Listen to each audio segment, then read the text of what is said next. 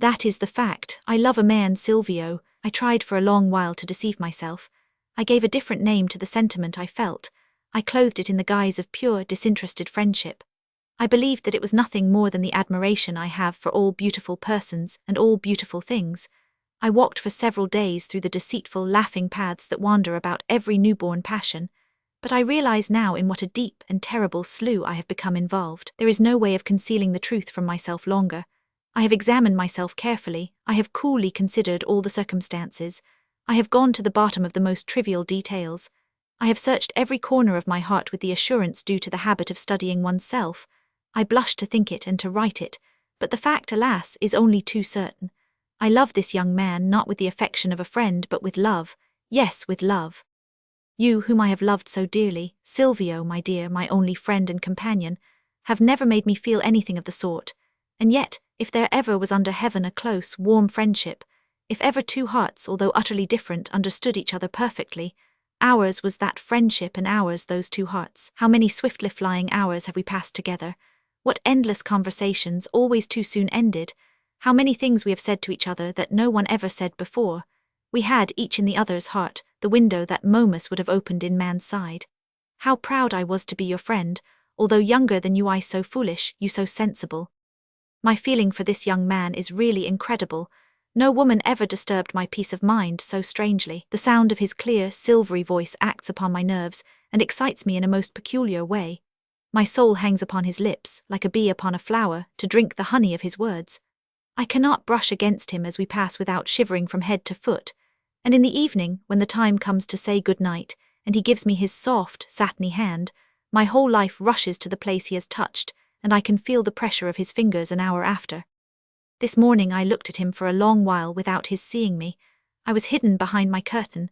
He was at his window, which is exactly opposite mine. This part of the chateau was built toward the close of the reign of Henry IV. It is half of brick, half of unhewn stone, according to the custom of the time. The window is long and narrow, with stone lintel and a stone balcony. Theodorfa, you have already guessed, of course, that he is the young man in question, was leaning in a melancholy attitude on the rail, and seemed to be deep in meditation. Draperies of red damask with large flowers, half drawn aside, fell in broad folds behind him and served as a background. How beautiful he was, and what a marvellous effect his dark, sallow face produced against the dark red. Two great bunches of hair, black and glossy, like the grape clusters of Aragon of old, fell gracefully along his cheeks and made a charming frame for the pure and delicate oval of his beautiful face. His round, plump neck was entirely bare, and he wore a sort of dressing gown with flowing sleeves not unlike a woman's robe. He held in his hand a yellow tulip, at which he plucked pitilessly in his reverie, throwing the pieces to the wind. Chapter 9. This morning I looked at him for a long while without his seeing me. I was hidden behind my curtain. He was at his window, which is exactly opposite mine. Theodorfa, you have already guessed, of course, that he is the young man in question, was leaning in a melancholy attitude on the rail, and seemed to be deep in meditation. One of the shafts of light that the sun projected on the wall cast its reflection on the window, and the picture took on a warm golden tone that the most chatoyant of Giorgione's canvases might have envied. With that long hair waving gently in the wind, that marble neck thus uncovered, that ample robe enveloping the form, those lovely hands protruding from the sleeves like the pistils of a flower peeping from among their petals, he seemed not the handsomest of men but the loveliest of women, and I said to myself in my heart, "He is a woman, oh, he is a woman." Then I suddenly remembered an absurd thing I wrote to you long ago, you know, about my ideal and the way in which I was surely destined to meet her. The beautiful dame in the Louis XIII park, the red and white chateau, the terrace, the avenues of old chestnuts, and the interview at the window. I gave you all the details before, and there it was. What I saw was the exact realization of my dream. There was the style of architecture, the effect of light, the type of beauty, the coloring and the character I had longed for. Nothing was lacking except that the lady was a man, but I confess that at that moment I had entirely forgotten that. It must be that Theodore is a woman in disguise. It cannot be otherwise. His excessive beauty, excessive even for a woman, is not the beauty of a man, were he Antinous, the friend of Adrian, or Alexis, the friend of Virgil.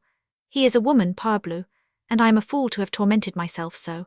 In that way everything is explained as naturally as possible, and I am not such a monster as I thought. Does God put such long, dark, silky fringes upon a man's coarse eyelids? Would he tinge our vile, thick-lipped, hairy mouths with that bright, delicate carmine? Our bones, hewn with reaping hooks and roughly jointed, do not deserve to be swathed in flesh so white and delicate. Our battered skulls were not made to be bathed in waves of such lovely hair. O beauty, we are made only to love thee and adore thee on our knees, if we have found thee to seek thee incessantly throughout the world, if that happiness has not been vouchsafed us. But to possess thee, to be thou ourselves, is possible only for angels and women, lovers, poets, painters, and sculptors. We all seek to erect an altar to thee, the lover in his mistress, the poet in his song, the painter in his canvas, the sculptor in his marble. But the source of everlasting despair is the inability to give tangible form to the beauty one feels, and to be enveloped by a body which does not realize the idea of the body you understand to be yours. I once saw a young man who had stolen the bodily form I ought to have had. The villain was just what I would have liked to be. He had the beauty of my ugliness, and beside him I looked like a rough drawing of him. He was of my height, but stronger and more slender. His figure resembled mine, but possessed a refinement and dignity that I have not. His eyes were of the same shade as mine, but they had a sparkle and an animation that mine will never have. His nose had been cast in the same mould as mine, but it seemed to have been retouched by the chisel of a skillful sculptor. The nostrils were more open and more passionate, the flat surfaces more sharply defined, and it had a heroic cast of which that respectable part of my countenance is entirely devoid. You would have said that nature had tried first to make that perfected myself in my person. I seemed to be the blotted and unsightly rough draught of the thought of which he was the copy in fine type. When I saw him walk, stop, salute the ladies, sit down and lie down with the perfect grace that results from beautiful proportions, I was seized with such horrible melancholy and jealousy as the clay model must feel as it dries up and cracks in obscurity in a corner of the studio, while the haughty marble statue, which would not exist but for it, stands proudly erect on its carved pedestal, and attracts the notice and the enthusiastic praise of visitors, for after all that rascal was simply myself cast a little more successfully, and with less unruly bronze that worked itself more carefully into the hollow places of the mould. I consider him very insolent to strut about thus with my form, and to play the braggart as if he were an original type.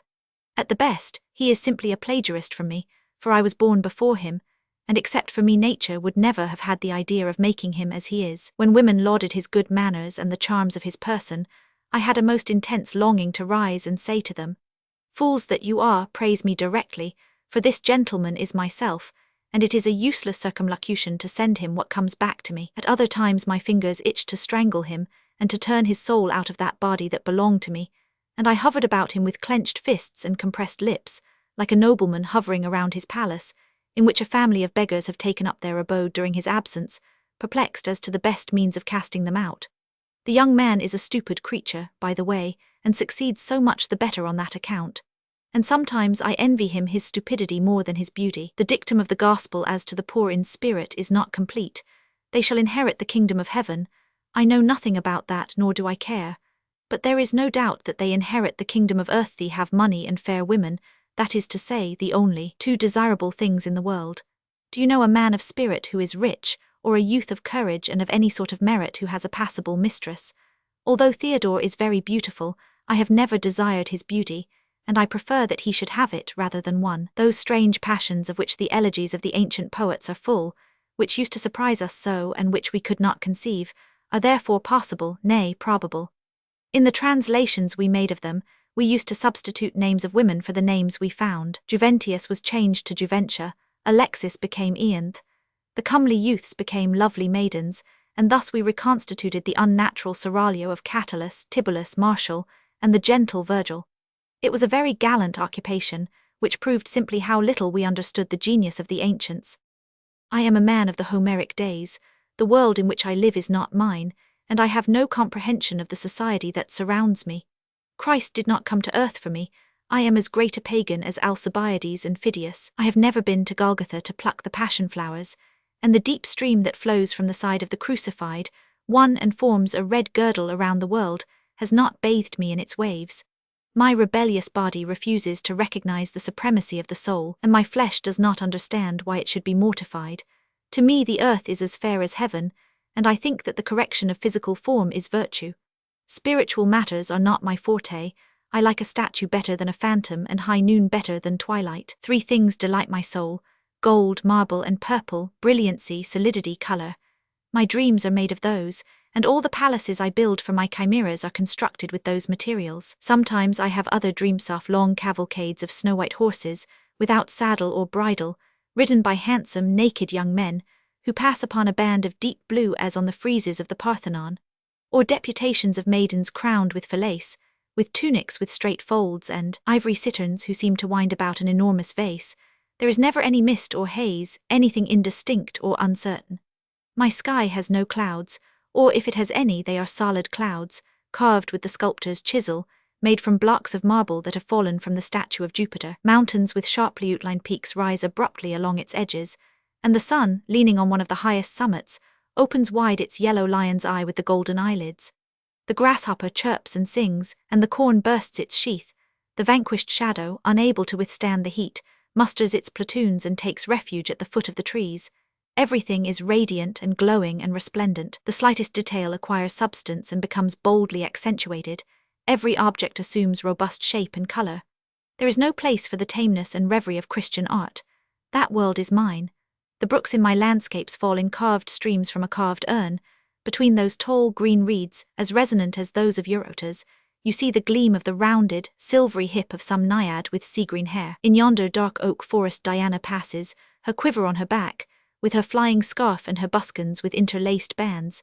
She is followed by her pack and her nymphs with the melodious names. My pictures are painted in 4 tones like those of the primitive painters, and often they are only coloured bas-reliefs, for I love to put my finger on what I have seen and to follow the curve of the contours into its deepest recesses. I consider everything from every point of view and walk around it with a light in my hand. I have contemplated love in the old-fashioned light as a bit of sculpture more or less perfect. How is the arm? Not bad. The hands do not lack delicacy. What think you of that foot? I think that the ankle has no nobility and that the heel is commonplace. But the neck is well placed and well shaped, the curved lines are wavy enough, the shoulders are plump and well modelled. The woman would make a passable model and several portions of her would bear to be cast. Let us love her. I have always been like this. For women I have the glance of a sculptor, not that of a lover.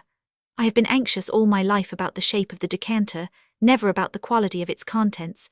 If I had had Pandora's box in my hands, I believe I never should have opened it.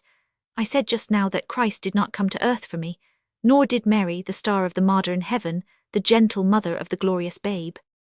Often and long have I stood beneath the stone foliage of cathedrals, in the uncertain light from the stained-glass windows, at the hour when the organ moaned of itself, when an invisible finger was placed upon the keys and the wind blew through the pipes, and I have buried my eyes deep in the pale azure of the Madonna's sorrowful eyes. I have followed piously the emaciated outline of her face, the faintly marked arch of her eyebrows. I have admired her smooth, luminous forehead, her chastely transparent temples, her cheekbones tinged with a dark, maidenly flush, more delicate than the peach bloom. I have counted one by one the lovely golden lashes that cast their trembling shadow on her cheeks. I have distinguished in the half-light in which she is bathed the fleeting outlines of her slender, modestly bent neck. I have even with audacious hand raised the folds of her tunic and seen without a veil that virgin bosom, swollen with milk, that was never pressed by any save divine lips. I have followed the tiny blue veins in their most imperceptible ramifications. I have placed my finger upon them to force the celestial fluid to gush forth in white threads. I have brushed with my lips the bud of the mystic rose. Ah well, I confess that all that immaterial beauty, so fleet-winged and so vaporous that one feels that it will soon take flight, made a very slight impression on me. I like the Venus Anadyomene better, 1,000 times better. The antique eyes turned up at the comers, the pure, sharply cut lip, so amorous and so well adapted to be kissed, the full, low forehead, the hair wavy as the sea, and knotted carelessly behind the head, the firm, lustrous shoulders, the back with its 1,000 charming sinuosities, the small, closely united breasts, all the rounded, tense outlines, the broad hips, the delicate strength, the evident superhuman vigor in a body so adorably feminine, delight me and enchant me to a degree of which you, the Christian and the virtuous man, can form no idea. Mary, despite the humble air that she affects, is much too haughty for me. The tip of her toes, swathed in white bands, hardly rests upon the globe, already turning blue in the distance, on which the ancient dragon rides. Her eyes are the loveliest on earth, but they are always looking up toward the sky or down at her feet. They never look you in the face, they have never served as a mirror to a human form. And then, I do not like the clouds of smiling cherubs who circle about her head in a light vapor. I am jealous of those tall virile angels, with floating hair and robes, who so amorously crowd about her in the pictures of the Assumption, the hands clasped together to support her, the wings fluttering to fan her, displease and annoy me. Those dandies of heaven, coquettish, overbearing youngsters, in tunics of light and wigs of gold thread, with their beautiful blue and green feathers, seemed to me too gallant by far, and if I were God, I would be careful how I gave my mistress such pages. Venus comes forth from the sea to visit the world as befits a divinity who loves men alone and naked. She prefers the earth to Olympus, and has more men than gods for lovers. She does not envelop herself in the languorous veils of mysticism. She stands, her dauphin behind her, her foot upon her shell of mother of pearl. The sun strikes upon her gleaming breast, and with her white hand she holds in the air the wavy masses of her lovely hair, in which old Father Ocean has scattered his most perfect pearls. You can see her, she conceals nothing, for modesty was invented only for the ugly. It is a modern invention, the offspring of Christian contempt for form and matter. O old world, all that thou didst revere is despised, thy idols are overthrown in the dust, emaciated anchorites dressed in rags and tatters, bleeding martyrs, their shoulders torn by the tigers of thy circuses, have perched upon the pedestals of thy beautiful, charming gods. Christ has enveloped the world in his shroud. Beauty must needs blush for itself and put on a winding sheet. Ye comely youths with your limbs rubbed in oil, who struggle in the Lyceum or the Gymnasium, under the brilliant sky, in the sunlight of Attica, before the marvelling crowd. Ye maidens of Sparta who dance the bybase, and who run naked to the summit of Taygetus, resume your tunics, and, Clamides, your reign is past. And ye, moulders of marble, Prometheuses in bronze, break your chisels, there will be no more sculptors. The palpable world is dead. A dark, lugubrious thought alone fills the immense void. Cleomenes is going to the weavers' shops to see what folds the cloth or linen takes. Virginity, thou bitter weed born in soil drenched with blood, whose blanched and sickly flower blossoms painfully in the damp shade of cloisters, beneath a cold shower of lustral water. Thou rose without perfume, bristling with thorns, thou hast replaced for us the lovely, joyous roses, bathed in spikenard and falernian, of the dancing girls of Sybaris. The ancient world knew not of thee, unfruitful flower. Thou didst never form a part of its wreaths whose perfume intoxicated. In that lusty, healthy society, thou wouldst have been disdainfully trodden under foot. Virginity, mysticism, melancholy, three unknown words, three new diseases, brought to earth by Christ. Ye pallid spectres who inundate our world with your frozen tears, and who, with your elbows on a cloud and your hands on your breasts, can say nothing but, O death! O death! Ye could never have stepped foot upon that earth, peopled with indulgent, madcap gods. I look upon woman, after the ancient fashion, as a beautiful slave destined to minister to our pleasures. Christianity has not rehabilitated her in my eyes. To me she is still something dissimilar and inferior to us, whom we adore and with whom we toy, a plaything more intelligent than if it were made of ivory or gold, and having the power to pick itself up if it is dropped on the ground. I have been told because of that I have a low opinion of women. It seems to me, on the contrary, to show that I have a very high opinion of them.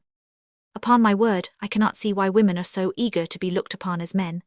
I can understand that they might long to be boa constrictors, lions or elephants, but that they should long to be men passes my comprehension.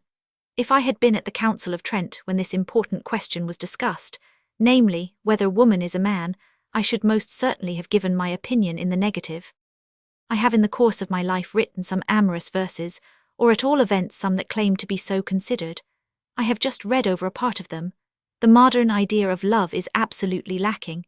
If they were written in Latin distichs instead of in French rhymes, they might be taken for the work of a wretched poet of Augustus's time, and I am amazed that the women for whom they were written did not take serious offence at them instead of being charmed with them.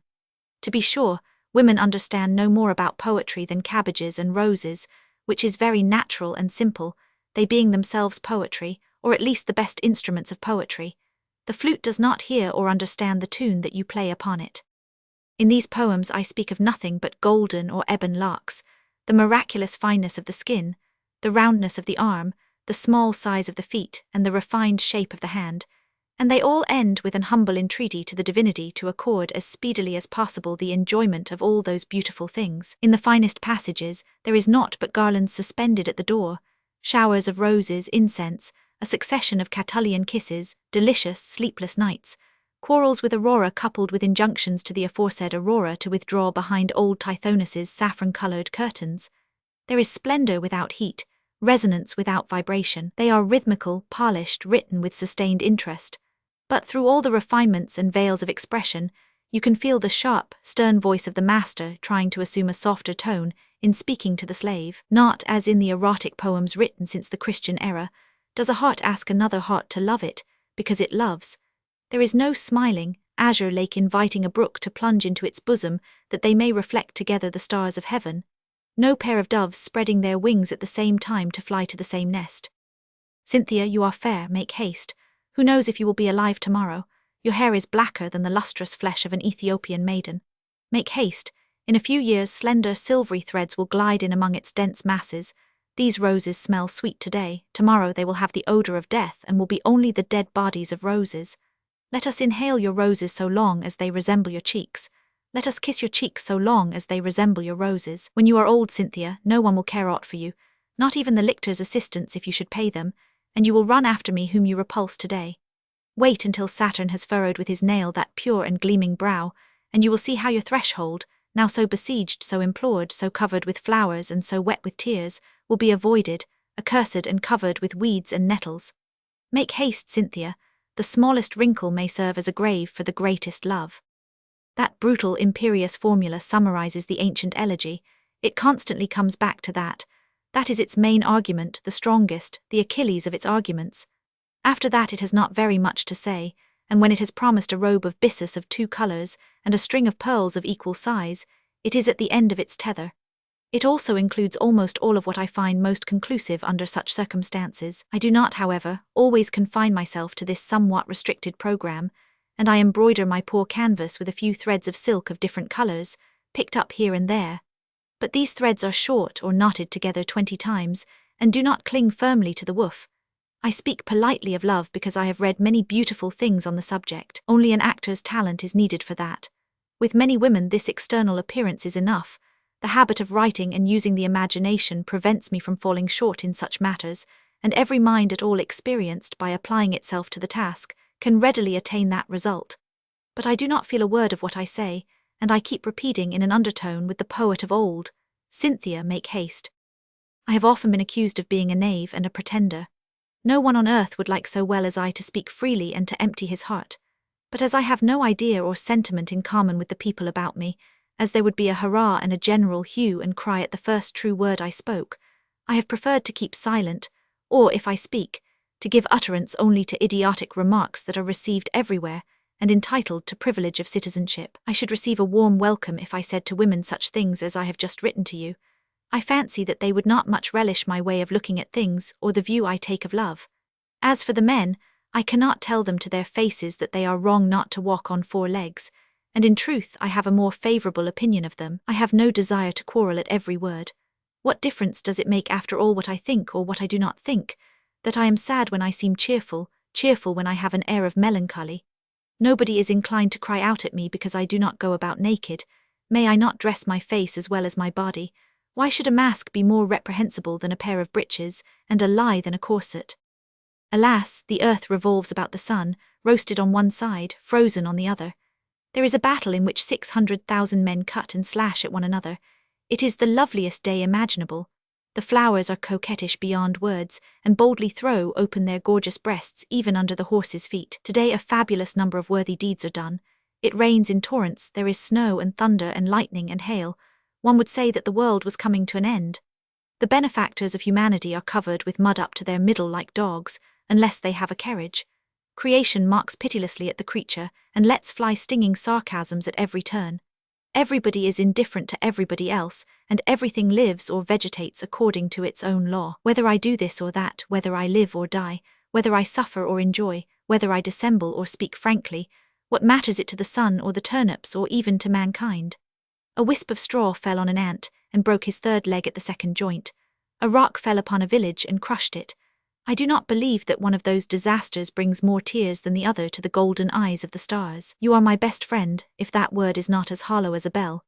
If I should die, it is perfectly certain that, however distressed you might be, you would not go without your dinner even for 2 days, and that, notwithstanding that terrible catastrophe, you would continue to enjoy your game of backgammon.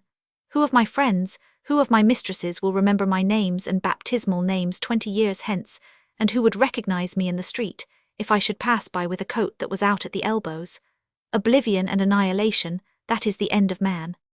I feel as utterly alone as possible, and all the threads that lead from me to external things and from them to me have broken one by one.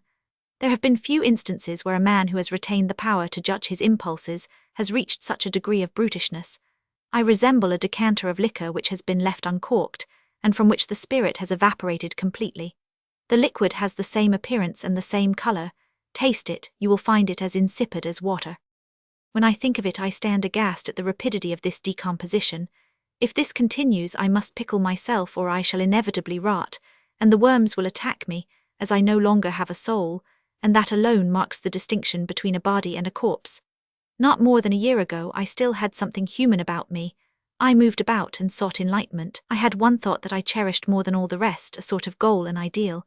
I longed to be loved. I dreamed the dreams common to youths of that age, less vague, less chaste to be sure, than those of ordinary young men, but contained nevertheless within reasonable bounds. Gradually all the incorporeal part of me became detached and faded away, and naught remained at the bottom but a thick layer of coarse slime. The dream became a nightmare and the chimera a succubus. The world of the soul closed its ivory doors in my face. I no longer understand anything except what I touch with my hands. I have dreams of stone.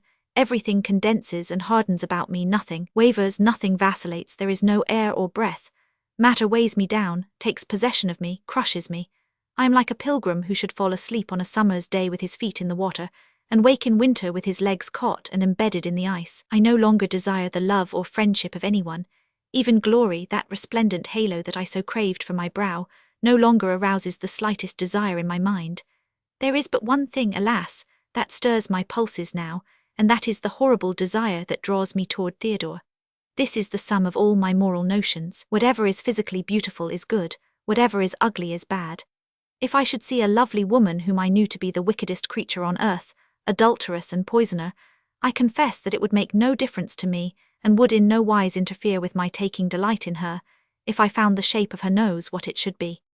This is my idea of supreme happiness, a large square building with no outside windows, a large courtyard surrounded by a colonnade of white marble, a crystal fountain in the center with a jet of quicksilver after the Arabian fashion, orange trees and pomegranates in boxes, arranged alternately. Overhead a deep blue sky and a bright yellow sun. Tall greyhounds with pointed muzzles would lie sleeping here and there. From time to time barefooted Negroes, with gold ringlets about their legs, and beautiful, slender white maidservants dressed in rich and fanciful costumes, would pass in and out under the arches, baskets on their arms or jugs on their heads. And I should be seated, silent and motionless, beneath a magnificent canopy, surrounded by piles of cushions, a great tame lion under my elbow, the bare breast of a young female slave under my foot by way of hassock, and smoking opium in a long jade pipe. I cannot imagine paradise in any other form, and if God wills that I shall go there after my death, he will build me a little kiosk on that plan in the corner of some star. Paradise, as it is commonly described, seems to me far too musical, and I confess in all humility that I am absolutely incapable of sitting through a sonata that should last only 10,000 years. You see what my El Dorado is, my promised land. It is as good a dream as another. But it has this special peculiarity, that I never introduce any known face into it, that no one of my friends ever crossed the threshold of that imaginary palace, that no one of the women I have had has ever been seated beside me. On the velvet cushions, I am always alone there in the midst of apparitions. I have never had an idea of loving all the female figures, all the lovely shades of young girls with which I people it. I have never fancied one of them in love with me. In that seraglio of my fantasy, I have created no favorite sultana. There are negresses there, mulatresses, Jewesses with blue skin and red hair, Greeks and Circassians, Spaniards and Englishwomen. But they are to me simply symbols of coloring and feature, and I have them as one has all sorts of wine in his cellar and all species of hummingbirds in his collection. They are pleasure machines, pictures that need no frame, statues that come to you when you have a fancy to look at them nearer at hand and call them.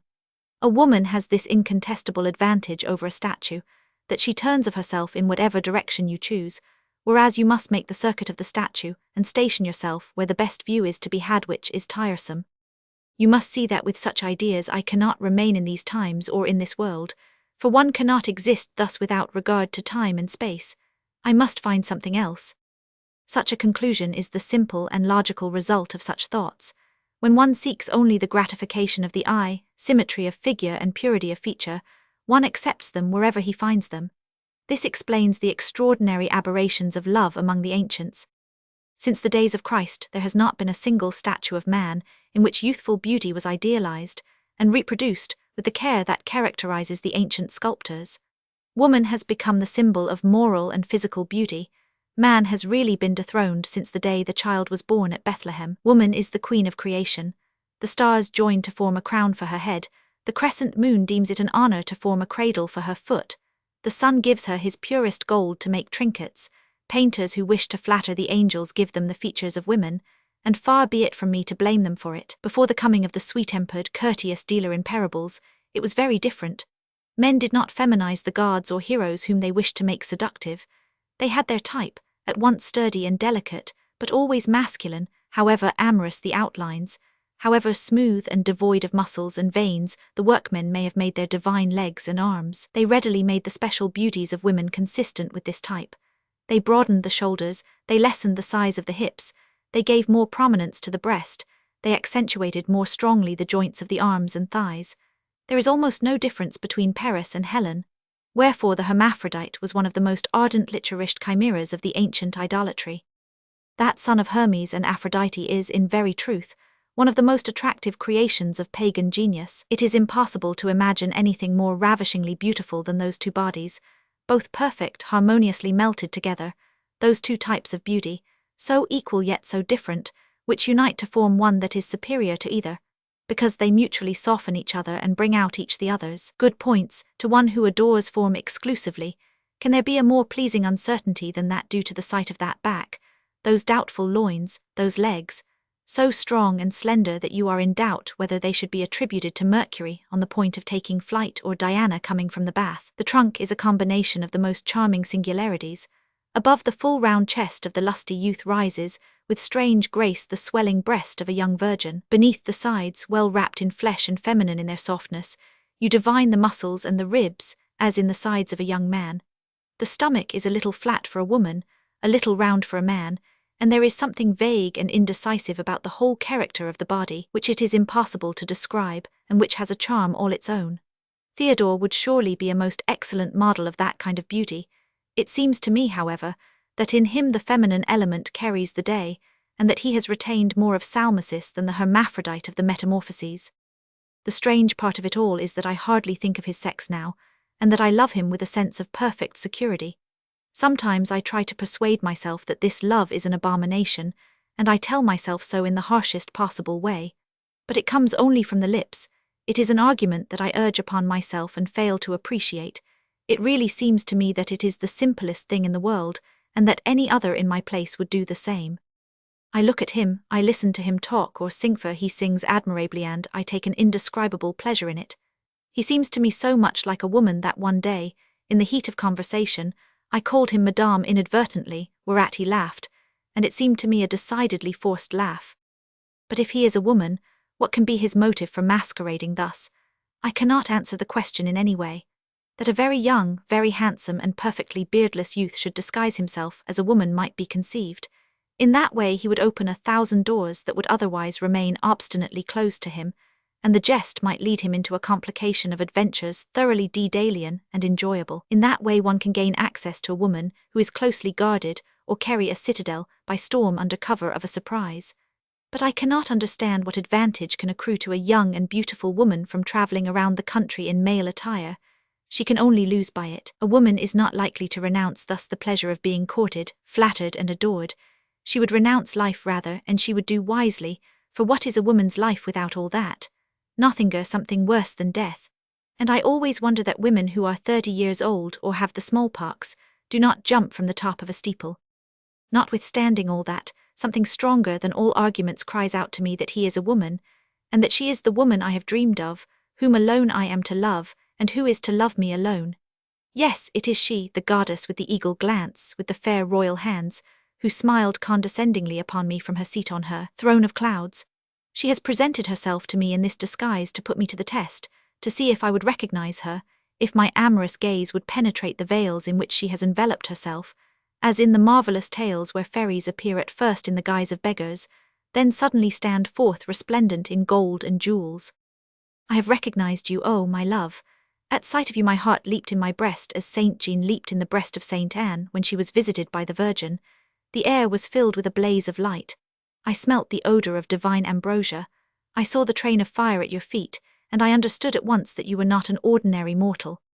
The melodious notes of Saint Cecilia's viol, to which the angels listened with delight, are hoarse and discordant compared with the pearly cadences that issue from your ruby lips.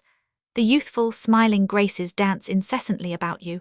The birds, when you pass through the woods, murmur as they bend their little feathered heads in order to see you more clearly, and whistle their sweetest refrains to you. The amorous moon rises earlier to kiss you with her pale silver lips, for she has abandoned her shepherd for you. The wind is careful not to efface the delicate print of your dainty foot upon the sand. The fountain, when you lean over it, becomes smoother than crystal, for fear of wrinkling and disturbing the reflection of your celestial face. Even the modest violets open their little hearts to you, and play countless little coquettish tricks from before you. The jealous strawberry is stung to emulation, and strives to equal the divine carnation of your lips. The infinitesimal gnat hums joyously and applauds you by flapping his wings. All nature loves and admires you, its loveliest work. Ah, now I live. Hitherto I had been no better than a dead man. Now I have thrown off my shroud, and I stretch out my two thin hands from the grave toward the sun. My blue spectre-like color has left me. My blood flows swiftly through my veins. The ghastly silence that reigned about me is broken at last. The black, opaque arch that weighed upon my brow is lighted up. 1,000 mysterious voices whisper in my ear. Lovely stars sparkle above me and carpet the windings of my path with their gold spangles. The marguerites smile sweetly on me, and the bells tinkle my name with their little twisted tongues. I understand a multitude of things that I used not to understand. I discover marvelous affinities and sympathies. I know the language of the roses and the nightingales, and I can read fluently the book one could not even spell. I have discovered that I have a friend in yonder respectable old oak, covered with mistletoe and parasitic plants, and that the frail and languorous periwinkle, whose great blue eye is always overflowing with tears, has long cherished a secret, discreet passion for me. It is love that has unsealed my eyes and given me the key to the enigma. Love descended into the depths of the cavern where my cowering, drowsy soul was freezing to death. He took it by the hand and led it up the steep and narrow stairway to the outer world. All the doors of the prison were burst open, and for the first time the poor Psyche came forth from the me in which she was confined. Another life has become mine. I breathe through another's lungs, and the blow that should wound him would kill me. Before this happy day I was like those stupid Japanese idols who are forever looking at their stomach. I was the spectator of myself, the pit at the comedy. I was acting. I watched myself live and listened to the beating of my heart as to the oscillations of a pendulum. That is the whole story. Images were reproduced in my distraught eyes. Sounds fell upon my unheeding ear, but nothing from the outer world reached my soul. Nobody's existence was essential to me. Indeed, I doubted if there were any other existence than mine, nor was I quite sure even of that. It seemed to me that I was alone in the midst of the universe, and that all the rest was only smoke, images, vain illusions, fleeting apparitions destined to people that void. What a difference!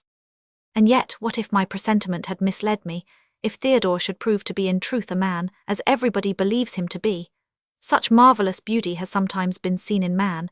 Extreme youth may assist the illusion. It is something I will not think about, for it would drive me mad. The grain that fell yesterday into my sterile heart has already penetrated it in every direction with its 1,000 filaments. It has taken a strong hold there, and it would be impossible for me to tear it out. It has already become a green and flourishing tree, and its knotted roots have struck deep. If I should be convinced beyond a doubt that Theodore is not a woman, alas, I cannot say that I should not love him still. X.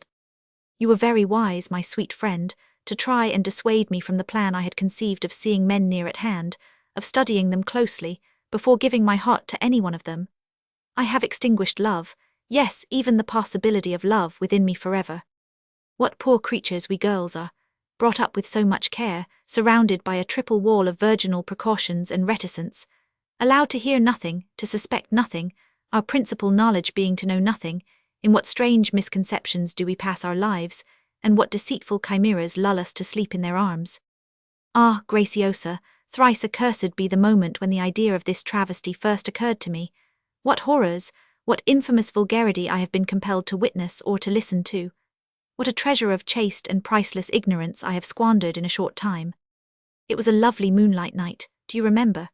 When we walked together at the foot of the garden, in that gloomy, unfrequented path, terminated at one end by a statue of a faun playing the flute, a faun without a nose and covered with a thick leprosy of greenish-black moss, and at the other end, by an imitation vista drawn on the wall and half washed away by the rain. Through the still, sparse foliage of the elms, we could see the twinkling stars and the curve of the silver sickle. The odour of young shoots and fresh flowers came to our nostrils from the flower beds, borne upon the languid breath of a faint breeze. An invisible bird warbled a strange, languorous tune. We, like true girls, talked of love and lovers, of the handsome cavalier we had seen at Mass. We shared the few notions of the world, and of things that we had in our heads. We twisted and turned in 100 ways a phrase we had heard by chance, the meaning of which seemed to us obscure and strange. We asked each other 1,000 of the silly questions that the most perfect innocence alone can imagine. What primitive poesy, what adorable nonsense in those furtive interviews of two little fools fresh from boarding school. You wanted for your lover a gallant, proud young man, with black hair and moustaches, long spurs, long plumes, and a long sword, a sort of amorous Hector, and you were all for the heroic and triumphant. You dreamed of nothing but duels and escalades and marvellous devotion, and you would readily have thrown your glove in among the lions so that your Esplandian might go and pick it up. It was very comical to see a little girl as you were then, fair-haired and blushing, bending in the slightest breeze, declaim those noble tirades without taking breath, and with the most martial air imaginable. Although I was only 6 months older than you, was 6 years less romantic. The thing that interested me most was to know what men said among themselves, and what they did when they went away from salons and theatres. I felt that there were many dark, unsavoury corners in their lives, carefully concealed from our eyes, which it was most important for us to know about. Sometimes, hiding behind a curtain, I watched from a distance the young gentlemen who came to the house, and it seemed to me at such times that I could detect something cynical and mean in their bearing, vulgar indifference or discourteous preoccupation, which I no longer noticed when they had been admitted, and which they seemed to lay aside as if by enchantment at the threshold of the salon. All of them, young and old alike, seemed to me to have adopted a uniform conventional mask, conventional sentiments, and a conventional mode of speech, when they were in the presence of women. From the corner of the salon where I sat up straight as a doll, my back not touching the back of my chair, pulling my bouquet to pieces in my fingers, I looked and listened. My eyes were cast down, and yet I saw everything to right and left, before and behind me. Like the fabulous eyes of the lynx, my eyes looked through walls, and I could have told what was taking place in the adjoining room. I had also noticed a notable difference in the way they spoke to married women. There were none of the discreet, polite, playful, childish sentences such as they addressed to me or my companions, but a more flippant sportiveness, less grave and more familiar manners, the significant reticence and circumlocutions that follow quickly from a corrupt nature that knows it has one similarly corrupt before it. I felt that there was an element of union between them that did not exist between us, and I would have given everything to know what that element was. With what anxiety and frenzied curiosity did I follow with eye and ear the buzzing, laughing groups of young men who, after breaking through the circle at a few points, resumed their promenade, talking together and casting ambiguous glances as they passed.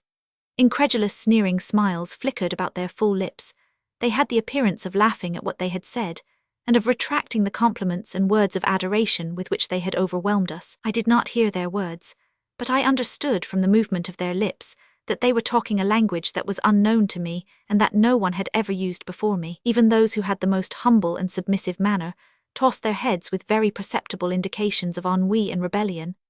A panting sound, like that made by an actor when he reaches the end of a long speech, escaped from their lungs in spite of them, and they would half turn on their heels as they left us, in an eager, hurried way that denoted inward satisfaction at being relieved from the severe task of being courteous and gallant. I would have given a year of my life to listen unseen to 1 hour of their conversation. I frequently understood from certain attitudes, from an occasional gesture or an oblique glance in my direction, that I was the subject of conversation among them, and that they were discussing either my age or my face. At such times I was on burning coals.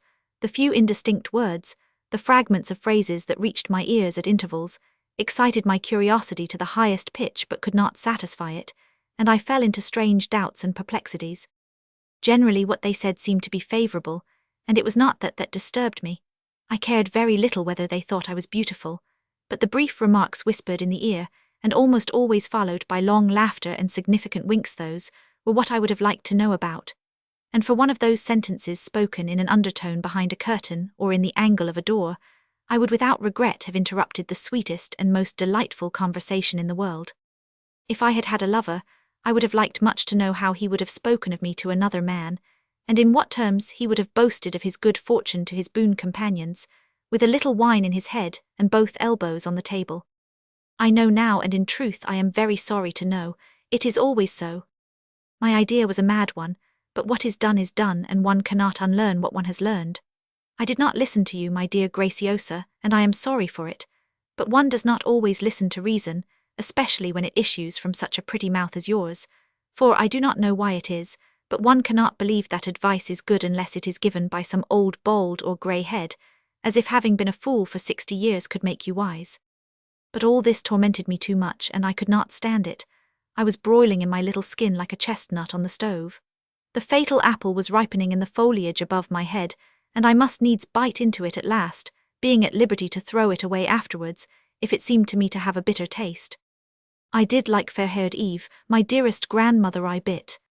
The death of my uncle, my only remaining kinsman, leaving me in control of my actions, I carried out the plan I had so long dreamed of. My precautions were taken with the greatest care so that no one should suspect my sex. I had learned to use the sword and pistol. I was a perfect horsewoman, and daring to a point that few equerries could equal. I made a careful study of the proper way of wearing a cloak and brandishing a crop, and in the course of a few months I succeeded in transforming a girl who was considered very pretty into a youth who was much prettier and who lacked almost nothing except a moustache. I turned what property I had into cash, and left the town, resolved not to return until I had acquired thorough experience. It was the only way of solving my doubts. To have lovers would have taught me nothing, or at least it would only have afforded me incomplete information, and I wanted to study man thoroughly, to dissect him fibre by fibre with an inexorable scalpel, and to watch him, alive and palpitating, on my dissecting table.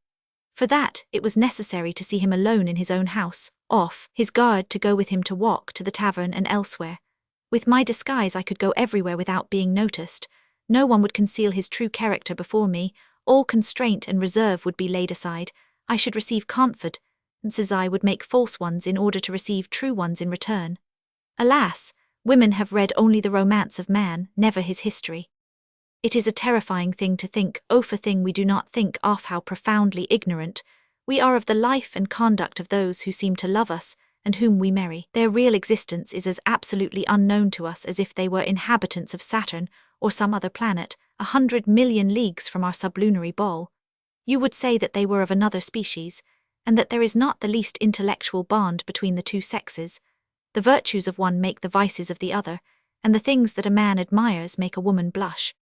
Our lives are transparent and may be penetrated at a glance. It is easy to follow us from the house to the boarding school, from the boarding school back to the house. What we do is a mystery to no one. Every one can see our wretched crayon drawings, our bouquets in watercolour, consisting of a pansy and a rose of the size of a cabbage, sweetly tied together by the stems with a bow of delicate-hued ribbon.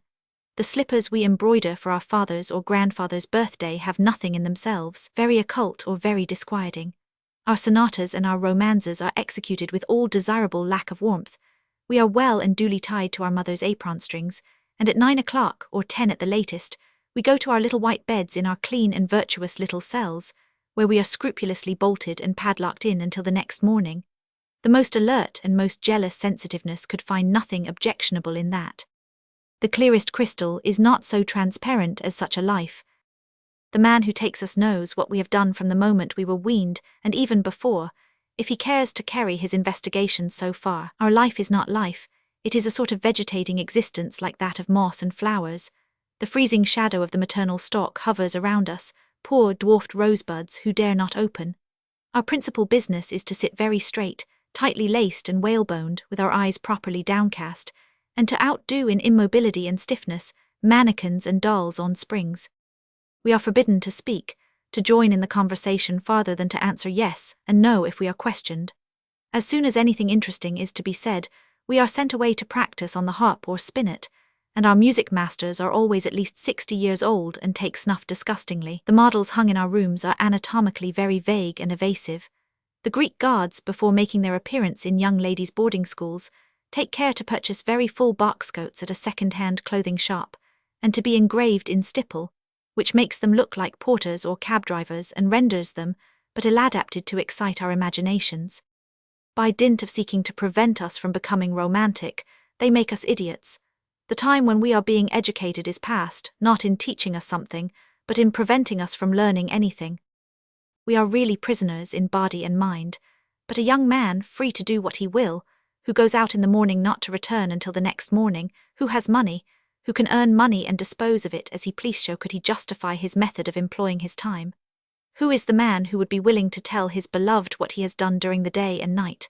Not one, even of those who are reputed the purest. I sent my horse and my clothes to a little farm that I own at some distance from the town. I dressed myself, mounted, and rode away, not without a strange oppression at the heart. I regretted nothing, I left nothing behind, neither relatives nor friends, not a dog, not a cat, and yet I was sad, I almost had tears in my eyes. The farm, which I had never visited more than 5 or 6 times, had no sentimental attraction for me, and there was none of the fondness you sometimes feel for certain spots, which saddens you when you are obliged to leave them. But I turned 2 or 3 times to watch the spiral column of bluish smoke rising among the trees. There I had left my title of woman with my skirts and petticoats. In the chamber in which I had dressed were confined 20 years of my life, which were no longer to count and no longer concerned me. On the door might have been written, "Here lies Madeleine de Maupin," for I was no longer Madeleine de Maupin, but Théodore de Serrans, and no one was to call me again by the sweet name of Madeleine. The drawer in which my dresses, useless thenceforth, were placed, seemed to me like the coffin of my maidenly illusions. I was a man, or at least I had the appearance of one. The maiden was dead. When I had altogether lost sight of the tops of the chestnut trees that surrounded the farm, it seemed to me that I was no longer myself but another, and I remembered my former acts as those of a stranger whom I had watched, or as the beginning of a novel which I had not finished reading. I recalled complacently 1,000 little details, whose childish innocence brought to my lips an indulgent smile, sometimes a little mocking, like that of a young rake listening to the Arcadian, pastoral confidences of a schoolboy of 13. And at the moment I was parting from them forever, all my girlish and young womanish follies flocked to the roadside, making friendly gestures to me and sending me kisses with the tips of their white, tapering fingers. I put spurs to my horse to fly from this enervating emotion. The trees flew swiftly by on the right hand and the left, but the madcap swarm, buzzing louder than a swarm of bees, rushed along the paths beside the road, calling, "Madeleine, Madeleine." I struck my horse a sharp blow on the neck which made him double his speed. My hair stood out almost straight behind my head, my cloak was in a horizontal position, as if the folds had been carved out of stone, our pace was so swift. I looked back once and saw, like a tiny white cloud far away on the horizon, the dust that my horse's feet had raised. I stopped a moment. In an eglantine bush on the edge of the road, I saw something white moving, and a voice, clear and soft as silver, struck my ear. "Madeleine, Madeleine, where are you going so far from home, Madeleine? I am your virginity, my dear child. That is why I have a white dress, a white crown and a white skin. But why do you wear boots, Madeleine? I thought that you had a very pretty foot. Boots and short clothes and a great plumed hat like a cavalier going to the war. Why that long sword that strikes and bruises your thigh? You have a strange outfit, Madeleine, and I am not sure if I ought to accompany you. If you are afraid, my dear, go back to the house, water my flowers and take care of my doves. But really you are wrong, you would be safer in these garments of stout cloth than in your gauze and fine linen. My boots prevent anyone from seeing if I have a pretty foot. This sword is to defend myself, and the plume waving in my hat is to frighten away the nightingales that come to sing false songs of love in my ear." I continued my journey. In the sighs of the wind, I thought I could recognize the last bar of the sonata I had learned for my uncle's birthday, and in a great rose that showed its full-blown head above a low wall, the model of the rose I had painted so often in watercolors. As I rode by a house, I saw the phantoms of my curtains waving at a window. My whole past seemed to be clinging to me to prevent my going forward and arriving at a new future. I hesitated 2 or 3 times, and I turned my horse's head the other way. But the little blue snake, Curiosity, softly hissed insidious words into my ear, and said to me, go on, Théodore. It is a good opportunity to learn. If you do not learn today, you will never know. And will you bestow your noble heart at random on the first honest and passionate exterior? Men conceal some very extraordinary secrets from us, Théodore. I started off at a gallop. The short clothes were on my body and not in my mind. I had a very unpleasant feeling, a sort of shiver of fear to call it by its right name, at a dark place in the forest. A gunshot, fired by a poacher, almost made me faint. If it had been a highwayman, the pistols in my holsters and my long sword would certainly have been of small use to me. But gradually I recovered and paid no farther attention to it. The sun sank slowly beneath the horizon like the lights in a theatre, which are turned down when the performance is at an end. Rabbits and pheasants crossed the road from time to time. The shadows lengthened, and all distant objects were tinged with red. Certain parts of the sky were of a most soft, deep lilac, others of a pale lemon or orange. The birds of night began to sing, and a multitude of curious sounds arose from the woods. The little remaining light faded away, and it became quite dark, darker because of the shadow cast by the trees. And I, who had never been out alone at night, was in the midst of a great forest at 8 o'clock. Can you imagine it, my Graciosa? I who used almost to die of fear at the foot of the garden.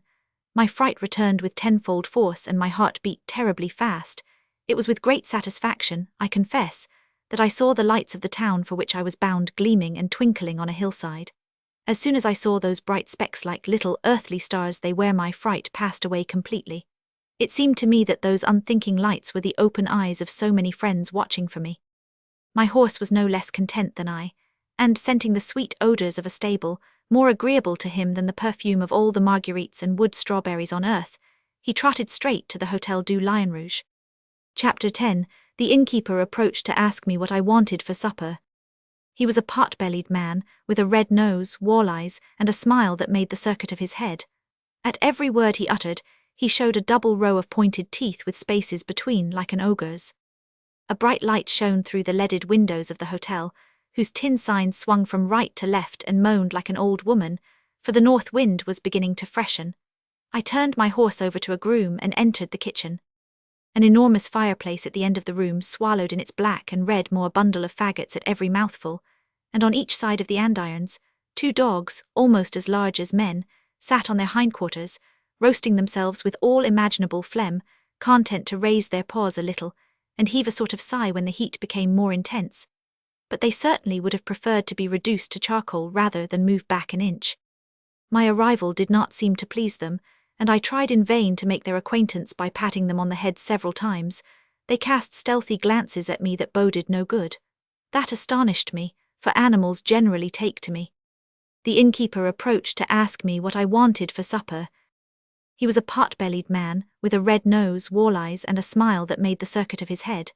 At every word he uttered, he showed a double row of pointed teeth with spaces between like an ogre's. The huge kitchen knife that hung at his side had a doubtful look, as if it might serve several different purposes. When I had told him what I wanted, he went up to one of the dogs and kicked him. The dog got up and walked toward a sort of wheel, and went inside with a piteous, complaining air and a reproachful glance at me. At last, seeing that there was no hope for him, he began to turn the wheel and thereby the spit, on which the chicken was impaled that was to furnish my supper. I resolved to throw him the scraps as a reward for his trouble, and looked about the kitchen while the repast was preparing. The ceiling was formed of huge oaken beams, all discoloured and blackened by the smoke from the fireplace and the candles. On the sideboards pewter plates more highly polished than silver shone in the darkness, and white crockery with blue flowers.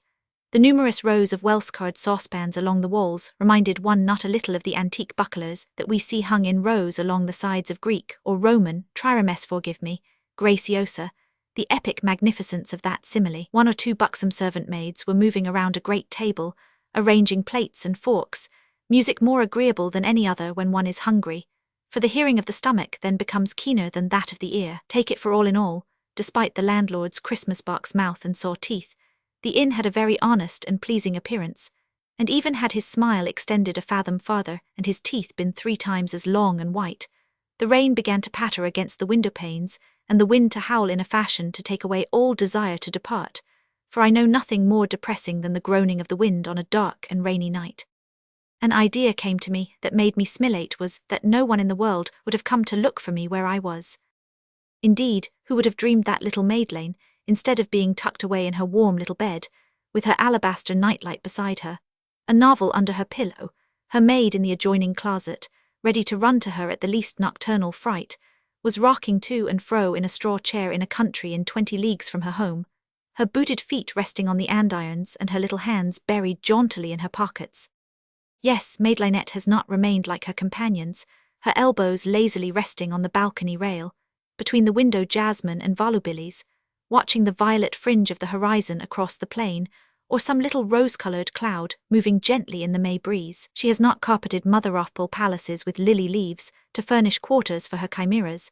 She has not, like you, lovely dreamers, arrayed some hollow phantom in all imaginable perfections. She has sought to compare the illusions of her heart with the reality.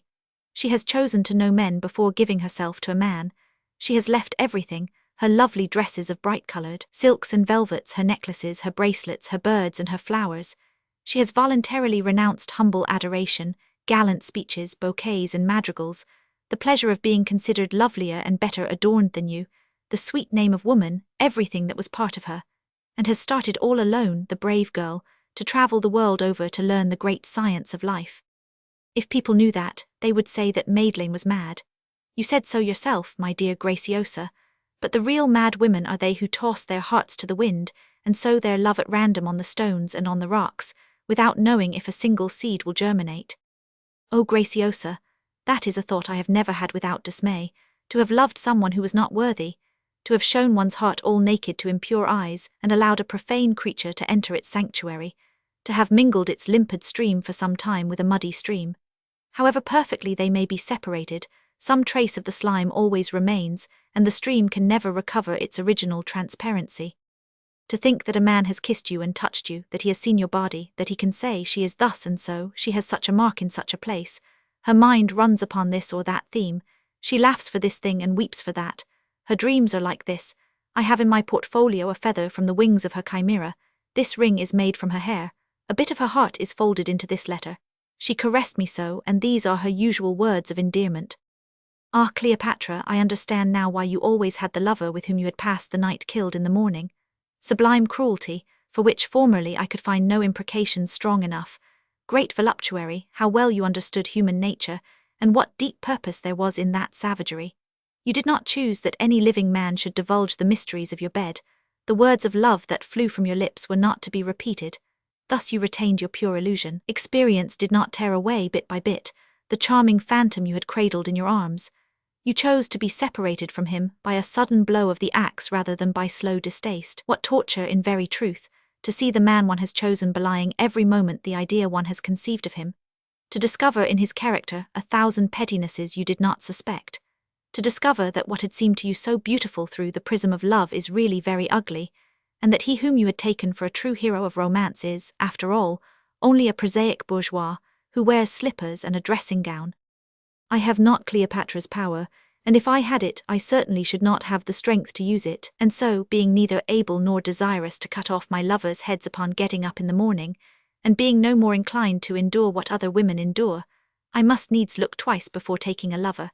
And that is what I propose to do 3 times rather than twice, if I should have any desire for one, which very much doubt after what I have seen and heard, unless, however, I should meet in some blessed unknown country a heart like my own, as the novels say, a pure virgin heart which has never loved, and which is capable of loving in the true sense of the word, which is not, by any manner of means, an easy thing to find.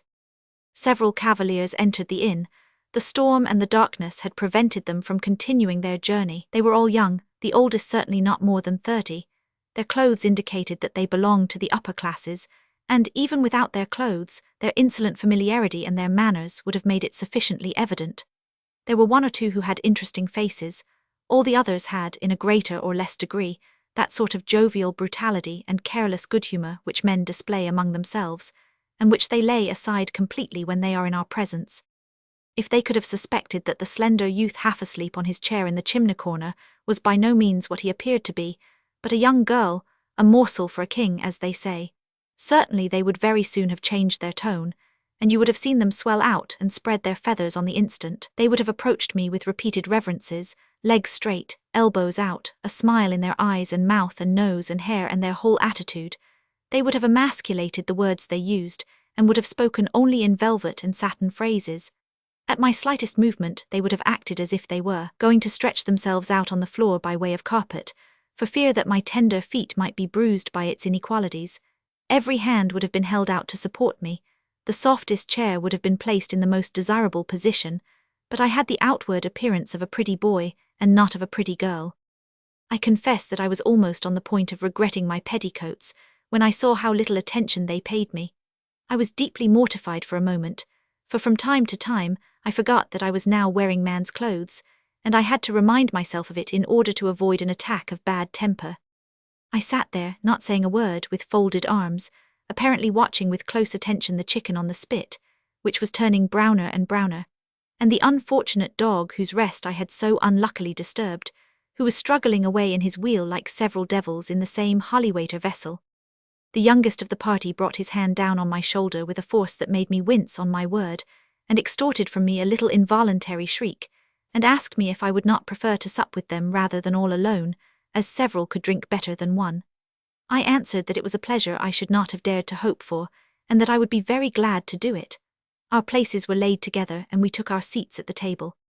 The panting dog, after swallowing an enormous dipperful of water with 3 laps of his tongue, resumed his post opposite the other dog, who had not stirred any more than if he had been made of porcelain, the newcomers, by a special dispensation of Providence, not having ordered chicken.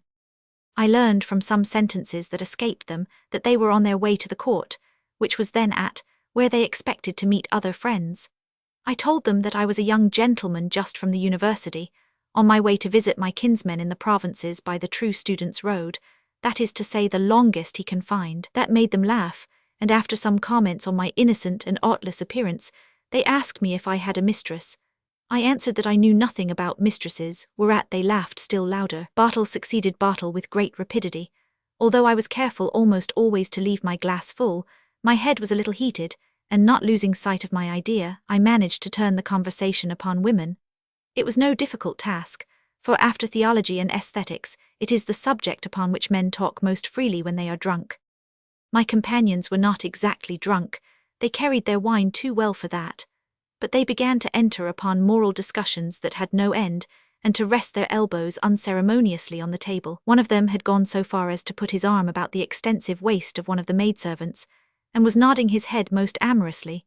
Another swore that he should burst on the spot, like a toad that has been made to take snuff, unless Jeanette would let him give her a kiss on each of the great red apples that served her as cheeks, and Jeanette, not wishing that he should burst like a toad, gave him permission with very good grace, and did not even check a hand that stole audaciously between the folds of her neckerchief into the moist valley of her breast, very insecurely guarded by a little golden cross, and not until he had exchanged some words with her in an undertone did he allow her to remove the dishes.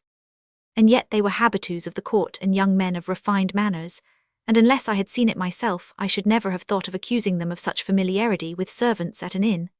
It is probable that they had just left charming mistresses, to whom they had sworn the mightiest oaths known to man. Upon my word, it would never have occurred to me to request my lover not to sully lips on which I had placed mine, by contact with the cheeks of a clumsy wench. The rascal seemed to take as much pleasure in that kiss as if he had kissed Phyllis or Oriana. It was a loud kiss, solidly and honestly bestowed, and left 2 little white marks on the fiery cheek of the damsel, who wiped them away with the back of the hand that had just been washing the dishes. I do not believe that he had ever bestowed one so naturally affectionate on the chaste deity of his heart. That was his thought apparently, for he said in an undertone and with a disdainful shrug, "To the devil with thin women and high-flown sentiments." That moral maxim seemed to suit the party, and all nodded their heads approvingly. "Faith," said another, following out the same line of thought, "I am unlucky in everything. Messieurs, allow me to inform you, under seal of the most profound secrecy, that I who speak to you have a passion at this moment." "Oho," exclaimed the others, "a passion, that is depressing to the last degree. What are you doing with a passion?" "She's a virtuous woman, messieurs, you must not laugh, messieurs, for after all, why should not I have a virtuous woman? Have I said anything ridiculous? I say, you over there, I will throw the house at your head, if you do not have done." "Well, what then?" "She is mad over me. She's the dearest soul in the world.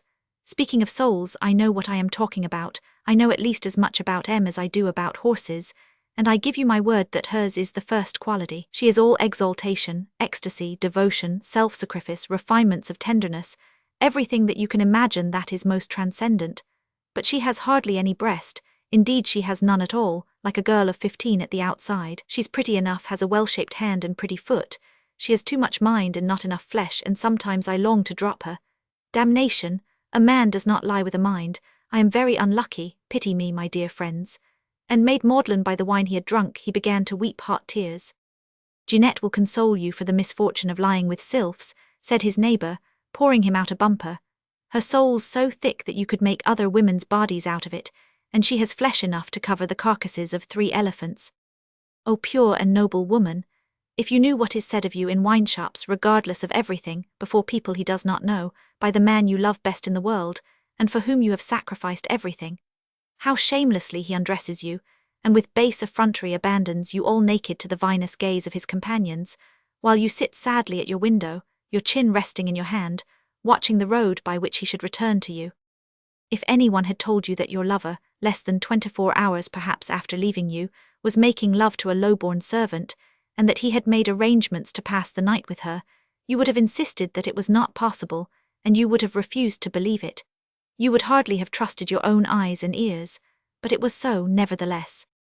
The conversation lasted some time longer, extravagant and coarse to the last degree, but through all the exaggerated buffoonery and the jests, which were often obscene, one could distinguish a deep and genuine feeling of profound contempt for woman, and I learned more that evening than by reading 20 cartloads of moral essays. The monstrous, incredible things I heard gave to my features a tinge of melancholy and sternness which the other guests noticed, and upon which they good-naturedly rallied me. But my cheerfulness refused to return. I had shrewdly suspected that men were not as they appeared to be before us, but I did not think that they were so entirely different from their masks, and my surprise equalled my disgust. I would ask no more than half an hour of such conversation to cure a romantic girl forever. It would be more effective than all the maternal remonstrances. Some boasted of having as many women as they pleased, and that they had only to say a word to procure them. Others exchanged receipts for procuring mistresses, or lectured upon the tactics to be followed in laying siege to virtue. Some ridiculed the women whose lovers they were, and proclaimed themselves the most simple fools on earth for trifling away their time with such husses. All of them held love very cheap. Such then are the thoughts they conceal from us under such attractive exteriors. Who would dream of it to see them so humble and cringing, so ready for everything? Ah, after the victory how boldly they raise their heads, and how insolently place their heels on the brow they adored from afar and on their knees, how they avenge themselves for their temporary abasement, how dearly they make us pay for their courtesies, and with what bitter insults do they seek a change from the compliments they have paid us, what fierce brutality of language and thought, what boorish manners and bearing. It is a complete change, and certainly not to their advantage. Far as my previsions had gone, they fell a long way short of the reality. O ideal, thou blue flower with the golden heart, that bloomest, dew-impearled beneath the spring sky, in the perfumed breath of sweet reveries, and whose fibrous roots, 1,000 times finer than the silken tresses of the fairies, burrow to the depths of our soul with their countless hairy heads, to drink its purest substance. Thou flower, so sweet and yet so bitter, we cannot uproot thee without making the heart bleed at every pore, and from thy broken stalk ooze great red drops, which, falling one by one into the lake of our tears, serve to measure the halting hours of our death-watch beside the bed of moribund love. Ah, accursed flower, how thou hast taken root in my soul! Thy branches have multiplied faster than nettles in a ruin. The young nightingales came to drink from thy cup, and to sing in thy shade. Diamond butterflies with emerald wings and ruby eyes fluttered and danced around thy slender pistils, covered with golden dust. Swarms of white bees sucked unsuspiciously thy poisoned honey. Chimeras folded their swan wings and crossed their lion paws beneath their lovely breasts to rest beside thee. The tree of the Hesperides was no better guarded. Sylphs collected the tears of the stars in lily urns, and watered thee every night with their magic watering pots. O plant of the ideal, more poisonous than the manchineel or the deadly upistry, how bitter the pang, despite thy treacherous flowers and the poison one inhales with thy perfume, of uprooting thee from my soul. Neither the cedar of Lebanon, nor the gigantic baobab, nor the palm tree 100 cubits high, could together fill the place thou alone dost occupy, thou little blue flower with the heart of gold. The supper came to an end at last, and the subject of going to bed was broached. But as the number of guests was twice the number of beds, it naturally followed that it was necessary either to go to bed by detachments, or for two to sleep together. It was a very simple matter for the rest of the party, but it was much less simple for me having in view certain protuberances which the waistcoat and doublet concealed well enough, but which a simple shirt would have revealed in all their damning roundness. And, certainly, I was little inclined to betray my incognito in favour of any one of these gentlemen. who at that moment seemed to me genuine, self-confessed monsters, but whom I have since recognized as very good fellows, and at least as estimable as the rest of their sex. He whose bed I was to share was comfortably drunk. He threw himself on the mattress with one leg and one arm hanging out, and fell asleep instantly, not as the just man sleeps, but so soundly that, if the angel of the last judgment had come and blown his trumpet in his ear, he would not have waked for that. That sleep of his simplified the difficulty very much. I took off nothing but my doublet and my boots, climbed over the sleeper's body, and lay down outside the clothes on the side next the wall. So there I was in bed with a man. It was not a bad beginning. I confess that despite all my assurance I was strangely moved and disturbed. It was so extraordinary, so novel a situation, that I could hardly convince myself that it was not a dream. The other slept on, but I could not close an eye all night. He was a young man of about 24, with a by no means ugly face, black eyelashes and light moustache. His long hair flowed about his head like waves from the overturned urn of a river. A slight flush passed over his pale cheeks like a cloud under the surface of the water. His lips were partly open and smiling a vague, languid smile. I raised myself upon my elbow, and so remained a long while gazing at him by the flickering light of a candle, of which almost all the tallow had rolled down in great drops, and the wick was all covered with black thieves. We lay some distance apart. He was on the extreme edge of the bed. I, with superabundant precaution, had taken my place on the other edge.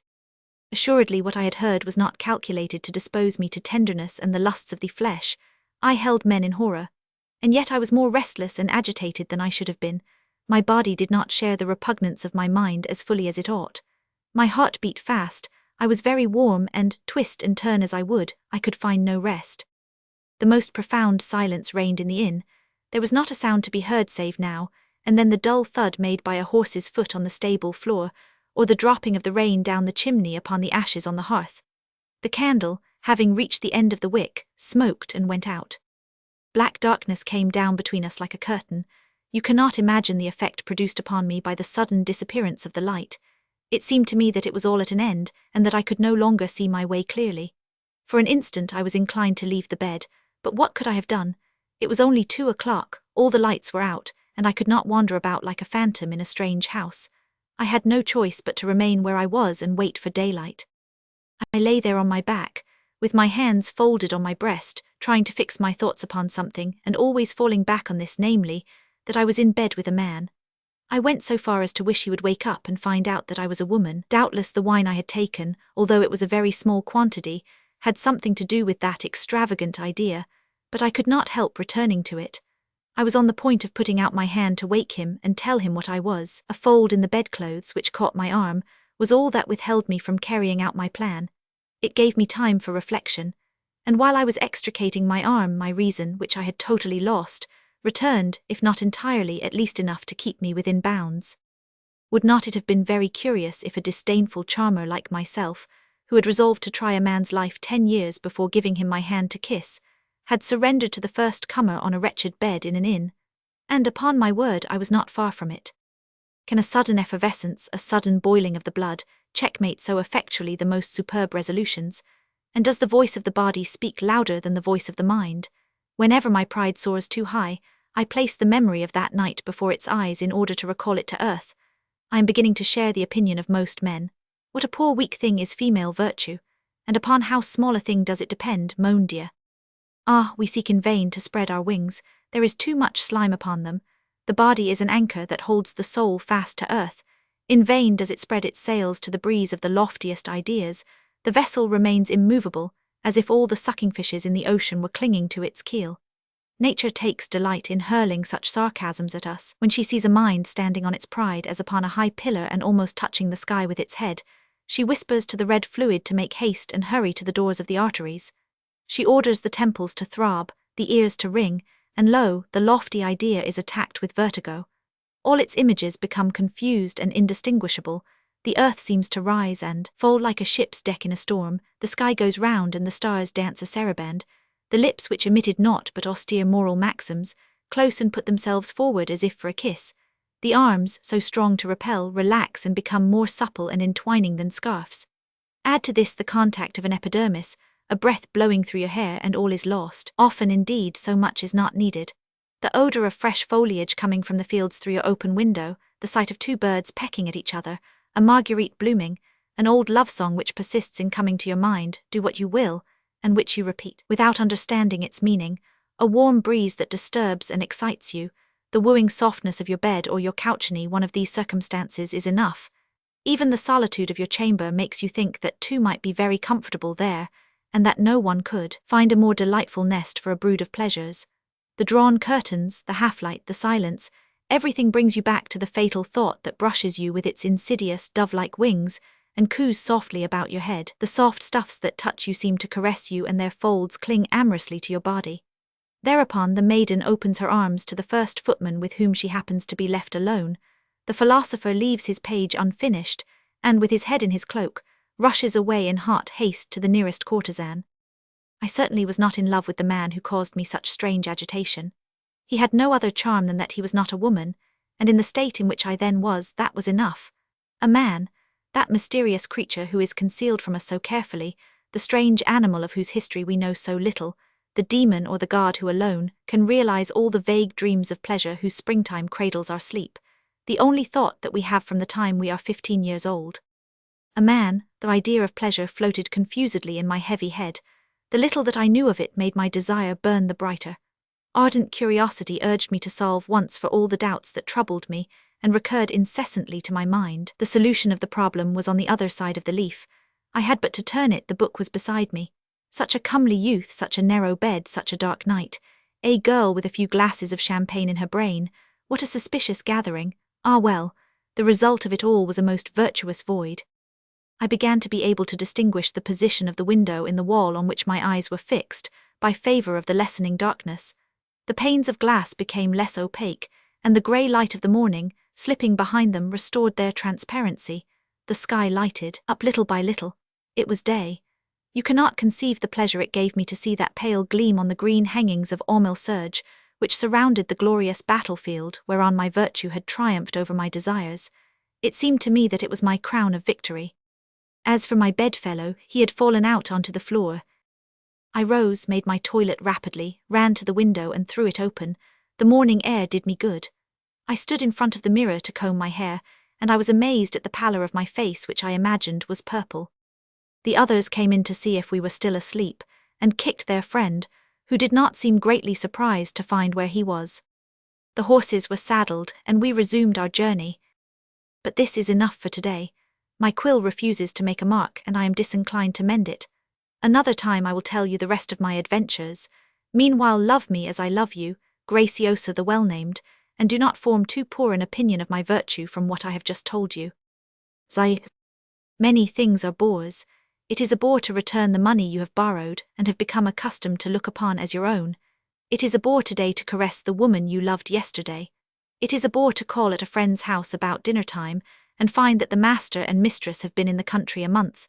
It is a bore to write a novel, and even more so to read one.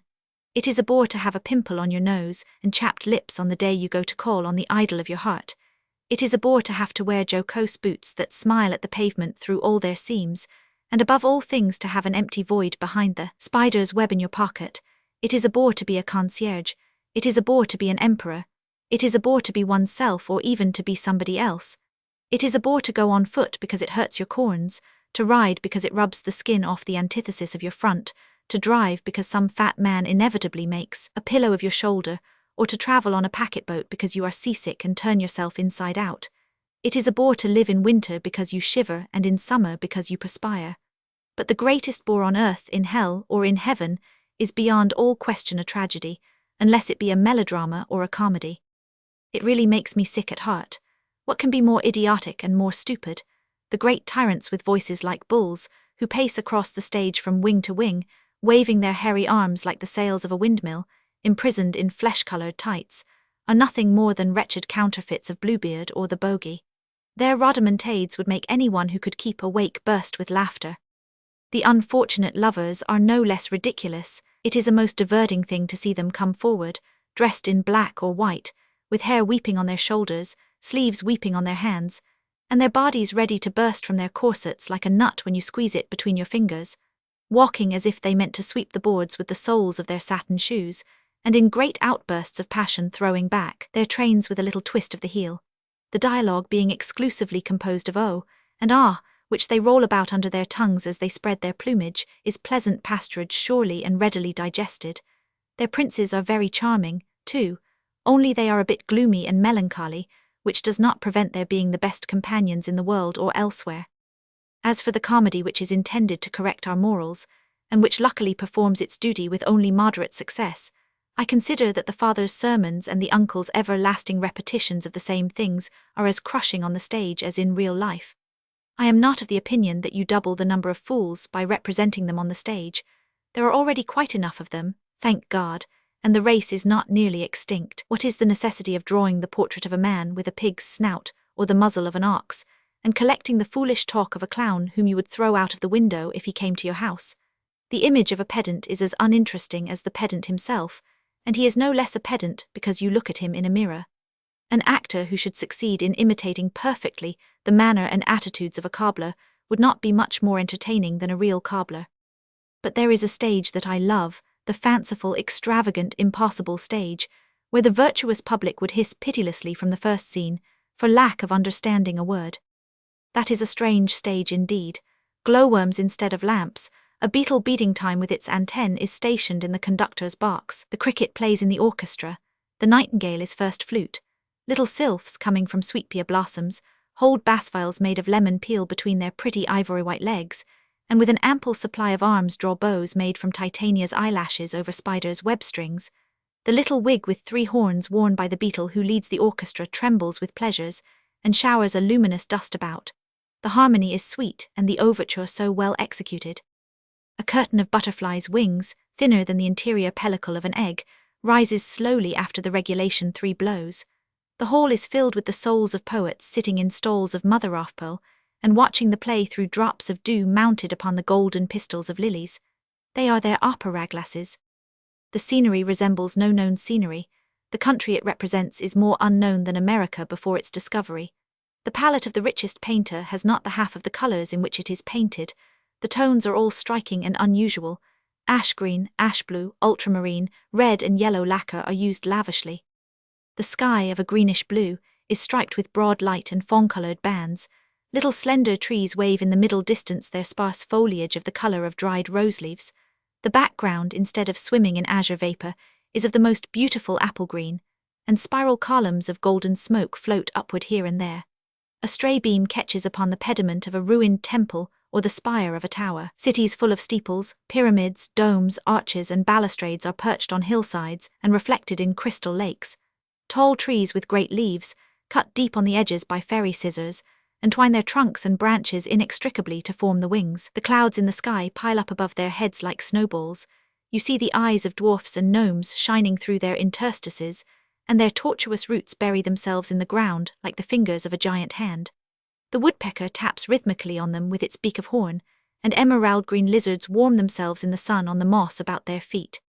The mushroom watches the play with his hat on his head, like the insolent rascal he is. The delicate violet stands on the tips of its tiny toes between 2 wisps of grass, and opens its blue eyes wide to see the hero pass. The bullfinch and the linnet swing on the ends of twigs to prompt the actors in their parts. Amid the tall grass, the purple thistles and the burdocks with velvet leaves, brooks made by the tears of stags at bay wander like silver snakes. Here and there anemones gleam on the turf like drops of blood, and marguerites swell with pride, their heads laden with wreaths of pearls like veritable duchesses. The characters are of no time and no country. They come and go no one knows how or why. They neither eat nor drink, they live nowhere and have no trade.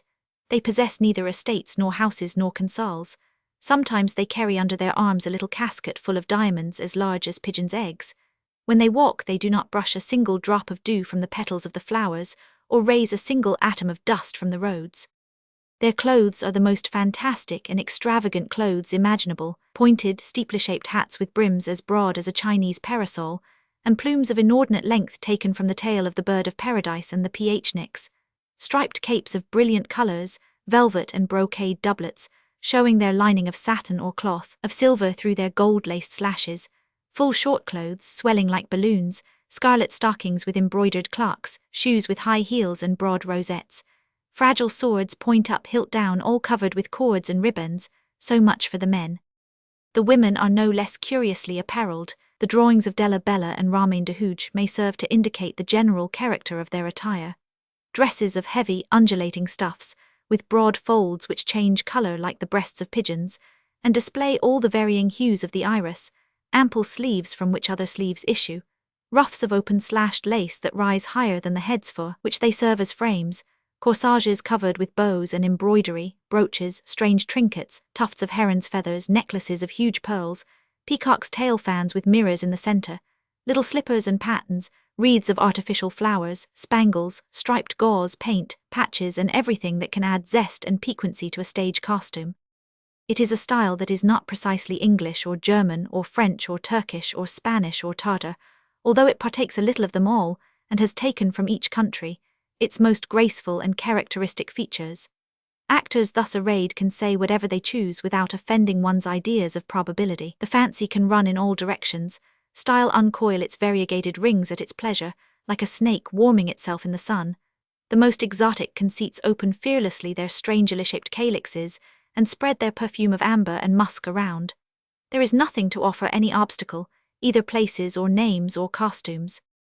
How fascinating and entertaining what they say. Fine actors that they are, they do not strut about, like our howlers of melodrama, twisting their mouths and forcing the eyes out of their heads to deliver their tirades with effect. At all events, they have not the appearance of workmen at a task, of oxen harnessed to the plot, and in a hurry to have done with it. They are not plastered with chalk and rouge half an inch thick. They do not wear tin daggers and keep in reserve under their waistcoats a pig's bladder filled with chicken's blood. They do not drag the same all-spotted rag about through whole acts. They speak without hurry, without shrieking, like people of good breeding who attach no great importance to what they are doing. The lover makes his declaration to his sweetheart in the most nonchalant manner imaginable. As he speaks, he taps his thigh with the ends of his gloved fingers, or adjusts the leg of his trousers. The lady carelessly shakes the dew from her bouquet and jokes with her maid. The lover cares but little about touching his cruel enslaver's heart. His principal business is to let fall bunches of pearls from his mouth and clusters of roses, and to sow poetic precious stones like a true prodigal. Often he effaces himself altogether and allows the author to pay court to his mistress for him. Jealousy is not one of his defects, and his disposition is most accommodating. With his eyes raised toward the sky and the frieze of the theatre, he waits patiently for the poet to finish saying what passed through his mind, before resuming his role and returning to his knees. The whole plot is tangled and untangled with admirable indifference. Effects have no cause and causes have no effect. The brightest character is he who says the greatest number of foolish things. The greatest fool says the brightest things. The maidens make speeches that would make harlots blush. Harlots declaim moral maxims. The most incredible adventures follow one another in rapid succession and are never explained. The noble father arrives post-haste from China in a little bamboo junk to identify a little kidnapped girl.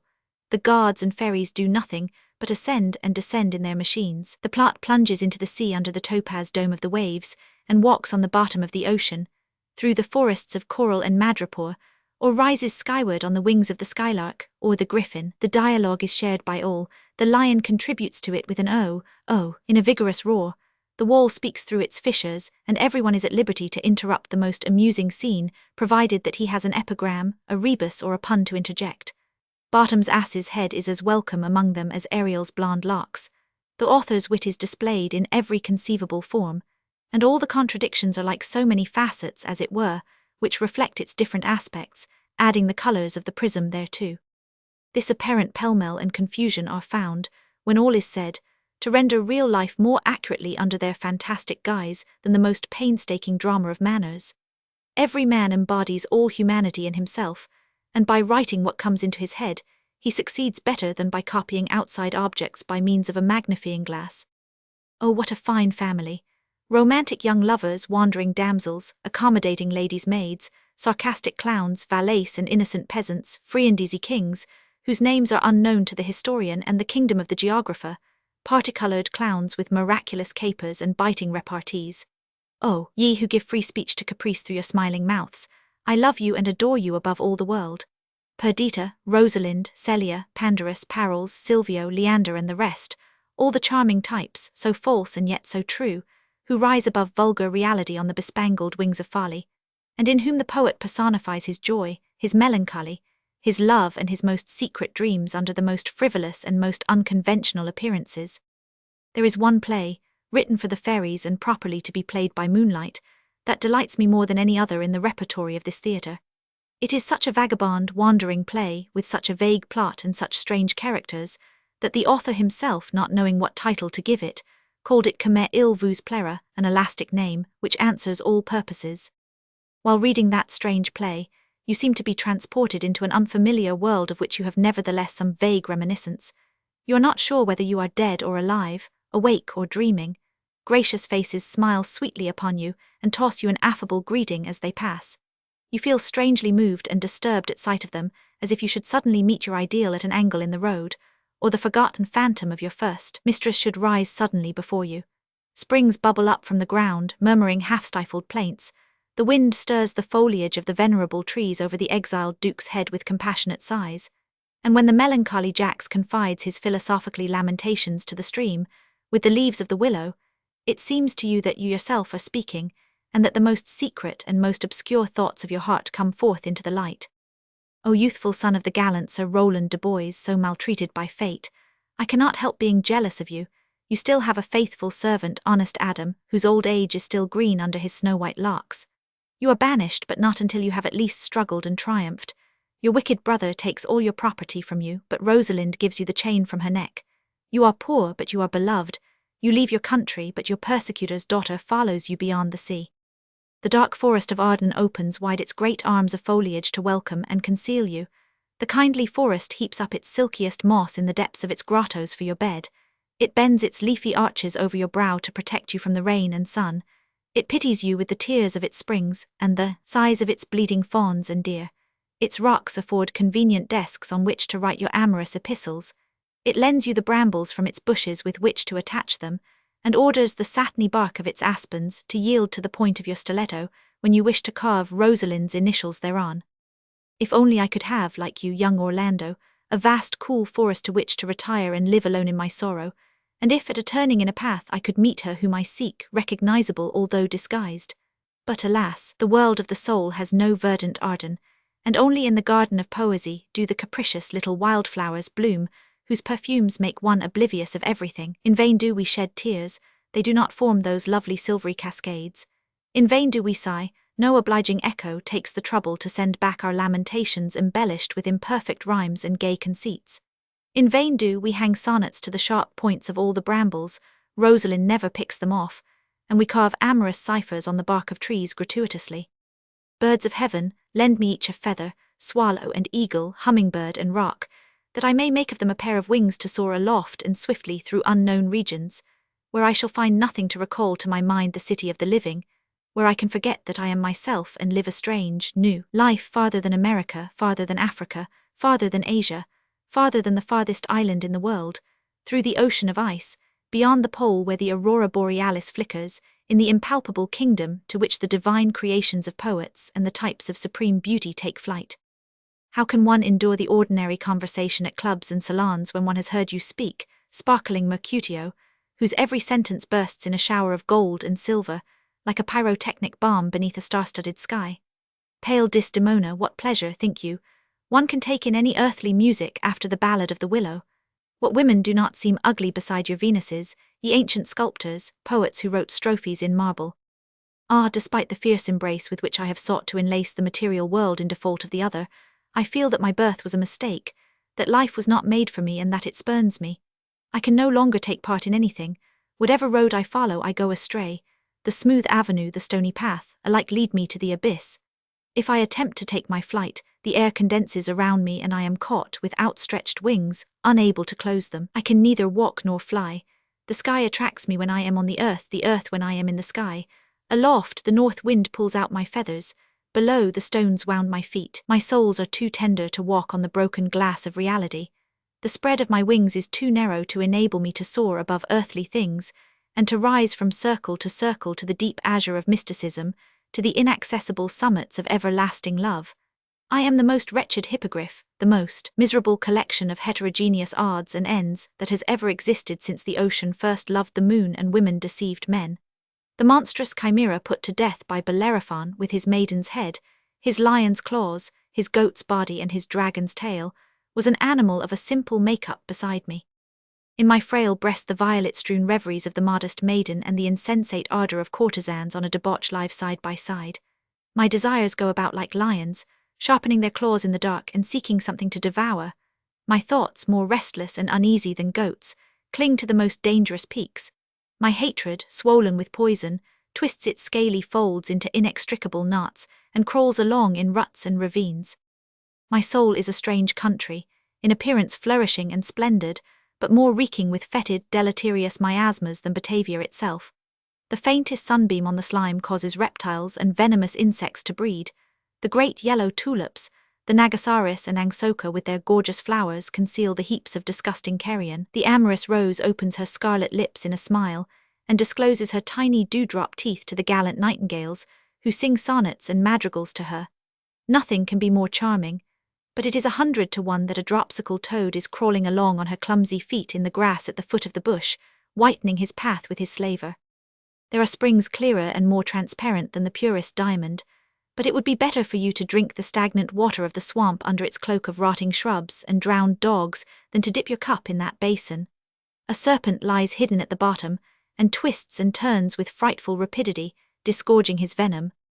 You have planted wheat. Your crop is asphodel, henbane, tares and pale hemlock with twigs covered with verdigris. Instead of the root you set out, you are surprised to see the hairy, twisted limbs of the black mandragora coming up out of the earth. If you leave a memory there, and go to take it up again some time after, you will find it more covered with moss and more swarming with palmerworms and vile insects than a stone laid on the damp floor of a cavern. Do not try to pass through its dark forests.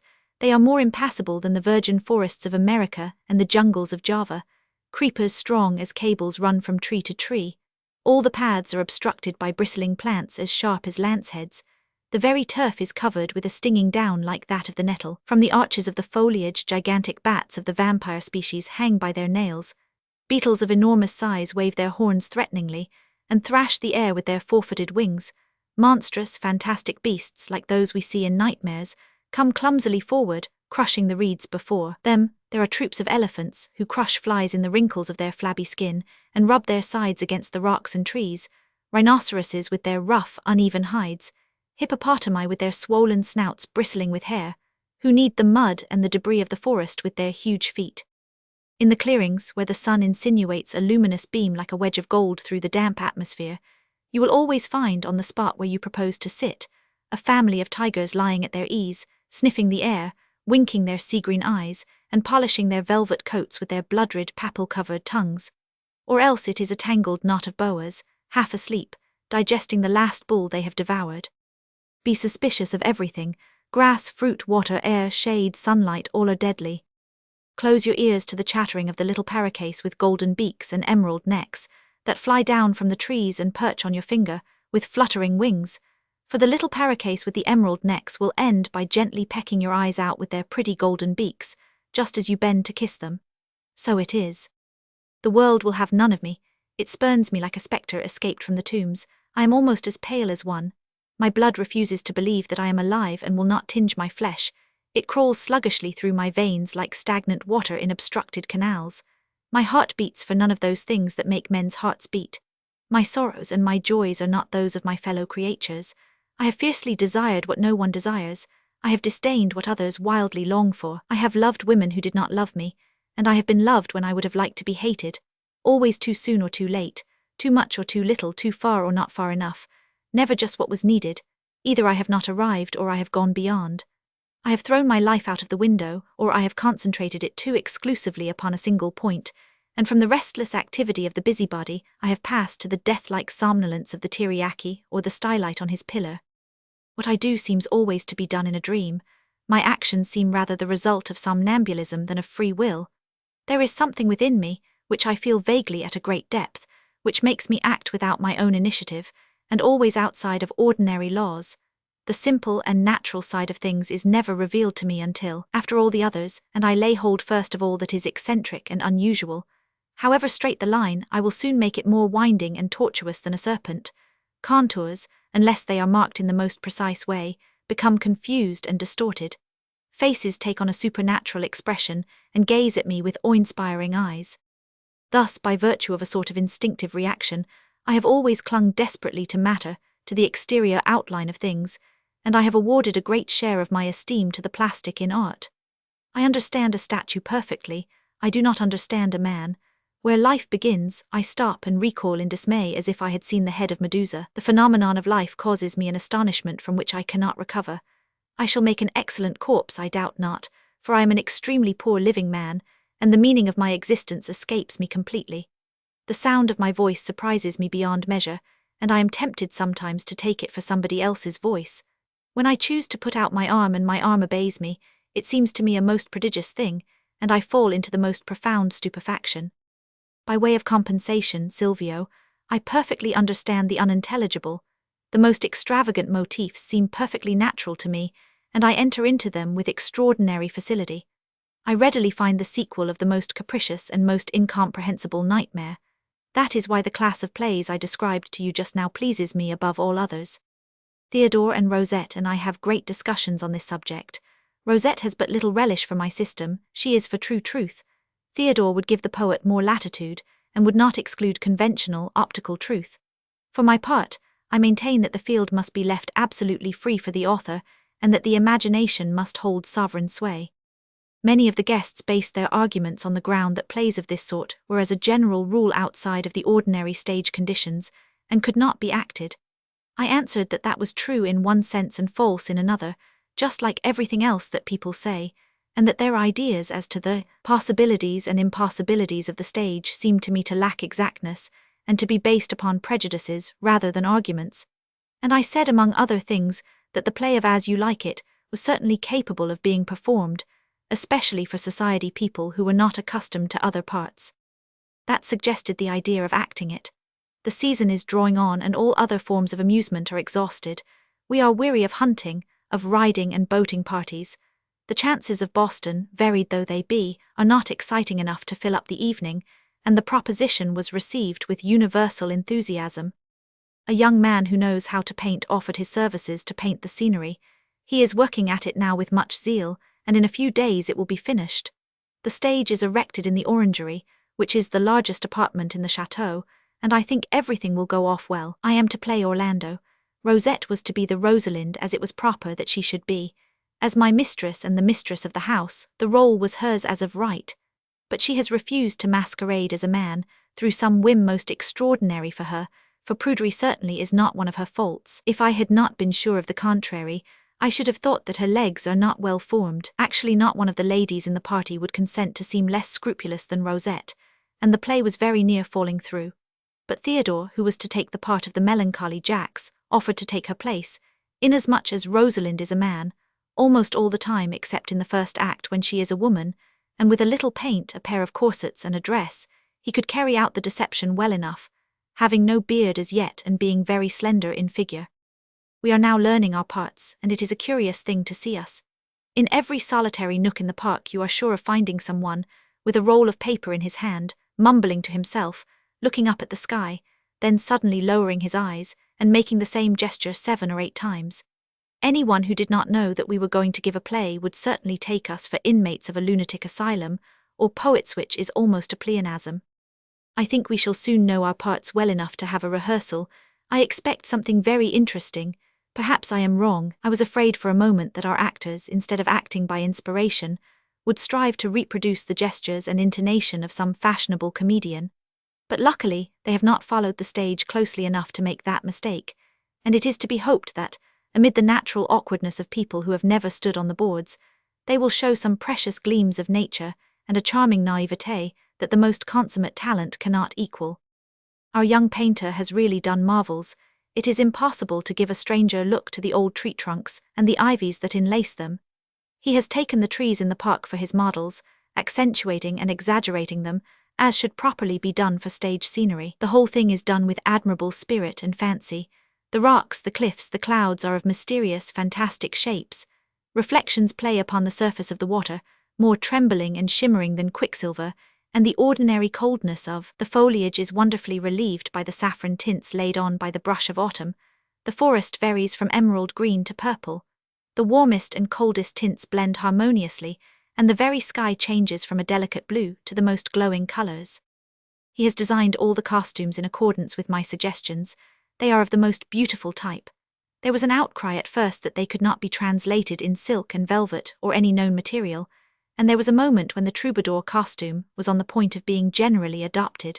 The ladies said that the brilliant colors would put out their eyes, to which we replied that their eyes were inextinguishable stars, and that they, on the other hand, would put out the colors, as well as the argand lamps, the candles and the sun, if they had the chance.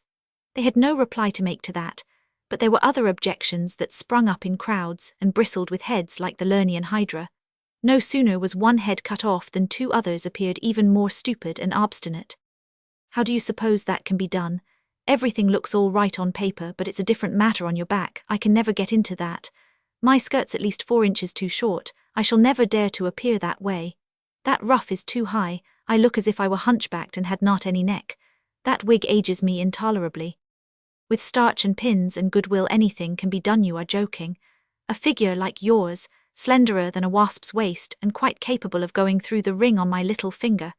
I will bet 25 louis against a kiss that waist will have to be pulled in. Your skirt is very far from being too short, and if you could see what an adorable leg you have, you would certainly be of my opinion. On the contrary, your neck stands out admirably in its halo of lace. That wig does not make you look a day older, and even if it should seem to add a few years, you look so exceedingly young that it ought to be a matter of perfect indifference to you. Really, you would arouse strange suspicions in our minds if we did not know where the pieces of your last doll are, etc. You cannot imagine the prodigious quantity of compliments we have been obliged to squander, to compel our ladies to don charming costumes, which are becoming to them beyond words. We have also had much trouble to make them adjust their patches properly.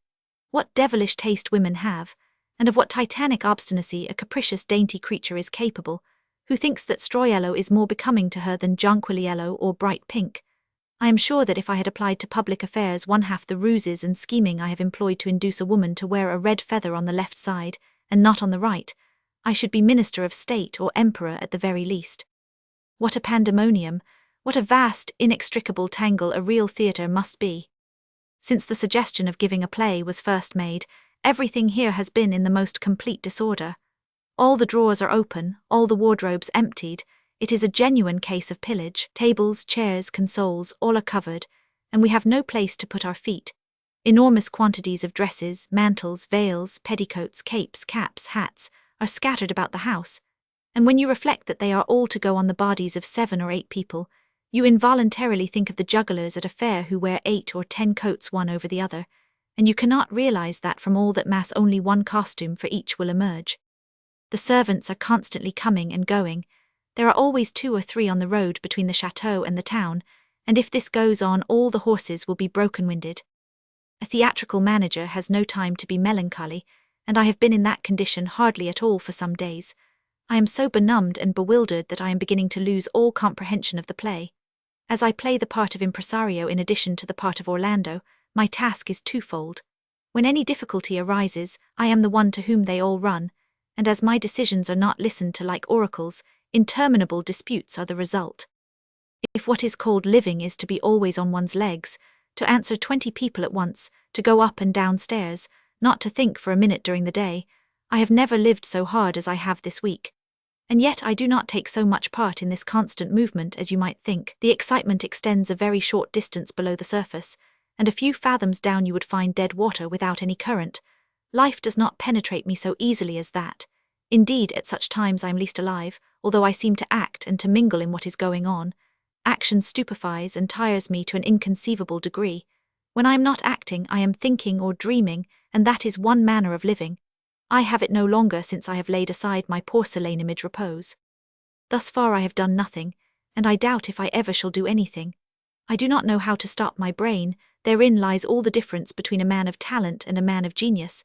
There is a constant effervescence, wave pushing wave. I cannot master this sort of waterspout that rises from my heart to my head, and drowns all my thoughts because they have no means of exit. I can produce nothing, not from sterility but from superabundance. My ideas sprout in such dense, serried masses that they choke one another and cannot ripen. However swift and impetuous the execution, it can never attain such velocity. When I write a sentence, the thought that it expresses is already as far from me as if a century had passed instead of a second, and it often happens, in spite of myself, that some part of the thought that succeeded it in my brain is mingled with it. That is why I cannot live, either as poet or as lover. I can express only the ideas that I no longer have. I have women only when I have forgotten them and love others. How can I, a man, make my will known, when, however much I hasten, I no longer feel what I am doing and act only in accordance with a faint memory?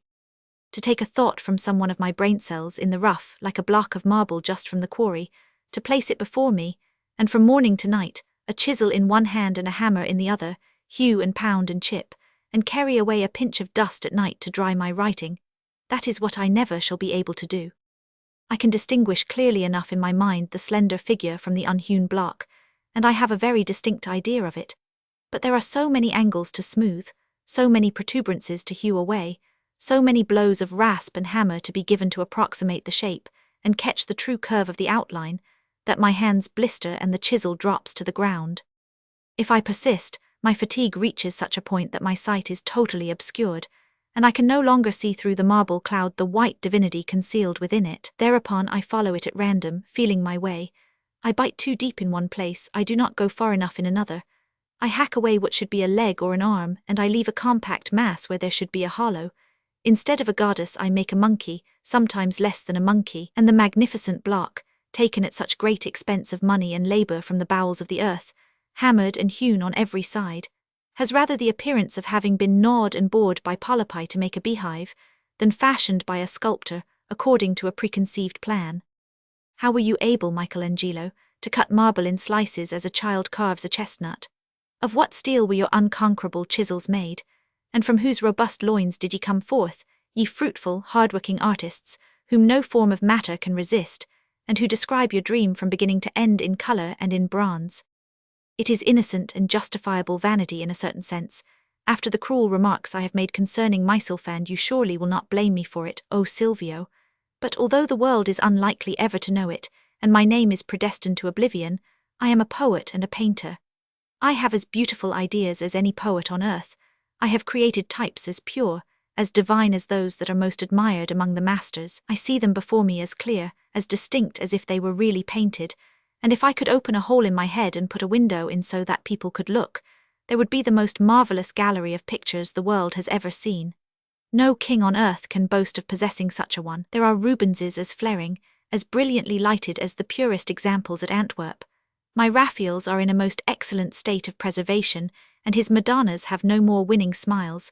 Buonarroti does not twist a muscle with more spirit and more appalling force. The Son of Venice shines upon yonder canvas as if it were signed. Paulus Cagliari, the shadows of Rembrandt himself are heaped up in this picture, with a pale star of light glimmering in the distance. The pictures that are in my own manner would certainly not be despised by anyone. I am well aware that it seems strange for me to say this, and that I shall seem to be suffering from the vulgar intoxication of the most idiotic pride, but it is a fact, and nothing will shake my conviction in that respect. No one will share it probably, but what am I to do? Everyone is born marked with a black or white stamp. Apparently mine is black. Sometimes I have difficulty in concealing my thoughts on this subject. It has happened not unfrequently that I have spoken too familiarly of the exalted geniuses, whose footprints we should adore, and upon whose statues we should gaze from afar on our knees. Once, I forgot myself so far as to say, we. Luckily it was in the presence of a person who took no notice of it, otherwise I should undoubtedly have been looked upon as the most conceited puppy that ever was. Am I not a poet and a painter, Silvio? It is a mistake to think that all people who have been supposed to possess genius were really greater men than others. No one knows how much the pupils and obscure artists employed by Raphael contributed to his reputation. He gave his signature to the product of the mind and talent of several, that is all. A great writer and a great painter are in themselves enough to people a whole epoch. They must first of all attack all styles of work at once, so that, if any rivals should rise up, they can instantly accuse them of plagiarism and check them at the first step in their career. Those are familiar tactics and succeed none the less every day, even though they are not new. It may be that a man already famous has precisely the same sort of talent that you have. Under penalty of being considered an imitator of him, you are obliged to divert your natural inspiration and make it flow in another channel. You were born to blow with all your lungs into the heroic clarion, or to evoke pale phantoms of the times that are no more. But you must move your fingers up and down the flute with 7 holes, or tie knots on a sofa in some boudoir, all because Monsieur your father did not take the trouble to throw you into the mould 8 or 10 years earlier, and because the world cannot conceive of such a thing as 2 men tilling the same field. Thus it is that many noble intellects are compelled knowingly to take a road that is not theirs, and constantly to skirt their own domain from which they are banished, happy to cast a stealthy glance over the hedge, and to see on the other side, blooming in the sunlight, the lovely bright-coloured flowers which they possess in the form of seed, but cannot sow for lack of soil. For my own part, except for the greater or less opportunity afforded by circumstances, the difference in air and light, a door which has remained closed and should have been thrown open, a meeting missed, someone I ought to have known but have not known, I cannot say whether I should ever have succeeded in anything. I have not the necessary degree of stupidity to become what is called a genius pure and simple, nor the prodigious obstinacy which is eventually deified under the high-sounding name of will, when the great man has reached the radiant summit of the mountain, and which is indispensable to attain that height. I know too well how hollow all things are, and that they contain only putrefying matter, to attach myself for very long to anything, and follow it ardently and exclusively through everything. Men of genius are very shallow, and that is why they are men of genius. Lack of intelligence prevents them from perceiving the obstacles that separate them from the end they wish to attain. They go ahead, and in 2 or 3 strides devour the intervening spaces, as their mind remains obstinately closed to certain currents, and as they see only the things that are most closely connected with their ends, they expend much less thought and action. Nothing diverts them, nothing turns them aside, they act more by instinct than otherwise, and some of them, when removed from their special sphere, exhibit a nullity hard to understand. Assuredly it is a rare and charming gift to write poetry well. Few people take more pleasure than I in poetical matters, but I do not choose to limit and circumscribe my life within the 12 feet of an Alexandrine. There are 1,000 things that interest me as much as a hemistich. The state of society and the reforms that must be undertaken are not among those things. I care extremely little whether the peasants know how to read and write, or whether men eat bread or browse on grass. But there pass through my brain, in an hour, more than 100,000 visions which have not the slightest connection with rhyme or the caesura, and that is why I actually do so little, although I have more ideas than some poets who could be burned alive with their own works. I adore beauty and I feel it. I can describe it as well as the most amorous sculptors can understand it, and yet I am no sculptor. The ugliness and imperfections of the rough sketch disgust me. I cannot wait until the work reaches perfection by dint of polishing and repolishing. If I could make up my mind to omit certain things in what I do, whether in versifying or in painting, I should end perhaps by writing a poem or painting a picture which would make me famous, and they who love me, if there be anyone on earth who takes that trouble, would not be compelled to believe me on my word alone, and would have a triumphant retort for the sardonic sneers of the detractors of that great unknown genius, myself. I see many who take a palette and brushes and cover their canvas, paying no further attention to what caprice produces at the end of the bristles, and others who write 100 lines at a time without an erasure, and without once stopping to look up at the ceiling. I always admire them, even if sometimes I do not admire their productions. I envy with all my heart the fascinating intrepidity and fortunate blindness that prevent them from seeing even their most palpable defects. As soon as I have drawn anything out of line, I notice it instantly, and am concerned beyond measure by it. And as I am much more learned in theory than in practice, it often happens that I cannot correct an error of which I am conscious. Thereupon I turn the canvas with its face to the wall and never go back to it. I have my ideal of perfection so constantly present in my mind that disgust with my work seizes me at once and prevents me from continuing. When I compare with the sweet smile of my thought the ugly pout it makes on the canvas or the paper, when I see a hideous bat fly by in place of the lovely dream that opened its long wings of light in the bosom of my nights, a thistle spring up in response to the idea of a rose, and when I hear a donkey bray as I am expecting the sweetest melodies of the nightingale, I am so horribly disappointed, so angry with myself, so furious at my impotence, that I resolve never to write again or say a single word of my life, rather than commit thus the crime of high treason against my thoughts. I cannot succeed even in writing a letter as I would like to do. I often say something entirely different. Certain portions develop immeasurably, others dwindle away till they become imperceptible, and very often the idea I had it in my mind to express is not there at all, or is in a postscript. When I began to write you, I certainly did not intend to say the half of what I have said. I simply intended to inform you that we were going to give a play, but one word leads to a sentence. Parentheses are big with other little parentheses, which in their turn have others in their wombs all ready to be born. There is no reason why this should end, why it should not go on to 200 folio volumes, which would certainly be too much. As soon as I take up a pen, there is a great humming and rustling of wings in my brain, as if millions of junibugs had been let loose inside. They bump against the walls of my skull and turn, and fly up and down with a horrible uproar. They are my thoughts, trying to fly away and seeking an outlet. All of them struggle to get free at once. More than one of them breaks his paws and tears the down from his wings. Sometimes the door is so blocked that not one succeeds in crossing the threshold and reaching the paper. That is the way I am made. It is not what can be called well made, I agree, but what would you have? The fault is with the gods and not with me, a poor devil who cannot help himself. I do not need to ask your indulgence, my dear Silvio. It is accorded me in advance, and you are kind enough to read my undecipherable scrolls to the end, my headless and tailless musings. However disjointed and absurd they may be, they always interest you, because they come from me, and anything that is a part of me, even when it is worthless, is not without some value to you. I can let you see the thing that most offends the common herd, honest pride. But let us cry truce for a while to all these exalted topics, and as I am writing on the subject of the play we are to give, let us return to it and talk about it a little. The rehearsal took place today. Never in my life have I been so upset, not because of the embarrassment that one always feels in reciting anything before a number of people, but from an entirely different cause. We were in costume and ready to begin. Theodore alone had not appeared. We sent to his room to see what delayed him. He replied that he was almost ready and would come down in a moment. He came. I heard his step in the corridor long before he appeared, and yet no one on earth has a lighter step than Theodore. But my feeling of sympathy for him is so strong that I divine his movements through the walls, and when I felt that he was about to put his hand on the doorknob, I began to tremble and my heart beat with horrible force. It seemed to me that something of importance in my life was about to be decided, and that I had reached a solemn, long-expected moment.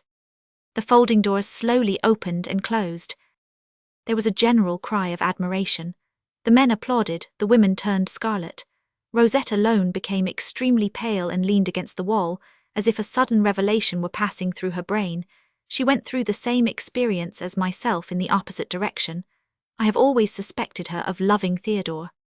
I have no doubt that at that moment she believed as I did that the pretended Rosalind was nothing less than a young and lovely woman, and the fragile card-house of her hopes suddenly collapsed, while mine rose on its ruins. At least that is what I thought. I may be mistaken, for I was hardly in a condition to make accurate observations.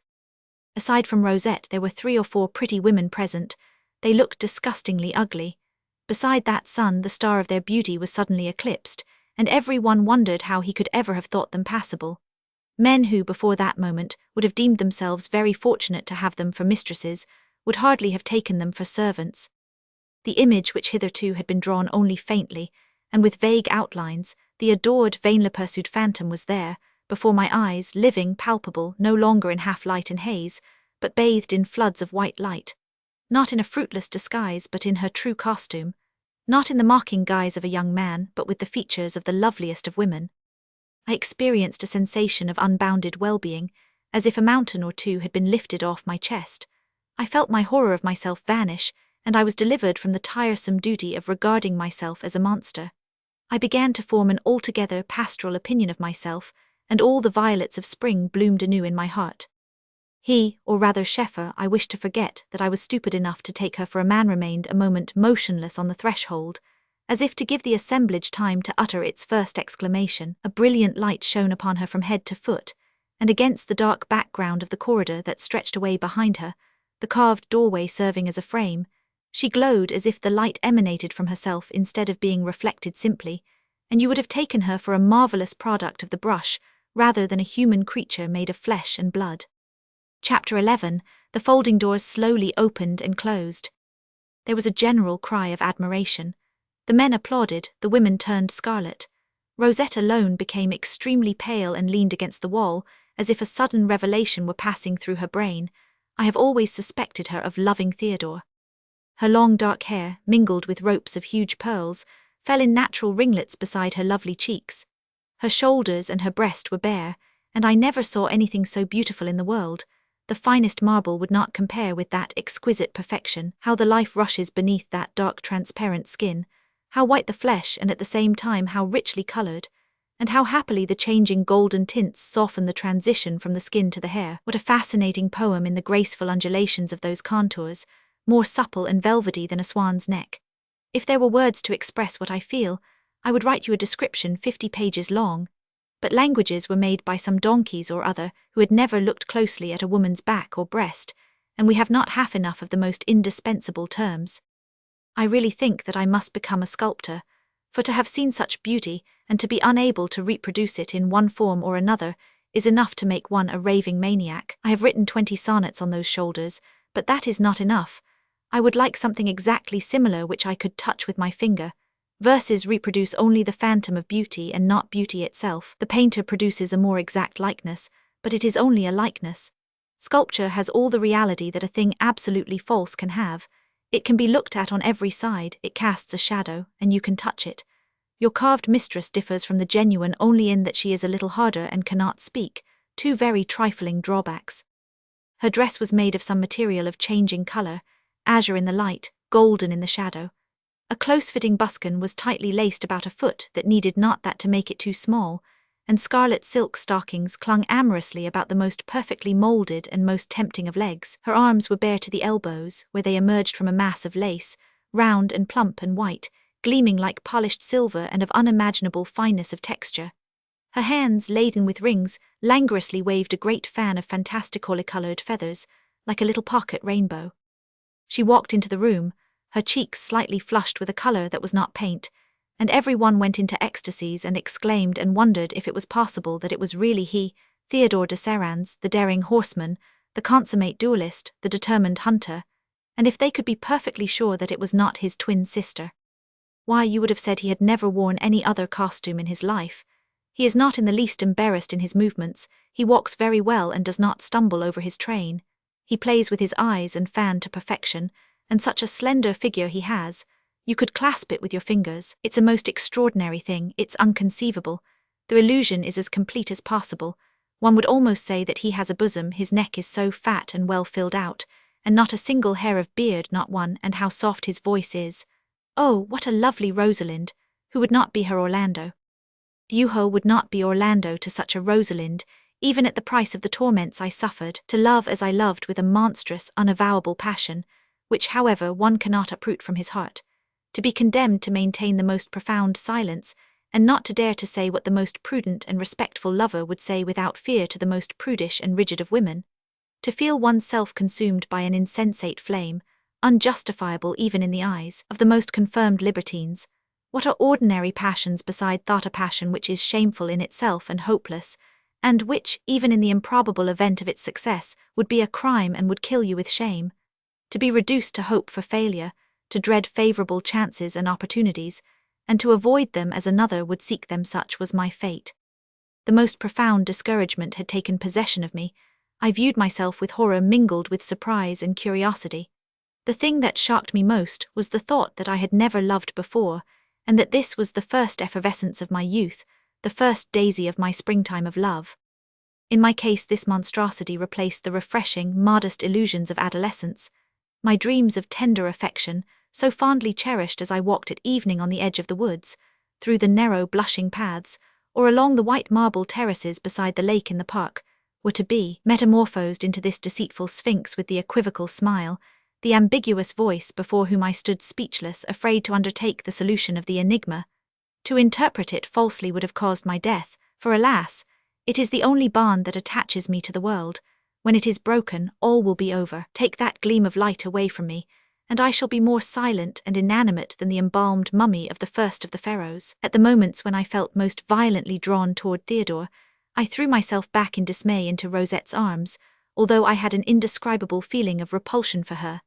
I tried to place her between Theodore and myself as a shield, and, barrière-end when I lay beside her, I felt a secret satisfaction in the thought that she at all events was unquestionably a woman, and that, even if I did not love her, she still loved me enough to prevent our liaison from degenerating into intrigue and debauchery.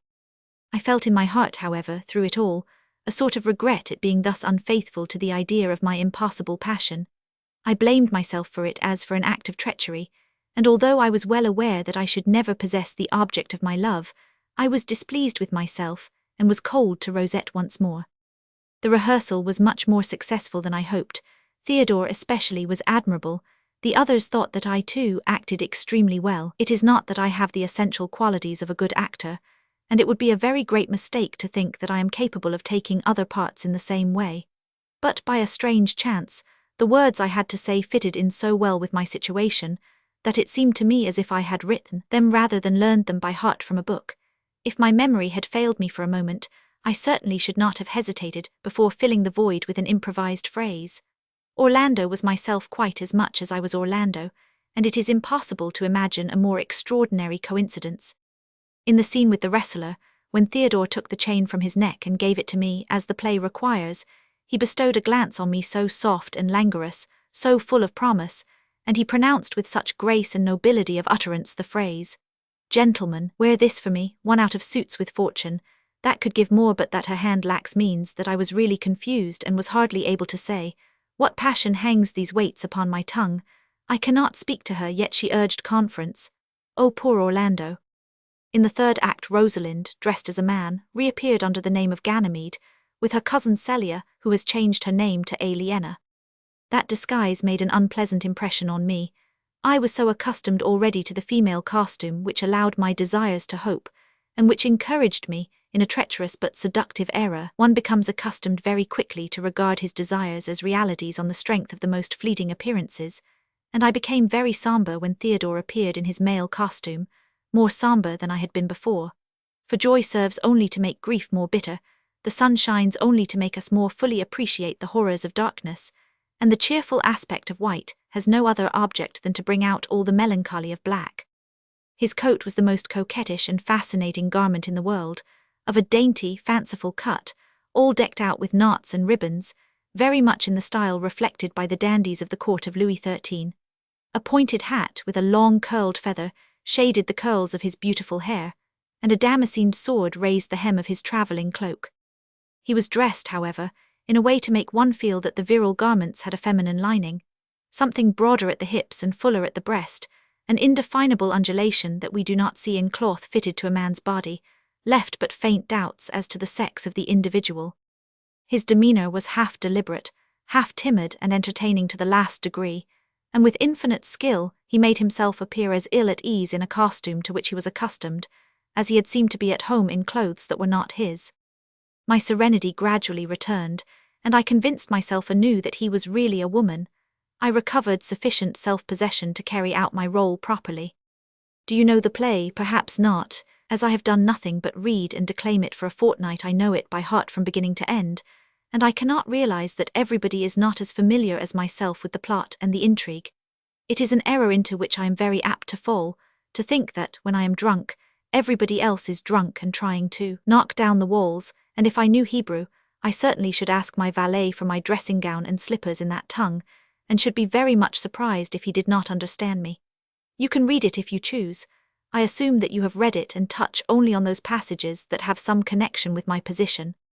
Rosalind, walking in the forest with her cousin, is greatly surprised to find that the bushes bear, instead of blackberries and wild plums, madrigals in her praise, strange fruits which luckily are not accustomed to grow on bramble bushes, for when one is thirsty it is more satisfactory to find good berries on the branches than bad sonnets.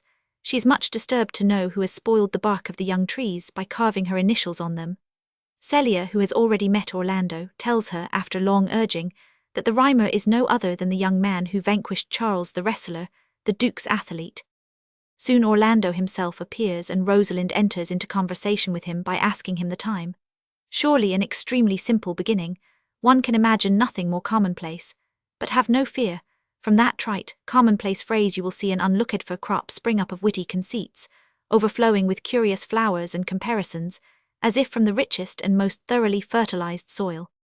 After a few lines of sparkling dialogue in which each word, as it falls upon the phrase, sends out to right and left millions of dancing sparks, like a hammer falling upon a red-hot bar of iron, Rosalind asks Orlando if by chance he knows the man who hangs odes on hawthorn bushes and elegies on brambles, and who seems to be afflicted with the quotidian of love, which she knows how to cure. Orlando confesses that he is the man who is tortured by love, and as she has boasted of having several infallible remedies for that disease, begs her to do him the favour of telling him one. "You in love," replies Rosalind, "you have none of the marks whereby a lover is recognized.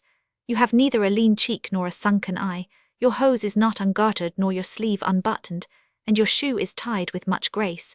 If you are in love with anyone, it is certainly with yourself, and you have need of none of my remedies." It was not without genuine emotion that I replied in these exact words. "Fair youth, I would I could make thee believe I love thee." This reply, so unexpected, so strange, to which nothing leads up, and which seemed to have been written expressly for me as if by a sort of prevision on the part of the poet, produced a great effect upon me when I repeated it before Theodore, whose divine lips were still slightly curled with the ironical expression of the passage he had just repeated, while his eyes smiled with inexpressible sweetness, and a bright beam of kindliness gilded all the upper part of his young and lovely face. "Me believe it, you may as soon make her that you love believe it, which I warrant she is apter to do than to confess she does. That is one of the points in which women still give the lie to their consciences. But in good sooth are you he that hangs the verses on the trees, wherein Rosalind is so admired, and do you truly need remedies for your madness?" When she is fully persuaded that it is Orlando himself, and no other who has written the beautiful lines that walk upon so many feet, the fair Rosalind consents to tell him her remedy. This is the gist of it. She has pretended to be the lovesick swain's beloved, and compelled him to pay court to her as to his own mistress, and to sicken him of his passion, she gave full sway to the most extravagant caprices. Sometimes she laughed, sometimes she wept. One day she received him kindly, another day cruelly. She scratched him, she spat in his face. She was not herself for a single moment. Affected, inconstant, prudish, languorous, she was everything by turns, and whatever ennui the vapours and the blue devils can instill in the way of extraordinary whims in the hollow head of a silly woman, the poor devil must needs endure and carry out. An imp, a monkey, and an attorney in conjunction could have invented no more mischievous tricks. This miraculous treatment did not fail to produce its effect. The patient was driven from his mad humour of love to a living humour of madness, which was to forswear the full stream of the world, and to live in a nook merely monastic, a most satisfactory result, and one which might readily be anticipated by the way. Orlando, as you may believe, is little disposed to recover his health by such means, but Rosalind insists and wishes to undertake the cure, and she uttered these words: "I would cure you if you would but call me Rosalind, and come every day to my cote and woo me," with such significant, palpable meaning, and accompanied with such a strange glance, that it was impossible for me not to attach to them a more extended significance than that of the words themselves, and not to see therein an indirect warning to declare my real sentiments. And when Orlando replied, "With all my heart, good youth," she exclaimed with even more significance, and as if annoyed at her failure to make herself understood, "Nay, you must call me Rosalind."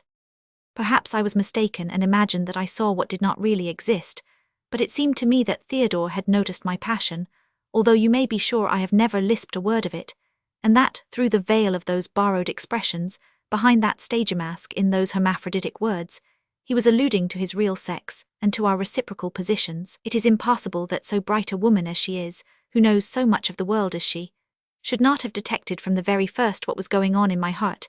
In default of my tongue, my eyes and my mental disturbance have spoken loud enough, and the veil of warm friendship which I had thrown over my love was not so impenetrable that a watchful and interested observer could not easily look through it. The most innocent and least experienced girl on earth would not have been deceived by it for one moment. Some important motive, doubtless, which I may not know, compels the beauty to adopt this infernal disguise, which has been the cause of all my suffering, and has been on the verge of making me a strange sort of lover.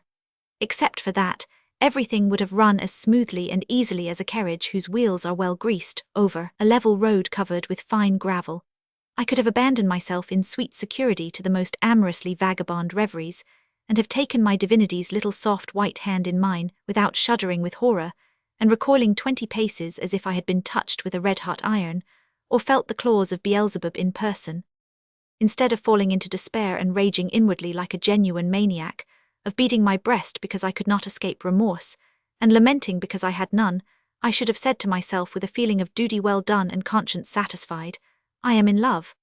A sentence as agreeable to say to oneself in the morning, under nice warm bedclothes with your head on a soft pillow, as any other conceivable sentence of the same lengthways excepting this: I have money.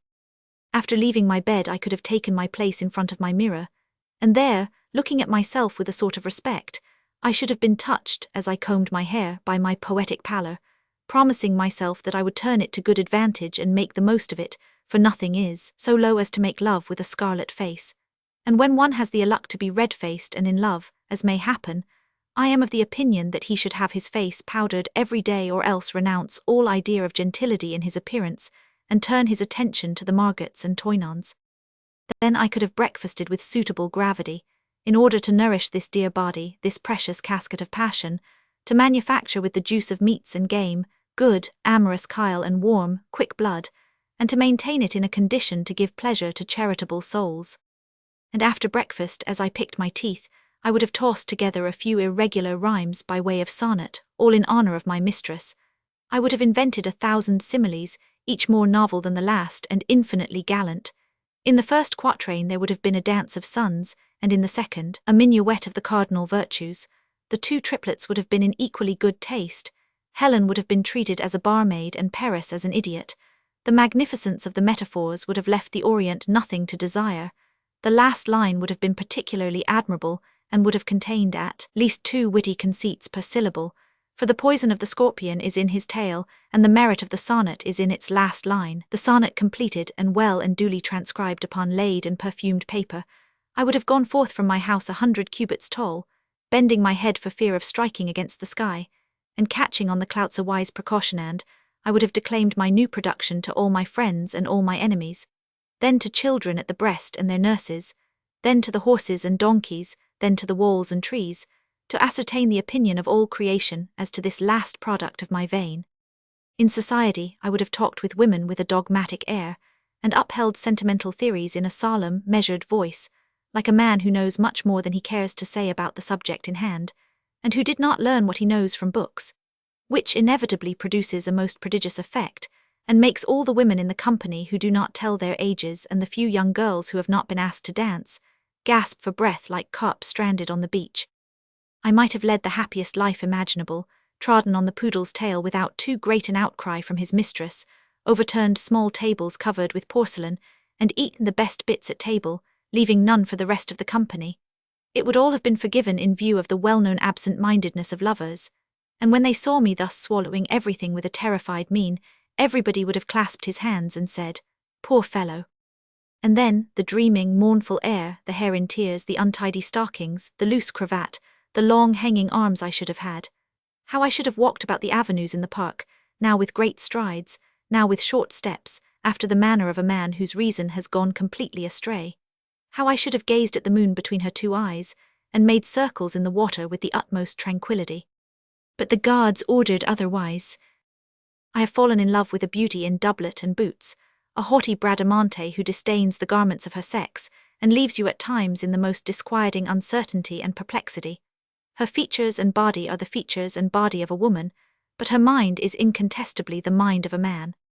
My mistress is most expert with the sword, and could give lessons to the most experienced fencing master. She has fought I know not how many duels, and killed or wounded 3 or 4 persons. In the saddle she leaps ditches 10 feet wide and hunts like an old country squire. Strange qualities for a mistress. Such things never happen to anybody but me. I jest, but there certainly is no reason for it, for I have never suffered so much, and these last 2 months have seemed to me like 2 years, 2 centuries rather. There has been an inflow and outflow of uncertainties in my head, well adapted to confuse the strongest brain. I have been so violently agitated and pulled in every direction. I have had such frenzied impulses, such deathly prostration, such extravagant hopes, and such profound despair that I really do not know why it has not killed me. That idea has engrossed me, and filled my thoughts so completely that I have wondered that it could not be seen clearly through my body, like a candle in a lantern, and I have been in mortal fear that someone would discover who was the object of this insensate passion. However, Rosette, who is the one person in the world who has the most interest in watching the movements of my heart, has not seemed to notice anything.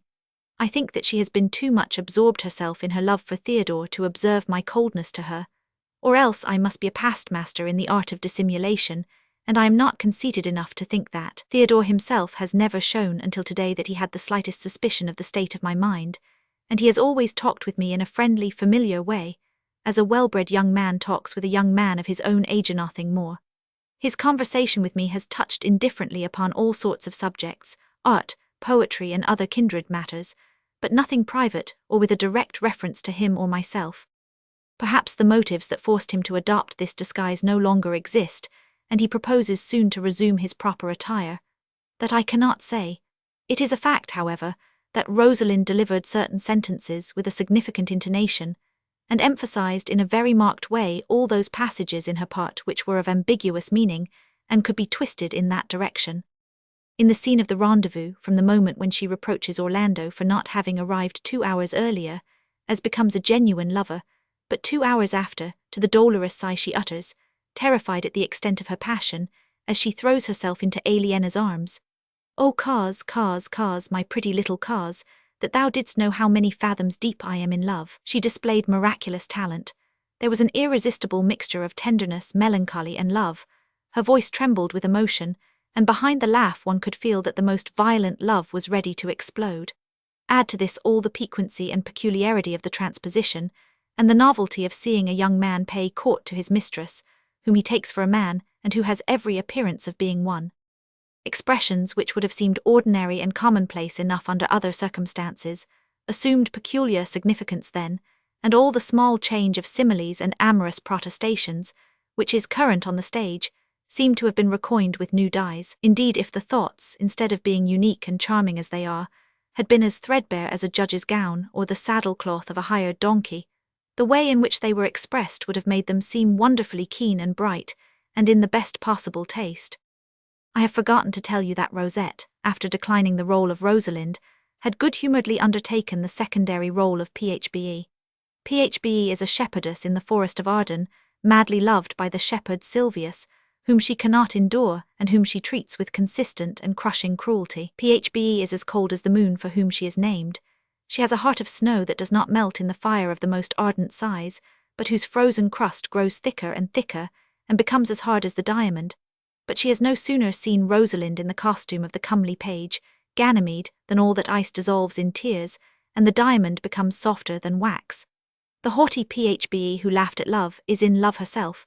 She suffers now the torments she had inflicted on others. Her pride humbles itself so far as to make all the advances, and she sends to Rosalind, by poor Silvius, a burning letter which contains a declaration of her passion in most humble and suppliant terms. Rosalind, moved to pity for Silvius, and having, moreover, most excellent reasons for not responding to Phbe's love, subjects her to the most cruel treatment, and makes sport of her with unparalleled mercilessness and ferocity. Phbe prefers these insults, however, to the most touching and most passionate flattery of her unhappy shepherd.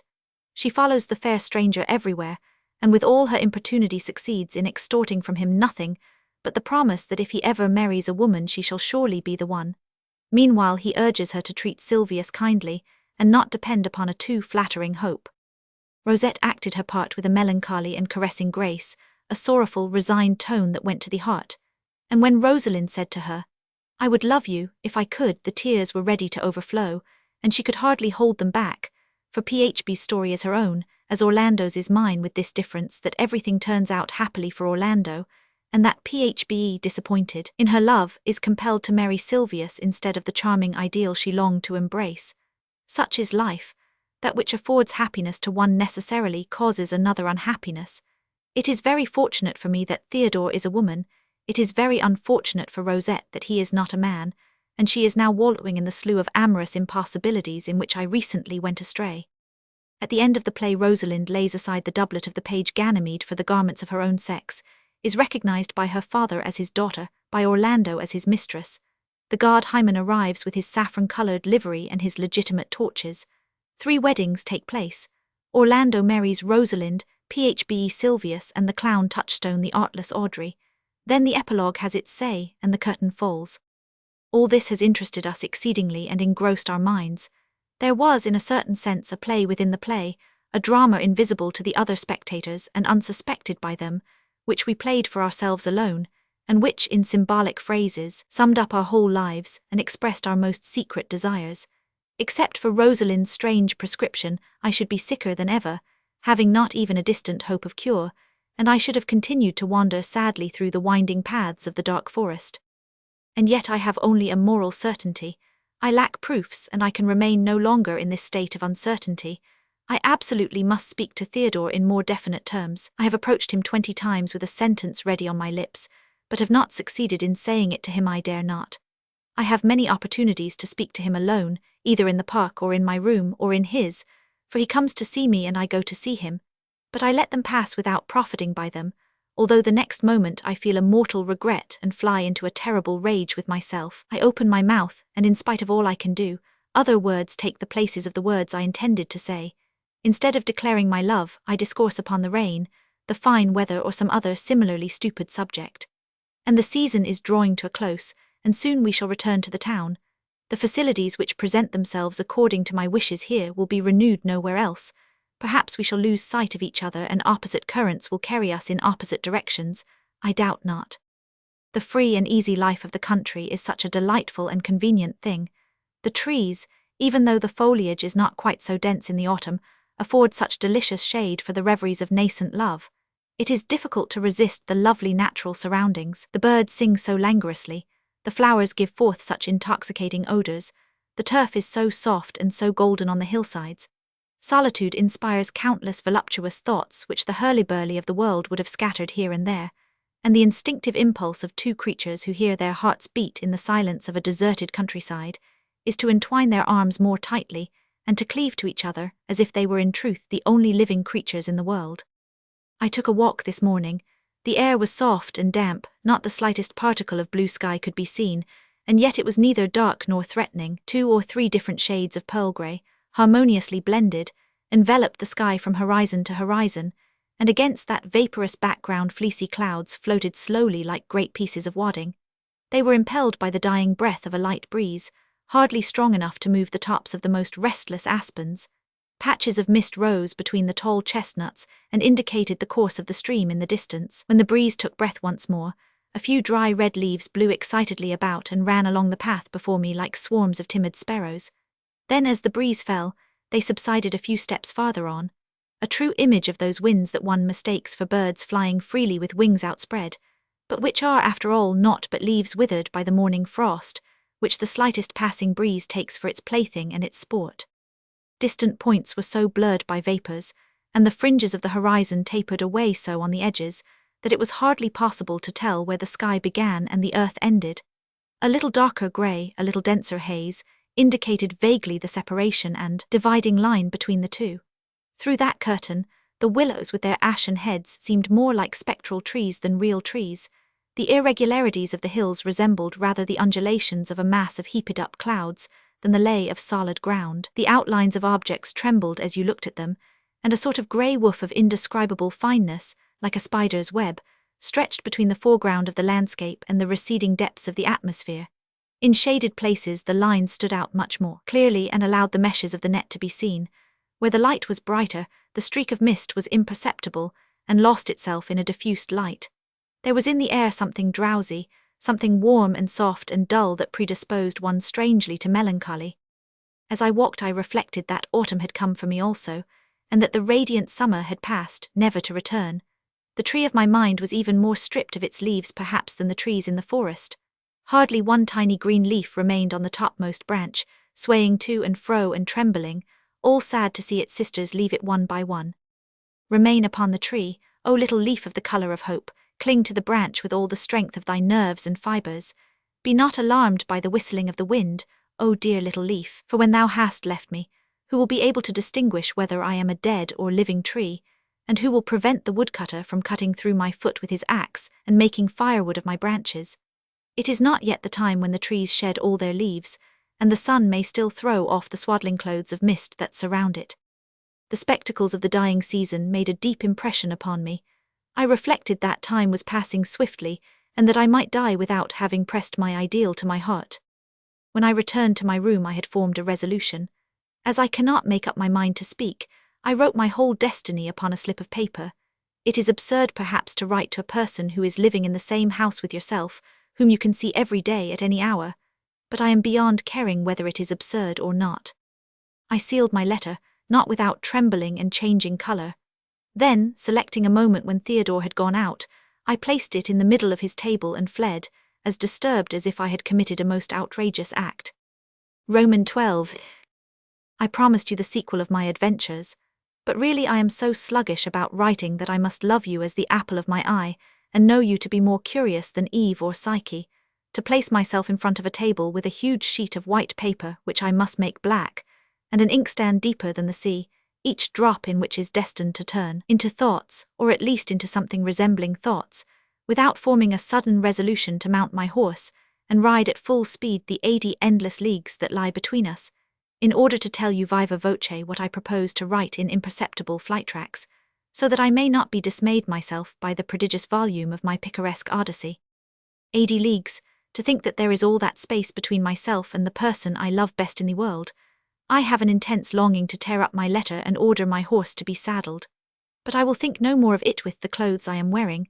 I could not approach you and resume the familiar life we led together when we were very artless and innocent little girls.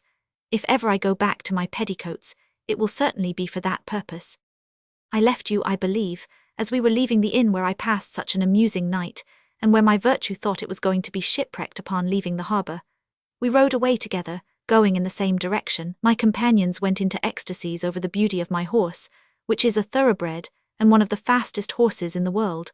That fact increased my stature at least half a cubit in their estimation, and they added the merits of my steed to my own merits. They seemed to be afraid, however, that he was too frisky and high-spirited for me. I told them they need have no fear, and to show them that there was no danger I made him prance and curvet. Then I jumped a wall of considerable height and put him at a gallop. The party tried in vain to overtake me. I turned when I was some distance ahead of them and rode back at full speed. Just before I met them, I checked my horse when all 4 feet were in the air and stopped him short, which is, as you may or may not know, a genuine feat. From esteem they passed without transition to the most profound respect. They did not suspect that a young student, recently graduated from the university, was so accomplished a horseman as that. That discovery served me better than if they had discovered in me all the cardinal virtues. Instead of treating me as a boy, they addressed in a tone of obsequious familiarity that pleased me. In laying aside my clothing, I had not laid aside my pride. Being a woman no longer, I determined to be a thorough man and not to be content to have simply the external appearance of one. I had determined to achieve as a cavalier the triumphs I could no longer aspire to as a woman. What disturbed me most was to ascertain how I should set about procuring a stock of courage, for courage and skill in bodily exercises are the means by which a man most easily establishes a reputation. It is not that I am timid for a woman, and I have not the idiotic pusillanimity that we see in some women, but it is a long distance to the reckless, fierce brutality that is the glory of the men, and it was my intention to become a young blood, a swashbuckler, like my gentlemen of the upper circles, in order to secure a good footing in society and to enjoy all the advantages of my metamorphosis. But I saw in the sequel that nothing was easier, and that the receipt was of the simplest. I will not tell you, according to the custom of travellers, that I made so many leagues on such a day, that I went from this place to another place, that the roast meat I ate at the Cheval Blanc or Croixed Fer Inn was raw or burned, that the wine was sour and the bed I slept in had curtains with flowered or figured designs. Those are very important details which should be preserved for posterity, but posterity will have to do without them this time, and you must resign yourself to be left in ignorance of the number of dishes of which my dinner was composed, and whether I slept well or ill during my wanderings. Nor shall I give you an accurate description of the different landscapes, the fields of grain, the forests, the various crops, and the hillsides covered with villages which have passed successively before my eyes. Those things are easily imagined. Take a little earth, plant a few trees and a few blades of grass, daub behind it all a bit of grey or pale blue sky, and you will have a very adequate idea of the changing background against which our little caravan moved on. If I went into some details of this nature in my first letter, pray excuse me. I will not fall into the same error again. As I had never been abroad before, the most trivial things seemed to me of vast importance. One of the party, my bedfellow, he whose sleeve I came so near pulling on the memorable night whose agonies I have described to you at length, conceived an ardent passion for me and kept his horse beside mine all the time. With the exception that I would not have taken him for a lover even if he had brought me the fairest crown on earth, I did not find him particularly disagreeable. He was well informed and lacked neither wit nor good humour, but when he spoke of women it was in a disdainful, ironical tone, for which I could readily have torn the eyes out of his head, especially as there were many things in what he said that were cruelly true, although exaggerated, and my male costume compelled me to acknowledge their accuracy. He asked me so urgently and so persistently to go with him to see one of his sisters, who was just at the end of her mourning for her husband, and was at that moment living with an aunt in an old chateau, that I could not refuse. I made some objections for form's sake, for in reality I was as ready to go there as anywhere, and I could attain my object in that way as well as any other. And as he told me that he should take it very ill of me if I did not give him at least a fortnight, I answered that I would gladly do so, and that it was a bargain. At a fork in the road my friend said to me, pointing to the right arm of the natural Y, "That is our road." The others shook hands with us and went in the other direction. After riding for some hours we reached our destination. A ditch of considerable width, but filled with dense and abundant vegetation instead of water, separated the park from the high road. The walls were of a hewn stone and at the angles, bristled with gigantic iron artichokes and thistles, which seemed to have grown like natural plants between the disjointed blocks of the wall. A small bridge of a single arch crossed this dry canal, and led to the park gate. An avenue of tall elms, rounded like a cradle top and trimmed in the old style, was the first thing I saw, and after following it for some time we came to a sort of circular clearing. The trees had the appearance of being old-fashioned rather than old. They seemed to wear wigs and to be powdered. Only a little circle of foliage had been preserved at the top of their heads. All the rest was carefully pruned, so that you might have taken them for plumes of abnormal size stuck in the ground at regular intervals. Having crossed the clearing, which was covered with fine grass carefully rolled, we had to pass under another curious arrangement of foliage, adorned with pots of fire, pyramids and columns of a rustic order, all done by skilful handling of scissors, and sickles in a great clump of boxwood. Through different vistas you could see at the right and left a half-ruined chateau, the moss-covered stairway of a dry cascade, or it might be a vase or a statue of a nymph or a shepherd with nose and fingers broken, and with doves perching on the head and shoulders. A large flower garden on the French plan was laid out in front of the chateau. All the squares were marked out with holly and box with absolute symmetry. It had quite as much the appearance of a carpet as of a garden. Huge flowers in ball dresses with majestic carriage and serene expression, like duchesses preparing to dance a minuet, bent their heads slightly as you passed. Others, apparently less courteous, stood straight and stiff, like dowagers embroidering. Shrubs of all possible shapes, excepting always their natural shape, round, square, pointed, triangular in green and grey boxes, seemed to march in procession along the broad avenue and to lead you by the hand to the first steps of the entrance. A few turrets, half surrounded by more recent buildings, towered above the roofline of the main structure to the height of their slate-covered, extinguisher-like peaks, and their zinc veins, cut in the shape of swallows' tails, bore witness to an honourable antiquity. The windows of the central building all opened upon a common balcony with an iron balustrade of elaborate workmanship and great beauty, and the other windows were set in stone frames with carved ciphers and figures. 4 or 5 huge dogs ran out, barking at the top of their lungs and leaping wildly about. They gambolled around the horses and jumped at their noses. They paid especial attention to my companion's horse, which they probably visited frequently in the stable or accompanied on the road. All this uproar finally called out a sort of valet, half labourer, half groom, who took our horses by the reins and led them away. I had not as yet seen a living being except a little peasant girl, timid and wild as a deer, who ran away at sight of us and crouched in a furrow behind some hemp, although we called her several times and did everything in our power to reassure her. No one appeared at the windows. You would have said the chateau was uninhabited, or that its only occupants were spirits, for not the slightest sound could be heard outside. We were beginning to ascend the steps, making considerable noise with our spurs, for our legs were a little tired, when we heard a sound as of doors opening and shutting within, as if someone were hurrying to meet us. In a moment a young woman appeared at the top of the steps, rushed down to my companion and threw herself on his neck.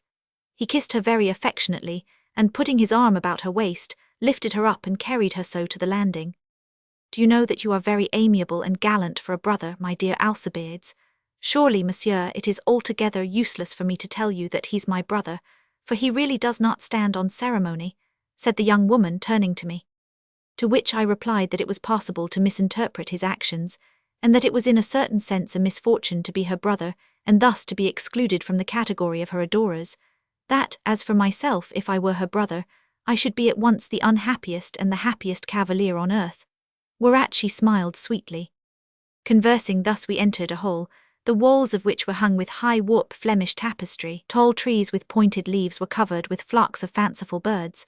The colours, faded by time, presented strange transpositions of shades. The sky was green, the trees royal blue with yellow streaks, and in the draperies of the figures the shadow was often of a directly opposite colour to that of the background of the material. The flesh resembled wood, and the nymphs walking under the faded shadows of the forest looked like unswathed mummies. Their mouths alone, which had retained their original purple tint, smiled with an appearance of life. In the foreground were tall plants of a strange shade of green with great striped flowers, whose pistils resembled a peacock's crest. Sober-faced, pensive herons, their heads buried in their shoulders, their long beaks resting on their swollen crops, stood philosophically on one of their slim legs, in stagnant black water, streaked with lines of tarnished silver. Through the vistas in the foliage, one could see in the distance small chateaux with turrets like pepper-boxes and balconies crowded with lovely women in grand attire, watching processions or hunting parties pass. Fantastic jagged rocks, over which foamed torrents of white wool, blended insensibly with fleecy clouds at the horizon line. One of the things that impressed me most was the figure of a huntress shooting a bird. Her open fingers had just released the string, and the arrow had flown. But as that part of the tapestry was in a corner, the arrow was on the other wall, having described a great curve. As for the bird, he was flying away on motionless wings, and seemed to be headed for a neighbouring branch. That feathered arrow, armed with a golden tip, always in the air and never reaching its destination, had a most curious effect. It was like a melancholy, sorrowful symbol of human destiny, and the more I looked at it the more mysterious and sinister meanings I discovered in it. The huntress stood there, her foot put forward, her leg bent, her eye with its silken lid wide open, and yet unable to see her arrow which had deviated from its path. She seemed to be looking anxiously for the flamingo with the gorgeous plumage, that she desired to bring down and expected to see fall at her feet, pierced through and through. I do not know whether it is an error on the part of my imagination, but I detected upon that face an expression as forlorn and desperate as that of a poet who dies without having written the work upon which he expected to found his reputation, and who is seized with the pitiless death rattle just as he is trying to dictate it. I have written at great length about this tapestry, at greater length certainly than it deserves, but the fanciful world created by those who work on the high warp has always had a strange fascination for me. I am passionately fond of the imaginary vegetation, the flowers and plants that have no real existence, the forests of strange trees peopled with unicorns, caprimulg, and snow-white stags with a golden crucifix between their horns, generally pursued by red-bearded huntsmen in the costumes of Saracens. When I was small I hardly ever entered a room hung with tapestry without a sort of shudder, and I hardly dared move. All those figures standing against the wall, to which the undulation of the material and the play of the light imparted a sort of fantastic life, seemed to me like so many spies watching my actions in order to report them at the proper time and place, and I would not have eaten a stolen apple or cake in their presence. What tales those solemn creatures would have to tell if they could open their red silk lips, and if sounds could penetrate the drum of their embroidered ears. Of how many murders, treasons, infamous adulteries and monstrous deeds of all sorts have they been silent, impassive witnesses. But let us leave the tapestry and return to our story. Alcibiades, I will go and tell my aunt of your arrival. Oh, there's no hurry about that, sister. Let us sit down and talk a little while first. Allow me to introduce my young friend Theodore de Serrans, who will pass some time here. I do not need to urge you to make him welcome. He is his own sufficient recommendation. I tell you what he said. Do not be in a hurry to accuse me of self-conceit. The young lady nodded slightly as if in assent, and we talked of other things.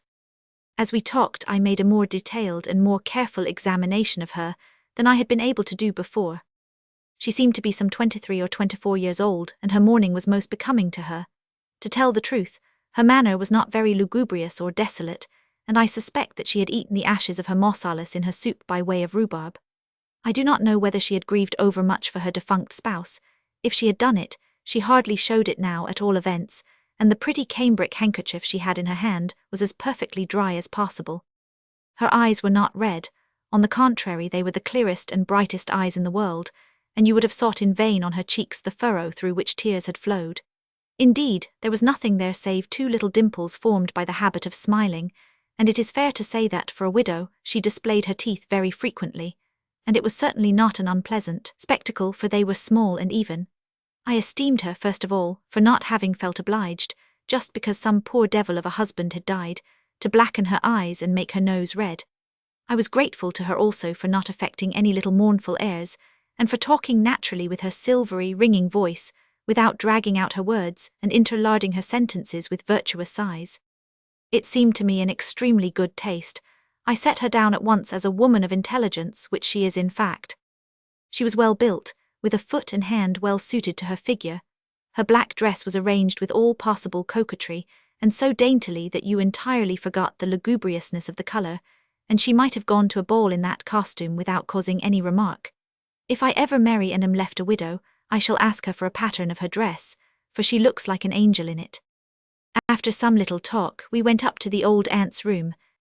We found her sitting in a great easy-chair with a sloping back, a little stool under her feet, and beside her an old blearied, ugly-looking dog, who raised his black muzzle when we appeared and welcomed us with a far from amiable growl. I have always looked upon old women with horror. My mother died very young. Doubtless, if I had seen her grow old slowly and her features change imperceptibly, I should have become accustomed to it without a shock. In my childhood I was surrounded by none but youthful, laughing faces, so that I have retained an insurmountable antipathy for old people. So it was that I shuddered when the lovely widow touched the dowager's yellow brow with her pure vermilion lips. It was something I would not have taken upon myself to do. I know that I shall look like that when I am 60, but I can do nothing to prevent it, and I pray God that I may die young like my mother. However, the old lady had retained some simple and majestic features of her former beauty, which prevented her from attaining the baked apple stage of ugliness, that is the lot of women who have been simply pretty or fresh and healthy. Her eyes, although they had crow's feet at the corners and were covered by great, flabby lids, still retained some sparks of their former fire, and you could see that, under the reign of the late king, they might have emitted dazzling flashes of passion.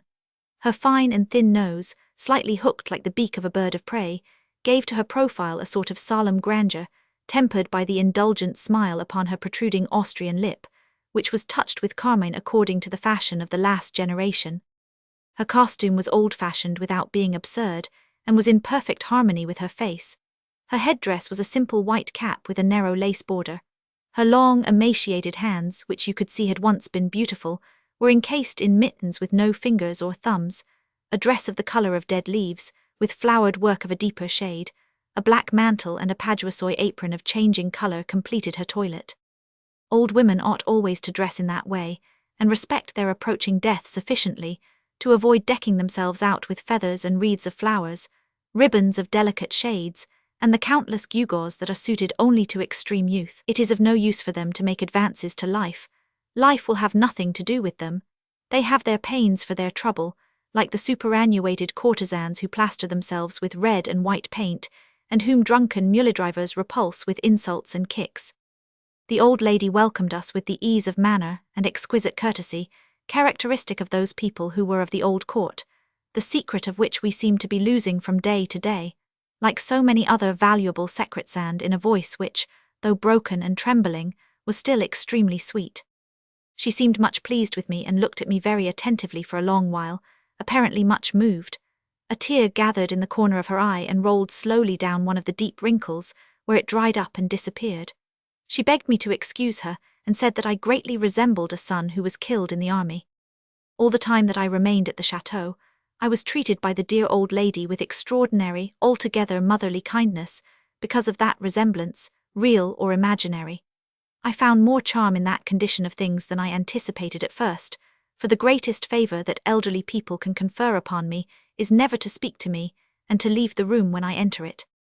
I will not tell you in detail what I did each day at R, if I have lingered a little over all this preliminary matter, and have drawn with some care these 2 or 3 physiognomies of persons and of places. It is because I had there some very strange adventures, albeit very natural, and just what I ought to have foreseen when I donned the garb of a man. My natural lightheadedness led me into an imprudence which I bitterly repent, for it has brought trouble to a kind and loving heart, trouble which I cannot allay without disclosing what I am, and compromising myself seriously. In order to acquire masculine manners perfectly and to divert myself a little, I could think of nothing better than to pay court to my friend's sister. It seemed very amusing to me to fall upon all fours when she dropped her glove, and to return it to her with humble reverences, to lean over the back of her chair with an adorably languorous expression, to whisper in her ear 1,001 flattering speeches of the most seductive description. Whenever she passed from one room to another, I gracefully offered my hand. If she rode, I held her stirrup, and in walking I was always at her side. In the evening I read to her and sang with her. In short, I performed with scrupulous accuracy all the functions of a cicisbeo. I did everything that I had seen young men in love do, which amused me and made me laugh like the genuine madcap that I am, when I was alone in my chamber, and reflected on all the impertinent remarks I had made in the most serious tone imaginable. Alcibiades and the old Marchioness seemed to look upon the intimacy with pleasure, and left us together very often. I sometimes regretted that I was not a man in order to take advantage of the tete-a-tete. If I had been, it would have depended entirely upon me, for our charming widow seemed to have forgotten the defunct entirely, or if she remembered him, she would readily have been unfaithful to his memory. Having begun upon that line, I could hardly draw back with honour, and it was very difficult to effect a retreat with arms and stores. I could not go beyond a certain limit, however, and I could hardly be affectionate except in words. I hoped to reach without mishap the end of the month I was to pass at R, and to retire with a promise to return, intending to do nothing of the kind.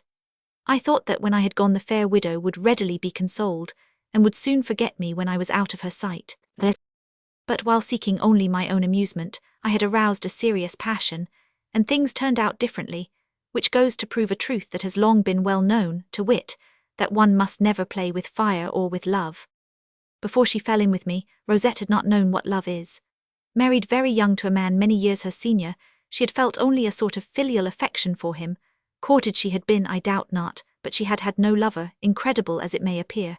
Either the gallants who had hitherto shown her attention were but moderately attractive, or else, which is more probable, her hour had not yet come. The petty aristocrats and country squires who talked of nothing but fertilizers and fumées, young boars and 7-year stags, hunting cries and antlers, with an admixture of charades out of the almanac and compliments moss-grown with age, were certainly not made to commend themselves to her, and her virtue had not had to exert itself overmuch in order not to yield to them. Moreover, the natural gaiety and playfulness of her disposition were a sufficient defence against love, that sentimental passion that takes such strong hold of dreamers and melancholy folk. The idea of sensual pleasure that her old Tithonus had been able to give her was probably not sufficient to arouse any great temptation to try it again, and she enjoyed in a mild way the pleasure of being left a widow so early in life, and of having so many years to be pretty. But on my arrival there was a great change. I thought at first that if I had kept strictly within the limits of cold and scrupulous courtesy, she would not have taken any notice of me, but really I was obliged to admit afterward that it would have made no difference at all, and that supposition, although very modest, was entirely without foundation. Alas, nothing can turn aside the fatal horoscope, and no one can avoid the influence, whether benignant or malignant, of his star. It was Rosette's destiny to love but once in her life, and with an impassable passion. She must and she will accomplish her destiny. I have been loved, O Graciosa, and it is a sweet experience, although I have been loved only by a woman, and in such an unnatural love there is something painful that there certainly cannot be in the other. Oh, it is a very sweet experience, when you wake in the night and rest upon your elbow to say to yourself, someone is thinking or dreaming of me, my life is of interest to somebody, a movement of my eyes or my mouth causes joy or sadness to another creature. A word I have let fall at random is carefully treasured up, commented upon and dissected for hours at a time. I am the pole toward which a restless magnet tends. My eye is a heaven, my mouth a paradise more ardently longed for than the real. If I should die, a warm shower of tears would keep my ashes warm. My grave would be brighter with flowers than a wedding feast. If I were in danger, someone would throw himself between the point of the sword and my breast, and sacrifice himself for me. It is lovely, and I cannot think what more one can desire in this world. This thought caused me a feeling of pleasure for which I blamed myself, for I had nothing to give in exchange for it all, and I was in the position of a poor person who accepts presents from a rich and generous friend, with no hope of ever being able to repay them. It delighted me to be so adored, and at times I gave myself up to it with strange complacence. By dint of hearing everybody call me monsieur and of being treated as if I were a man, I gradually forgot that I was a woman. My disguise seemed to be my natural attire, and I forgot that I had ever worn any other. I ceased to reflect that I was, after all, only a little empty-headed creature who had made a sword of her needle and a pair of breeches out of one of her petticoats. Many men are more like women than I am. There is little of the woman about me except the breast, some more rounded outlines and more delicate hands. The petticoat is on my hips, not in my mind. It often happens that the sex of the mind is different from that of the body, and that is a contradiction that cannot fail to produce much confusion. For example, if I myself had not made this resolution, insane in appearance but very wise in reality, to renounce the costume of a sex which is mine only materially and by accident, I should have been very unhappy. I love horses, fencing, all violent exercises. I like to climb and run about, like a young boy. It tires me to sit with my feet close together, my elbows glued to my sides, to lower my eyes modestly, to speak in a little soft, sweet voice, and to pass worsted through the holes in a piece of canvas 10,000,000 times. I do not like to obey the laws of society, and the words that are most frequently on my tongue are, I will. Behind my smooth brow and beneath my silky hair, strong and virile thoughts are constantly in motion. All the precious nonsense that generally is most attractive to women has never produced any but the slightest effect upon me, and like Achilles disguised as a girl, I would gladly lay aside my mirror for a sword. The only thing about women that attracts me is their beauty. Notwithstanding the inconveniences that result from it, I would not willingly give up my figure, although it is ill-sorted with the spirit it encloses. Such an intrigue was something novel and alluring, and I should have been greatly entertained by it if it had not been taken so seriously by poor Rosette. She set about loving me with admirable naivete and earnestness, with all the force of her dear, loving heart, with a love of the sort that men do not understand, of which they cannot form even a remote idea, a refined, ardent love. She loved me as I would like to be loved if I should ever meet the reality of my dream. What a priceless treasure wasted, what white, transparent pearls such as divers will never find in the jewel chest of the sea. What sweet breath, what soft sighs scattered through the air, which might have been gathered by pure, loving lips. That passion might have made a young man so happy. So many unfortunate youths, handsome, charming, well-endowed, full of heart and spirit, have pleaded vainly on their knees with insensible, lifeless idols. So many loving, tender souls have thrown themselves in despair into the arms of prostitutes, or have burned out silently like a lamp in a tomb, who might have been saved from debauchery and death by a sincere passion. What a strange thing is human destiny, and what an inveterate joker is chance. The thing that so many others had ardently desired came to me, who could not want it. A whimsical young woman takes a fancy to travel about the country in a man's clothes in order to find out a little something as to what she is to expect on the part of her future lovers. She sleeps at an inn with an excellent brother who leads her by the end of the finger to his sister, who has nothing better to do than to fall in love with her like a cat, like a dove, like whatever is most amorous and languorous on earth. It is very clear that, if I had been a young man, and this condition of things could have been of any service to me, it would have turned out very differently, and the lady would have taken a violent dislike to me. Fortune loves to give slippers to those who have wooden legs and gloves to those who have no hands. The inheritance that would have enabled you to live at your ease ordinarily falls in on the day of your death. I went sometimes, not as often as she would have liked, to see Rosette in her bed. Although she does not usually receive until she is dressed, an exception is made in my favor. An exception would have been made in my favor in many other respects if I had wished, but as the saying is, the most beautiful woman can give only what she has, and what I had would have been of little service to Rosette. She would give me her little hand to kiss. I confess that it afforded me some pleasure to kiss it, for it is very smooth, very white, exquisitely perfumed, and made softer by a nascent moisture. I felt it shiver and contract under my lips, whose pressure I maliciously prolonged. Thereupon Rosette, deeply moved and with a supplicating air, would look up at me with her great eyes laden with desire and flooded with a humid, transparent light. Then she would let her pretty head, which she had raised a little, the better to receive me, fall back upon the pillow. I could see her restless bosom rise and fall under the sheet, and her whole body suddenly begin to tremble.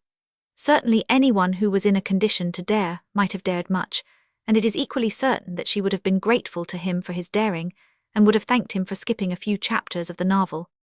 I remained an hour or two with her, not releasing her hand which I had rested on the coverlid. We had interminable, fascinating conversations, for although Rosette was much engrossed by her love, she believed herself to be too sure of success not to retain almost all her freedom and playfulness of mind. From time to time, however, her passion cast a transparent veil of gentle melancholy over her gaiety, which made her even more seductive.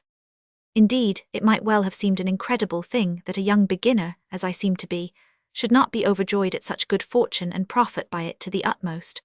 Rosette was not so made that she was likely to meet with very cruel rebuffs, and knowing no more than she did about me, she relied upon her charms and upon my youth, in default of my love. However, as the situation was beginning to be prolonged a little beyond the natural limits, she became anxious, and I had difficulty in restoring her former feeling of security by redoubling my flattering phrases and fine protestations. 2 things about me surprised her, and she noticed contradictions in my conduct which she could not reconcile. Those 2 things were the warmth of my words and the coldness of my actions. You know better than anyone, my dear Graciosa, that my friendship has all the characteristics of a passion. It is sudden, ardent, intense, exclusive. It has almost everything of love, even to jealousy, and I had for Rosette a friendship almost equal to my friendship for you. One might easily misunderstand it. Rosette misunderstood it the more completely because the coat I wore made it impossible for her to have any other idea. As I have never loved any man, the overflow of my affection has in some sort spread through my friendships with girls and young men. I plunge into them with the same earnestness and exaltation that I put into everything I do, for it is impossible for me to be moderate in anything, especially anything touching the heart. In my eyes there are only 2 classes of people, those I adore and those I abhor. All others are to me as if they did not exist, and I would drive my horse over them as I drive him over the high road. In my mind they stand on the same footing with pavements and milestones. I am naturally expansive, and I have a very caressing manner. Sometimes, forgetting all that such demonstrations might seem to mean, when I went to walk with Rosette I would put my arm about her waist, as I used to do when you and I walked together in the deserted path at the foot of my uncle's garden. Or, as I leaned over the back of her chair while she embroidered, I would twine around my fingers the little stray hairs that grew upon her plump, round neck, or stroke with the back of my hand her lovely hair held in place by the comb, and increase its lustre, indulge in some other of the endearments to which, as you know, I am much addicted with my dear friends. She was very far from attributing these caresses to simple friendship. Friendship, as it is usually understood, does not go so far as that, but seeing that I went no farther, she was inwardly surprised and did not know what to think. She decided finally that it was too great timidity on my part, due to my extreme youth and lack of practice in amorous intrigue, and that I must be encouraged by all sorts of advances and proofs of goodwill. Consequently, she took pains to arrange a multitude of opportunities for tete-a-tete interviews in places well adapted to embolden me by their solitude and seclusion from all noise and all interruption. She took me to walk several times in the forest, to see if the voluptuous musings and amorous desires ordinarily aroused in impressionable hearts by the dense and propitious shade of the woods could not be turned to her advantage. One day, after we had wandered a long while through a very picturesque park that lay behind the chateau, and of which I knew only the portions near the buildings, she led me through a narrow path that wound capriciously among elder bushes and hazels, to a little rustic cabin, a sort of charcoal kiln built of round timbers laid transversely, with a thatched roof and a door roughly made of 5 or 6 pieces of wood almost unplaned, the interstices being stuffed with moss and wild plants. Close beside it, between the green roots of tall ash trees with silvery bark, marred by black spots here and there, was an abundant spring, which a few steps away flowed down over 2 marble steps into a basin filled with watercresses greener than the emerald. In the spots where there were no cresses, you could see at the bottom fine sand as white as snow. The water was as clear as crystal and as cold as ice, coming suddenly from the earth and never receiving the faintest ray of sunlight in that impenetrable shade. It had not time to become warm or disturbed. Despite its crudity, I love fresh spring water, and seeing how clear that was, I could not resist the impulse to drink some of it. I leaned over and drank several times from the hollow of my hand, having no other vessel at my disposal. Rosette expressed a desire to drink some of the water too, to appease her thirst, and asked me to bring her a few drops, being afraid, she said, to lean over far enough to reach it. I dipped my 2 hands, joined as closely as possible, into the clear fountain, then put them like a cup to Rosette's lips and held them there until she had exhausted the water they contained, which was not long, for there was very little of it, and much of that little dropped through my fingers, although I held them close together. We made a very pretty group, and it's a pity that a sculptor was not there to make a sketch of it. When she had almost finished, having my hand so near her lips, she could not refrain from kissing it, but in such a way that I might think she was drawing in her breath to exhaust the last pearl of water collected in my palm. But I was not deceived, and the charming blush that covered her face betrayed her plainly enough. She took my arm again and we walked on toward the cabin. The fair widow walked as close to me as possible, and leaned toward me as she spoke so that her breast was pressed against my sleeve, an extremely shrewd position, and certain to disturb the equanimity of any other than myself. I could feel distinctly the pure, firm contour and the gentle warmth. Furthermore, I could detect a hurried undulation, which, whether it was genuine or affected, was none the less flattering and seductive. We arrived thus at the door of the cabin, which I opened by pushing with my foot. I certainly did not expect the spectacle that was presented to my eyes. I supposed that the hut was carpeted with rushes, with possibly a mat on the ground and a stool or two to sit on. Nothing of the sort. It was a boudoir furnished with all imaginable luxury. The spaces above the doors and mirrors represented the most amorous scenes from Ovid's Metamorphoses, Salmaces and Hermaphrodite, Venus and Adonis and Apollo and Daphne, and other mythological loves on plain lilac cameo. The pier glasses were covered with pompon roses carved with great delicacy, and little marguerites of which, by a refinement of luxury, only the hearts were gilded, the leaves being silvered. All the furniture was trimmed with silk cord, which was also used to relieve hangings of the most delicate blue imaginable, marvellously well adapted to bring out the whiteness and brilliancy of the skin. The mantel was crowded with 1,000 charming and curious things, as were the consoles and étagères, and there was an abundant supply of easy-chairs, reclining chairs and sofas, which proved conclusively that the retreat was not destined for the most austere avocations, and that mortification of the flesh was not in vogue there. A lovely clock in rockwork stood on a richly encrusted bracket, opposite a large Venetian mirror, in which it was reflected with strikingly brilliant effect. It had stopped, however, as if it were a superfluous thing to mark the hours in a place where they were destined to be forgotten. I told Rosette that refinement of luxury pleased me, that I considered it extremely good taste to conceal the greatest elegance under an appearance of simplicity, and that I strongly approved of a woman wearing embroidered petticoats and chemises trimmed with lace, with an outer garment of simple cloth. It was a delicate attention for the lover that she had or might have, for which he would be grateful beyond words, and that it certainly was better to put a diamond in a walnut than a walnut in a gold box. Rosette, to prove that she agreed with me, raised her dress slightly, and showed me the edge of a petticoat very richly embroidered with great flowers and leaves. It rested entirely with me to be admitted to the secret of greater interior splendours, but I did not ask to see if the magnificence of the chemise equalled that of the petticoat. It is probable that it did not fall short of it. Rosette dropped the skirt of her dress, sorry not to have shown more. However, even that exhibition had served to disclose the beginning of a perfectly turned calf, giving a most favourable idea of what was above. The leg, which she put forward, the better to show off her petticoat, was in very truth miraculously graceful and shapely in its neat, tight-fitting pearl-grey silk stocking, and the little heeled slipper, terminating in a rosette of ribbon, resembled the glass slipper worn by Cinderella. I complimented her most sincerely upon it, and told her that I could hardly imagine a prettier leg or tinier foot, to which she replied with a frankness and ingenuousness altogether charming, and very clever, too. "That is true."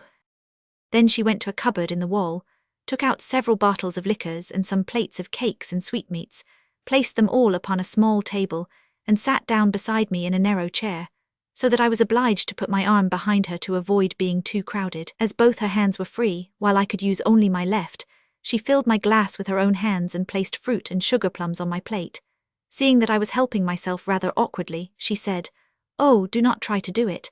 I will feed you, you child, as you do not know how to feed yourself." And she put the pieces in my mouth, and compelled me to swallow them faster than I wanted to do, pushing them in with her pretty fingers, just as they do to chickens when they are fattening them, which made her laugh heartily. I could hardly avoid returning upon her fingers the kiss she had just now bestowed upon the palm of my hand, and as if to prevent me, but really to give me a more solid support for my kiss, she struck my mouth 2 or 3 times with the back of her hand. She had drunk 2 or 3 fingers of creme des barbades and a glass of canary, and I almost as much. That assuredly was not a great quantity, but it was enough to enliven 2 women who were accustomed to drink nothing but water barely coloured with wine. Rosette threw herself back and pressed against my arm very amorously. She had thrown aside her mantle, and I could see the beginning of her breast, which was distended and thrown forward by that position. The tone of the flesh was ravishingly delicate and transparent, the shape marvelously graceful and solid at the same time. I gazed at her for some time with indefinable emotion and pleasure, and the thought came to my mind that men are more favored than we in their passions, that we give the most priceless treasures into their possession, and that they have nothing similar to offer us. What a delight it must be to run one's lips over that fine, smooth skin, those swelling contours which seem to go out to meet the kiss and provoke it, that satiny flesh, those waving lines which melt into one another, the silky hair that is so soft to the touch. What inexhaustible stores of delicious pleasure that we have not with men. Our caresses can be unpassive, and yet there is more pleasure in giving than in receiving. These remarks I certainly should not have made last year, and I could have looked at all the bosoms and shoulders in the world without worrying as to whether they were well or ill-shaped. But since I have laid aside the garments of my sex and have lived among young men, a sentiment has developed in me that was entirely unfamiliar to me before, the sentiment of beauty. Women are usually devoid of that sentiment.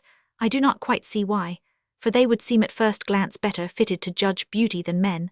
But as they are the ones who possess beauty, and as knowledge of oneself is the most difficult knowledge to acquire, it is not surprising that they know nothing about it. Ordinarily, if one woman considers another woman pretty, you can be sure that the latter is hideously ugly, and that no man would look twice at her.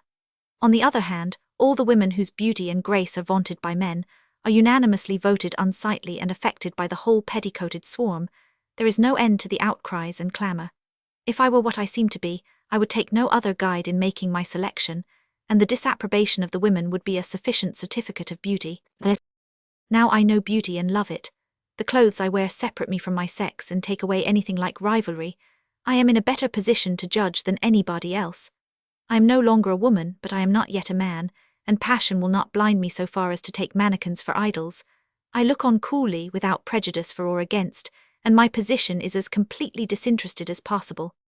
The length and fineness of the eyelashes, the transparency of the temples, the limpidity of the crystalline lens, the curves of the ear, the colour and quality of the hair, the aristocratic shape of the feet and hands, the slenderness of the ankle and wrist, 1,001 things which I used not to notice and which constitute real beauty and prove purity of breeding, guide me now in my judgments, and make it almost impossible for me to go astray. I think that one could accept with eyes closed a woman of whom I had said, "Really, she is not bad." By a natural consequence I am a much better judge of pictures than formerly, and although I have only a very superficial knowledge of the masters, it would be difficult to pass off a poor work on me for a good one. I find that this study possesses a strange and profound fascination, for like everything in the world, beauty, moral or physical, requires to be studied and cannot be understood at once. But let us return to Rosette. The transition from this subject to her is not a difficult one. They are two ideas that attract each other. As I said, the fair widow had thrown herself back against my arm, and her head rested against my shoulder. Emotion tinged her cheeks with a delicate pink flush, admirably heightened by a coquettish little black patch. Her teeth glistened through her smile like raindrops in the heart of a poppy, and her lashes, half-lowered, enhanced the moist brilliancy of her great eyes. A sunbeam caused 1,000 metallic gleams to play upon her silken, glossy hair, a few locks of which had escaped from the comb and fell in natural curls along her plump, round neck, showing off the warm whiteness of the skin. Some tiny stray hairs, more rebellious than the others, held aloof from the mass and flew hither and thither in capricious spirals, gleaming like gold, and taking on all the shades of the prism as the light passed through them. You would have said they were some of the golden threads that surround the heads of virgins in the old pictures. Neither of us spoke, and I amused myself by following the little sky-blue veins under the transparent pearly skin of her temples, and the gradual, insensible disappearance of the down at the extremity of her eyebrows. She seemed to be absorbed in thought and to be cradled in dreams of infinite pleasure. Her arms hung beside her body, as soft and flexible as loosened scarfs. Her head fell back farther and farther, as if the muscles that held it had been cut or were too weak to hold it longer. She had drawn her little feet under her skirt, and had succeeded in forcing herself well into my corner of the chair, so that, although it was a very narrow affair, there was a considerable vacant space on the other side. Her supple, yielding body shaped itself to mine like wax, and took its whole exterior outline as exactly as possible.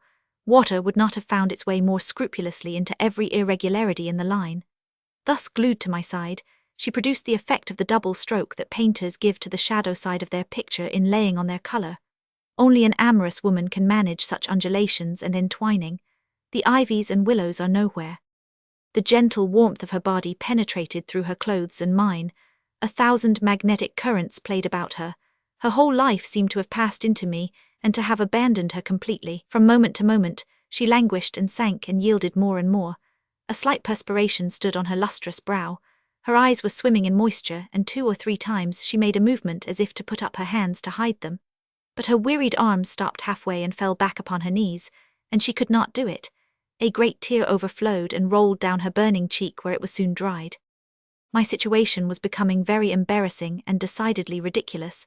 I felt that I must seem tremendously stupid, and that feeling annoyed me to the last degree, although it was not in my power to change my behavior. Enterprising conduct on my part was out of the question, and it was the only sort that would have been suited to the occasion. I was too sure of meeting with no resistance to take the risk, and in truth I did not know which way to turn. To pay compliments and make gallant speeches would have been very well in the beginning, but nothing would have seemed more insipid at the point at which we had arrived. To rise and go out would have been unspeakably rude, and indeed I am not sure that Rosette would not have played the part of Potiphar and held me by the corner of my cloak. I should have had no virtuous reason to give her for my resistance, and then, I confess it to my shame, this scene, equivocal as it was in respect to myself, did not lack a certain fascination to which I yielded more than I should have done. That ardent passion warmed me with its flame, and I was really grieved at my inability to satisfy it. I even longed to be a man, as I seemed to be, in order to crown Rosette's love, and I deeply regretted her mistake. My respiration quickened, I felt a flush rising to my cheeks, and I was hardly less agitated than my poor lovelorn companion. The idea of the identity of sex gradually faded away, leaving behind only a vague idea of pleasure. A mist came before my eyes, my lips trembled, and if Rosette had been a young man instead of what she was, she would have gained an easy victory over me beyond question. At last, unable to endure it, she sprang suddenly to her feet with a sort of spasmodic movement, and began to walk hurriedly up and down the room. Then she stopped before the mirror and adjusted a few locks of hair that were out of place. During that walk of hers I cut but a sorry figure, and I hardly knew what face to put upon the matter. She paused in front of me and seemed to reflect. She believed that inordinate bashfulness alone held me back, that I was more of a schoolboy than she had at first supposed. Being quite beside herself and stirred to the highest pitch of amorous excitement, she determined to make a supreme effort and to stake all to win all, at the risk of losing the game. She came to me, seated herself on my knees with lightning-like rapidity, threw her arms around my neck, clasped her hands behind my head, and her mouth clung to mine in a fierce embrace. I felt her breast, half uncovered, throbbing against mine, and her interlaced fingers moving convulsively in my hair. A shudder ran all over my body, and the nipples of my bosom stood erect. Rosette's mouth did not leave mine. Her lips enveloped my lips, her teeth touched my teeth, our breaths mingled. I recoiled for an instant, and I turned my head away 2 or 3 times to avoid the kiss, but an invincible attraction drew me forward again, and I returned it almost as ardently as she had given it to me. I have no very clear idea what would have been the end of it all, had it not been for a tremendous barking out of doors, followed by a sound as of feet scratching. The door yielded, and a beautiful white greyhound came yelping and bounding into the cabin. Chapter 12. She came to me, seated herself on my knees with lightning-like rapidity, threw her arms around my neck, clasped her hands behind my head, and her mouth clung to mine in a fierce embrace. I felt her breast, half uncovered, throbbing against mine, and her interlaced fingers moving convulsively in my hair. Rosette rose abruptly and rushed to the further end of the room. The beautiful white hound leaped joyously around her and tried to reach her hands to lick them. She was so confused that she could hardly arrange her mantle over her shoulders. The greyhound was her brother Alcibiades's favourite dog. He never left him, and when you saw him you could be sure that his master was not far away. That was what caused poor Rosette's alarm. Alcibiades did, in fact, appear a moment later, all booted and spurred with his whip in his hand. "Ah, here you are," he said.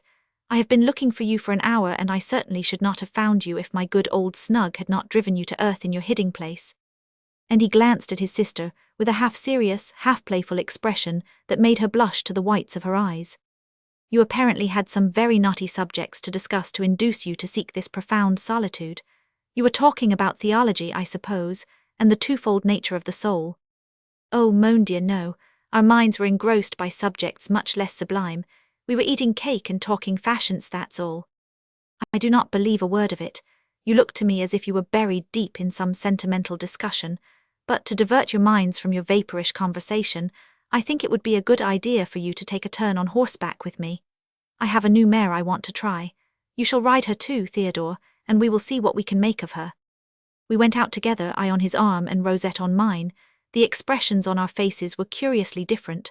Alcibiades was pensive, I was altogether content, and Rosette excessively annoyed. Alcibiades had arrived most opportunely for me, most inopportunely for Rosette, who thus lost, or thought that she lost, all the fruit of her shrewd attacks and her ingenious tactics. She had it all to do over again. A quarter of an hour later, deuce take me if I know what might have been the conclusion of that incident. I can imagine no possible outcome. Perhaps it would have been better that Alcibiades should not intervene just at the decisive moment like a deus ex machina.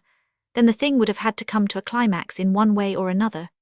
2 or 3 times during that scene, I was on the point of telling Rosette who I was, but the fear of being taken for an adventuress, and of having my secret revealed retained upon my lips the words that were all ready to take flight. Such a condition of things could not last. My departure was the only method of cutting short that issueless intrigue, and so at dinner I formally announced that I must take my leave the very next day. Rosette, who was sitting beside me, almost fainted at the news and dropped her glass. A sudden pallor overspread her lovely face. She bestowed upon me a grieved, reproachful glance which made my emotion and trouble almost as great as her own. The aunt raised her old wrinkled hands with a gesture of painful surprise, and in her shrill, trembling voice, which wavered even more than usual, she said, "Oh, my dear Monsieur Theodore, are you going to leave us like this? That's not right. Yesterday you did not show the slightest disposition to go.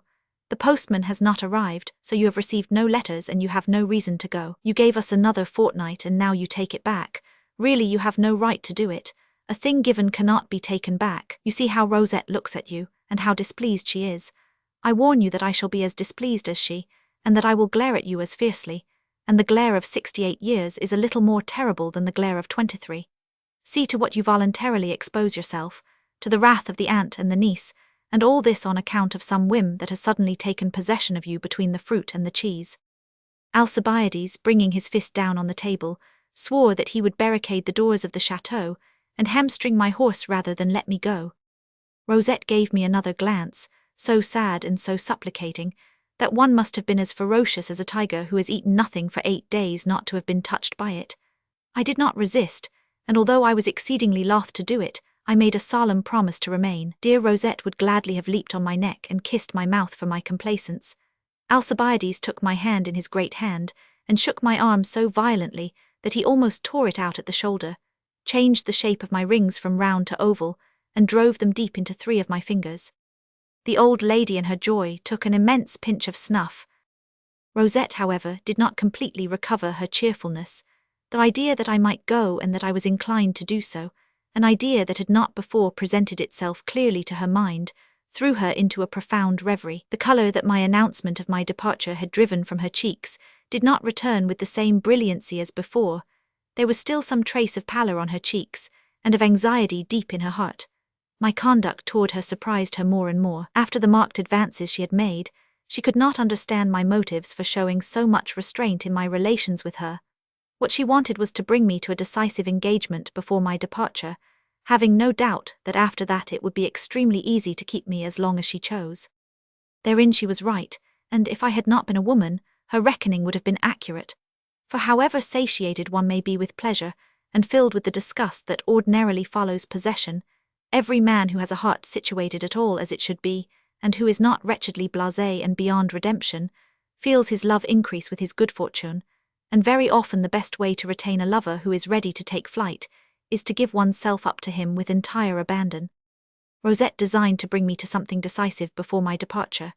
Knowing how difficult it is to take up a liaison later at the point at which you left it, and furthermore, being in no wise sure of ever being thrown with me again under such favourable auspices, she would neglect none of the opportunities that might present themselves to place me in a position where I must declare myself in precise terms, and abandon the evasive manoeuvres behind which I was in the habit of entrenching myself, as I, for my part, had a very decided purpose to avoid any such meeting as that in the rustic pavilion, and as I could not, without making myself ridiculous, treat Rosette too coldly and import a childish prudery into our relations, I did not know just how to behave, and I tried to arrange it so that there would always be a third person with us. Rosette, on the contrary, did her utmost to be left alone with me, and she succeeded very often, the chateau being at some distance from the town and little frequented by the neighbouring nobility. This sullen resistance saddened and surprised her. At times she was assailed by doubts and hesitation as to the power of her charms, and seeing that she made so little impression upon me, she was sometimes not far from believing that she was ugly. Thereupon she redoubled her attentions and her coquetry, and although her mourning did not permit her to resort to all the devices of the toilet, she knew how to embellish it and vary it in such a way as to be every day 2 or 3 times more charming than the day before, which is no small thing to say. She tried everything. She was playful, melancholy, tender, passionate, gracious, coquettish, even affected. One after another she put on all the fascinating masks that sit so well upon women that we cannot say whether they are real masks or their real faces. She assumed successively 8 or 10 different, strongly contrasted individualities, to see which pleased me best and settle upon that. She constituted a whole seraglio in herself alone, and I had only to throw down the handkerchief, but of course nothing succeeded. The failure of all these stratagems caused her to fall into a state of profound stupefaction. Indeed, she would have made old Nestor's brain whirl and melted the ice in chaste Hippolytus himself, and I resembled no one less than Hippolytus or Nestor. I am young, and I had a haughty, resolute mien, was bold in speech, and everywhere except in a tete-a-tete very self-possessed. She might well have thought that all the witches of Thrace and Thessaly had cast their charms upon my body, or that, at all events, I had some physical impediment, and so have formed a very contemptuous opinion of my virility, which does not amount to much in truth. However, it seems that that idea did not occur to her, and that she attributed my strange reserve solely to my lack of love for her. The days passed and her affairs made no progress. She was visibly affected by that fact. An expression of anxious melancholy replaced the bright smile that always played about her lips. The corners of her mouth, once so joyously arched, drooped sensibly and formed a straight, serious line. The small veins in her eyelids stood out more clearly. Her cheeks, formerly so like the peach, had retained nothing of that appearance except the imperceptible velvety down. Often I saw her from my window in the morning walking in the flower garden in her peignoir. She hardly lifted her feet, as if she were gliding rather than walking, her arms folded across her breast, her head bent forward, doubled over like a willow branch dragging in the water, and with swaying, uncertain motion like a drapery that is too long and touches the floor. At such moments she resembled one of the amorous maidens of old, victims of the anger of Venus, upon whom the pitiless goddess empties all the vials of her wrath. Thus I imagine Psyche must have appeared when she lost Cupid. On the days when she did not exert herself to overcome my coldness and my hesitation, her love appeared in a simple, primitive guise that would have fascinated me.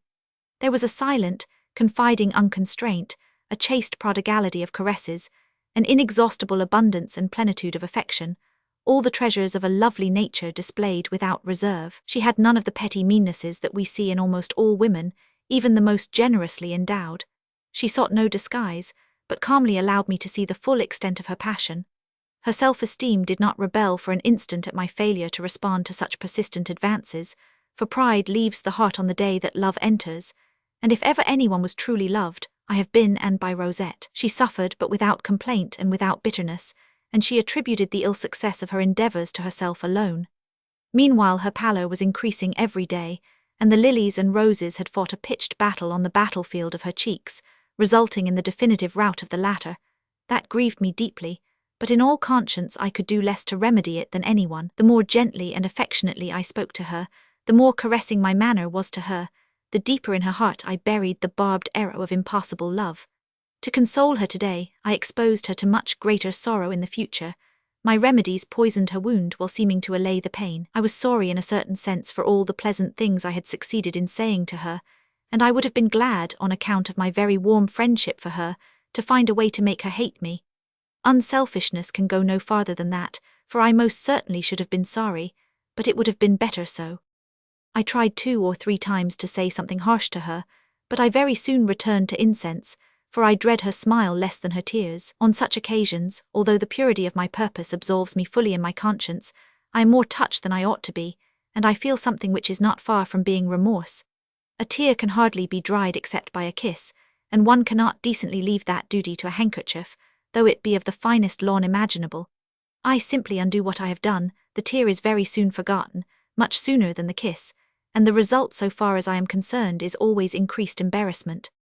Rosette, who sees that I am going to escape her, clings obstinately and wretchedly to the remains of her hope, and my position becomes more and more complicated. The strange sensation that I felt in the little hermitage, and the inconceivable excitement into which I was thrown by the ardor of my beautiful lover, have been repeated several times, although in a less violent form, and often, as I sit beside Rosette with her hand in mine, listening to her as she talks to me in her soft, cooing voice, I imagine that I am a man as she believes, and that my failure to respond to her love is pure cruelty on my part.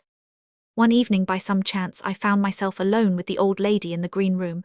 She had in her hand a piece of embroidery, for notwithstanding her 68 years, she was never idle, being desirous, as she said, to finish before her death a piece of furniture on which she had been at work for a very long time. Feeling a little tired, she put aside her work and leaned back in her great easy-chair. She looked at me very attentively, and her grey eyes gleamed through her spectacles with strange vivacity. 2 or 3 times she passed her thin hand across her wrinkled forehead, and seemed to be in deep thought. The memory of a time that was no more and which she regretted gave to her face an expression of melancholy emotion. I said nothing for fear of disturbing her thoughts, and the silence lasted some minutes. At last she broke it. "They are Henry's eyes, my dear Henry's, the same bright, melting glance, the same way of carrying the head, the same sweet, proud face.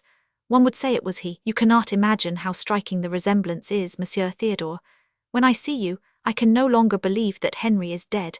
I think that he has been on a long journey from which he has at last returned. You have given me much pleasure and much pain, Theodore. Pleasure by reminding me of my poor Henry, pain by showing me how great a loss I have suffered. Sometimes I have taken you for his phantom. I cannot get used to the idea that you are going to leave us. It seems to me that I am losing my Henry once more." I told her that if it were possible for me to remain longer, I would do it with pleasure, but that my stay had already been prolonged far beyond what it should have been, that I looked forward to returning, however, and that my memories of the chateau would be too pleasant to allow me to forget it so quickly. "Sorry as I am to have you leave us, Monsieur Theodore," she continued, pursuing her thought, "there is someone here who will be more so than one. You understand whom I refer to without my telling you. I do not know what we shall do with Rosette when you have gone, but the old chateau is a very dull place. Alcibiades is always hunting, and for a young woman like her the society of a poor helpless old creature like myself is not very entertaining. If anyone should feel regret, madame, it is neither you nor Rosette but myself. You lose little, I lose much. You will readily find society more agreeable than mine, but it is more than doubtful if I can ever find any to replace yours and Rosette's. I have no wish to quarrel with your modesty, my dear monsieur, but I know what I am saying, and I say what is true. It is probable that we shall not see Madame Rosette in good humour for a long while, for you are the one who makes rain or fair weather on her cheeks now. Her period of mourning is drawing to an end, and it would be truly a deplorable thing that she should lay aside her cheerfulness with her last black dress.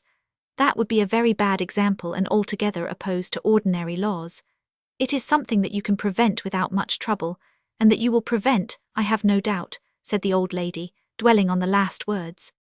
"Most assuredly I will do my utmost to have your dear niece preserve her cheerfulness, as you credit me with so much influence over her, but I can hardly see how I am to set about it." "Oh, really you can hardly see. What are your bright eyes good for? I did not know that you were so nearsighted. Rosette is free. She has 80,000 francs a year absolutely at her own disposal, and some women twice as ugly as she are considered very pretty.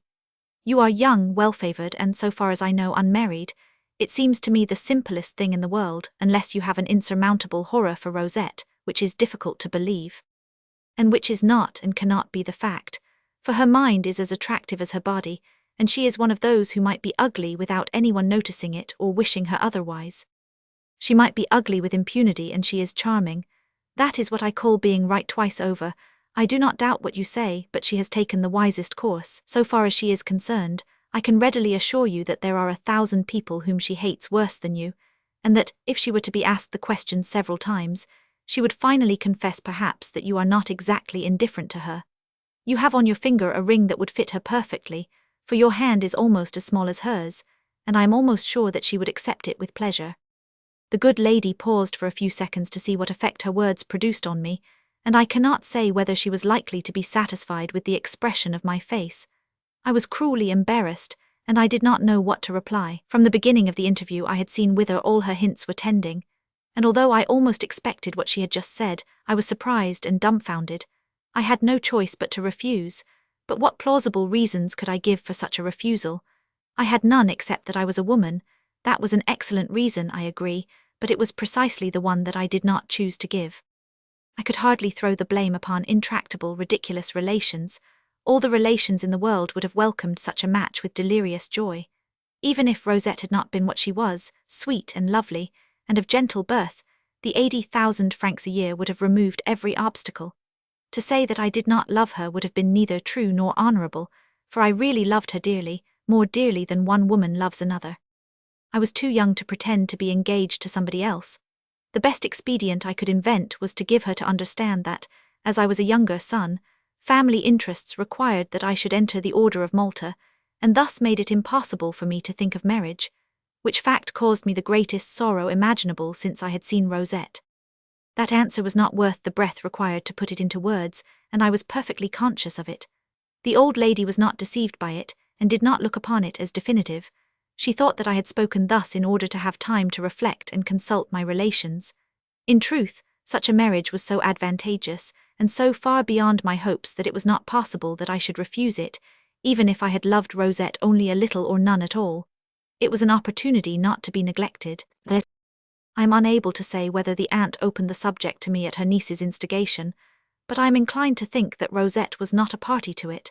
She loved me too simple-mindedly and ardently to think of anything else than immediate possession of me, and marriage would certainly have been the last method she would have employed. The dowager, who had not failed to notice our intimacy, which she probably believed to be much greater than it was, had arranged this plan in her head in order to keep me with her, and to replace, as far as possible, her dear son Henry, killed in the army, to whom she discovered such a striking resemblance in me.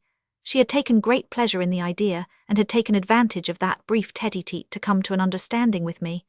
I saw by her manner that she did not consider herself defeated, and that she proposed to return soon to the charge, which vexed me to the last degree. Rosette, for her part, in the evening of that same day, took a step which had such serious results, that I must tell you the story by itself and not in this letter, which has already exceeded all bounds. You will see to what extraordinary adventures I am predestined, and that heaven plainly cut me out for a hero of romance. Upon my word, I do not know just what moral can be drawn from all this, but lives are not like fables. Each chapter has not a rhymed sentence for a tale-piece. Very often the meaning of life is that it is not death, nothing more. Adieu, my dear, I kiss your lovely eyes. You will soon receive the sequel of my triumphant biography. Roman 13. Theodore Rosalind, for I know not by what name to call you. I saw you a moment ago, and now I am writing to you. How I wish I might know your woman's name. It must be as sweet as honey and float about the lips softer and more melodious than poetry. I should never have dared to tell you that, and yet I should die not to tell you. No one knows what I have suffered, no one can know. I myself could give only a faint idea of it. Words do not express such agony. I should seem to have twisted my phrases at will, to have made mighty efforts to say strange and novel things, and to indulge in the most extravagant exaggeration, even if I should describe my feelings in far from adequate terms. Oh, Rosalind, I love you, I adore you, would that there were a word stronger than that. I have never loved, I have never adored any woman but you. I prostrate myself, I annihilate myself before you, and I would like to compel all creation to bend the knee before my idol. To me, you are more than all nature, more than myself, more than God. Indeed, it seems strange to me that God does not come down from heaven to be your slave. Where you are not, everything is a desert, everything is dead, everything is black. You alone people the world for me. You are my life, my son, you are everything. Your smile makes the day, your sadness makes the night. The spheres follow the movements of your body, and the celestial harmonies govern themselves by you, O my beloved queen. O my beautiful real dream. You are arrayed in splendor, and you swim always in a flood of radiant beams. It is hardly 3 months that I have known you, but I have loved you a long, long time. Before I ever saw you, I was languishing with love of you. I called you, I sought you, and I was in despair at not meeting you on my road, for I knew that I could never love another woman. How many times you have appeared to meet the window of the mysterious chateau, leaning in melancholy mood on the balcony and throwing to the wind the petals of some flower, or galloping through the dark paths of the forest, an impetuous Amazon on your Turkish horse, whiter than the snow. There were your proud yet gentle eyes, your transparent hands, your lovely waving hair, and your adorably disdainful half-smile. But you were less beautiful, for the most ardent, unbridled imagination, the imagination of painter or poet, could not attain the sublime poesy of the original. There is within you an inexhaustible spring of charms, an ever-gushing fountain of irresistible seductions. You are a casket always open of the most precious pearls, and in your slightest movements, in your most careless gestures, in your most unstudied poses, you scatter to right and left inestimable treasures of beauty with royal profusion. If the graceful undulations of a contour, the fleeting outlines of an attitude, could be fixed and preserved in a mirror, the mirrors before which you pass would cause the divinest canvases of Raphael to be despised and looked upon as tavern signs. Chapter 13. How many times you have appeared to meet the window of the mysterious chateau, leaning in melancholy mood on the balcony and throwing to the wind the petals of some flower.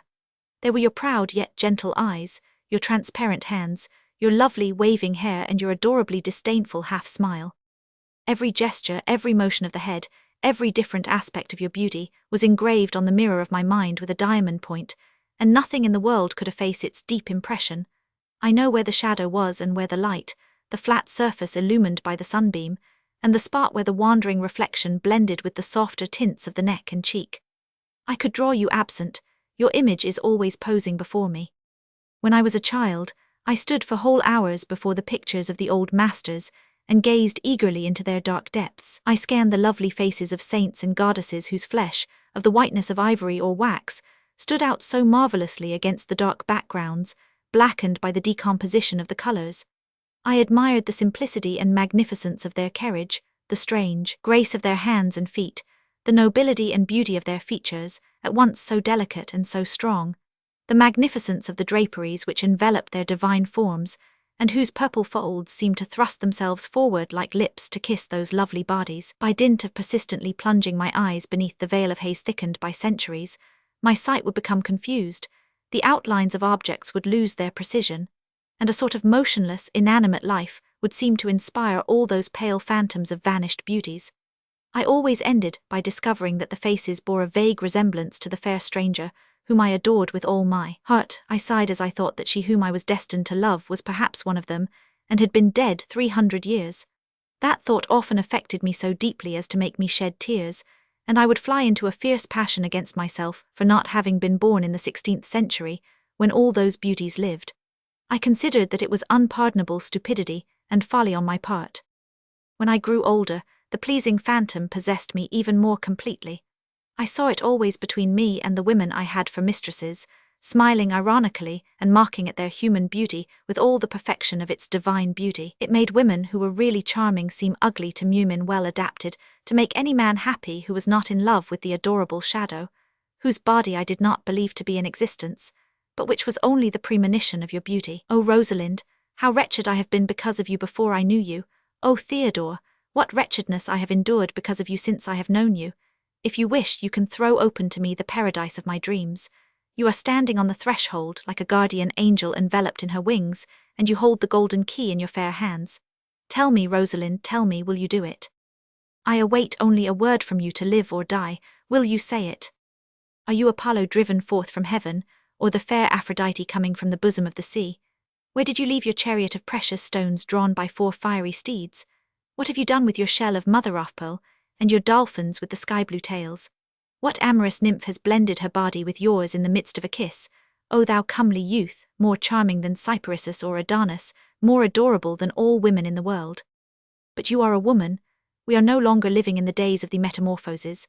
Adonis and Hermaphroditus are dead, and such a degree of beauty cannot now be attained by a man. For since heroes and gods are no more, women alone retain in their marble bodies, as in a Grecian temple, the priceless gift of shape anathematized by Christ, and prove that earth has no reason to envy heaven. You worthily represent the first divinity in the world, the purest symbol of the eternal essence beauty. As soon as I saw you, something was torn away within me, a veil fell, a door opened. I felt that I was flooded inwardly with waves of light. I realized that my life was before me, and that I had finally reached the decisive crossroads. The obscure, lost portions of the half-radiant face I was seeking to distinguish in the shadow were suddenly illuminated. The dark tints in which the background of the picture was enveloped were flooded with a soft light. A delicate rosy flush stole over the ultramarine, slightly tinged with green, of the middle distances. The trees, which formed only confused silhouettes, began to stand out more clearly. The dew-laden flowers made bright spots on the dull green of the turf. I saw the scarlet-breasted bullfinch at the end of an elder branch. The little white rabbit, pink-eyed and with ears erect, putting out his head between two wisps of wild thyme and passing his paw over his nose, and the timid stag coming to drink at the spring and gaze at his branching antlers in the water. On the morning when the sun of love rose upon my life, everything was changed. Where shapes barely outlined and rendered terrible or unnatural by their uncertainty once vacillated before my eyes, were now graceful groups of trees in blossom, hillsides forming charming amphitheatres, silver palaces with their terraces covered with urns and statues, bathing their feet in the azure lakes and apparently swimming between two skies.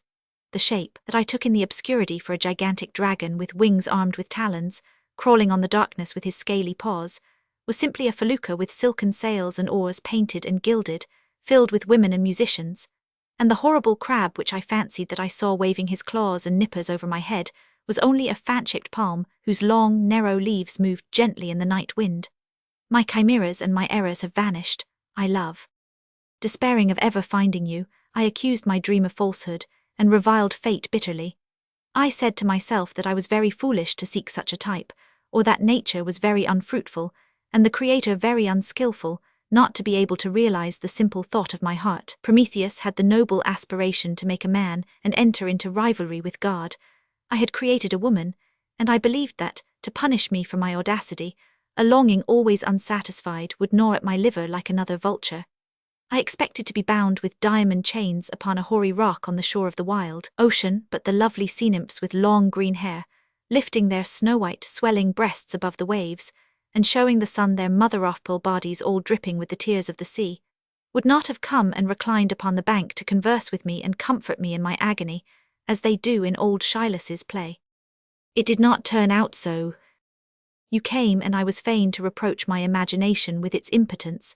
I have not suffered the torture that I dreaded, of being chained forever upon a sterile rock, the victim of an idea, but I have suffered none the less. I had seen that you did, in fact, exist, that my presentiments had not lied to me in that respect, but you appeared to me with the ambiguous and terrifying beauty of the Sphinx. Like Isis, the mysterious goddess, you were enveloped in a veil which I dared not raise for fear of falling dead. If you knew with what panting, anxious scrutiny, under my apparent indifference, I watched you and followed your slightest movements. Nothing escaped me. How earnestly I gazed at the little flesh that appeared at your neck or your wrists, trying to determine your sex. Your hands were the subject of profound study on my part, and I can fairly say that I know every detail of their shape, every imperceptible vein, and the tiniest dimple.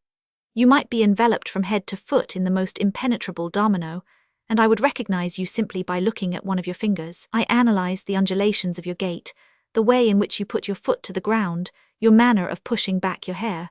I tried to surprise your secret in the management of your body. I watched you particularly in your hours of relaxation, when the bones seem to be removed from the body, and when the limbs relax and bend as if they were unstrung, to see if the feminine lines would declare themselves more boldly in that careless, forgetful attitude. No one was ever the object of such ardent scrutiny as you. I forgot myself in contemplating you for hours at a time, withdrawing to some corner of the salon, with a book that I did not read in my hand, or crouching behind the curtains in my bedroom, when you were in yours and the blinds at your window were raised, at such times, deeply penetrated by the marvelous beauty that emanates from you and creates a luminous atmosphere about you. I said to myself, surely it is a woman. Then suddenly an abrupt, decided gesture, a virile tone, or some cavalierish action would destroy in a moment my frail edifice of probabilities, and throw me back into my former irresolution. I would be sailing before the wind over the boundless ocean of amorous reverie, and you would come to ask me to fence or to play tennis with you. The young woman, transformed into a young gallant, would deal me terrific truncheon-like blows, and send the foil flying out of my hands as deftly and quickly as the most expert bravo in the trade. Every minute in the day I had some such disappointment. I would be on the point of approaching you to say, "My dear lady, I adore you," and I would see you lean over and whisper tenderly to some fair dame, and blow madrigals and compliments through her hair in puffs. Judge of my position.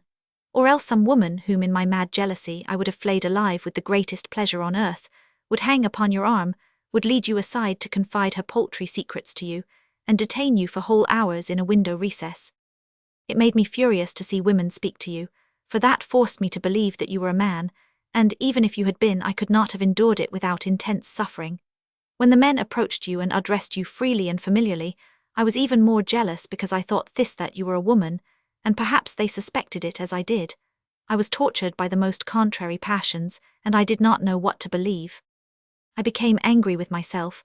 I reproached myself most bitterly for being so tormented by such a love, and for not having the strength to tear from my heart the noxious plant that had sprung up there in one night like a poisonous mushroom. I cursed you, I called you my evil genius. I believed for an instant that you were Beelzebub in person, for I could not explain the sensation to which I was a prey when in your presence. When I was thoroughly convinced that you were in reality nothing else than a woman in disguise, the improbability of the motives with which I sought to justify such a whim plunged me into my uncertainty once more, and I began anew to deplore that the figure I had dreamed of for the love of my soul should prove to belong to a person of the same sex as myself.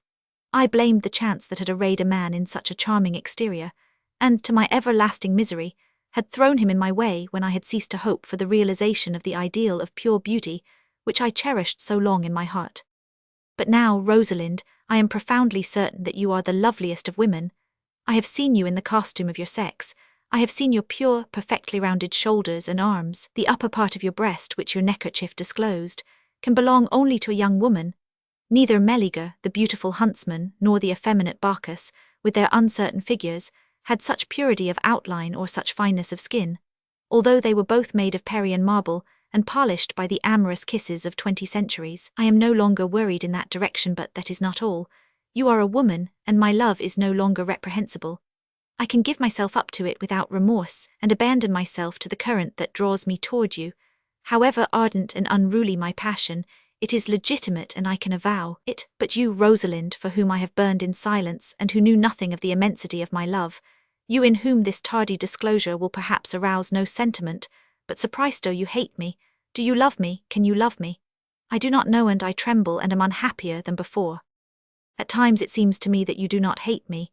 When we played As You Like It, you gave to certain passages in your part a special intonation that emphasized their meaning, and urged me, in some sense, to declare myself. I fancied that I could see in your eyes and your smile gracious promises of indulgent treatment, and could feel your hand respond to the pressure of mine. If I am mistaken, O God, that is a contingency on which I dare not reflect.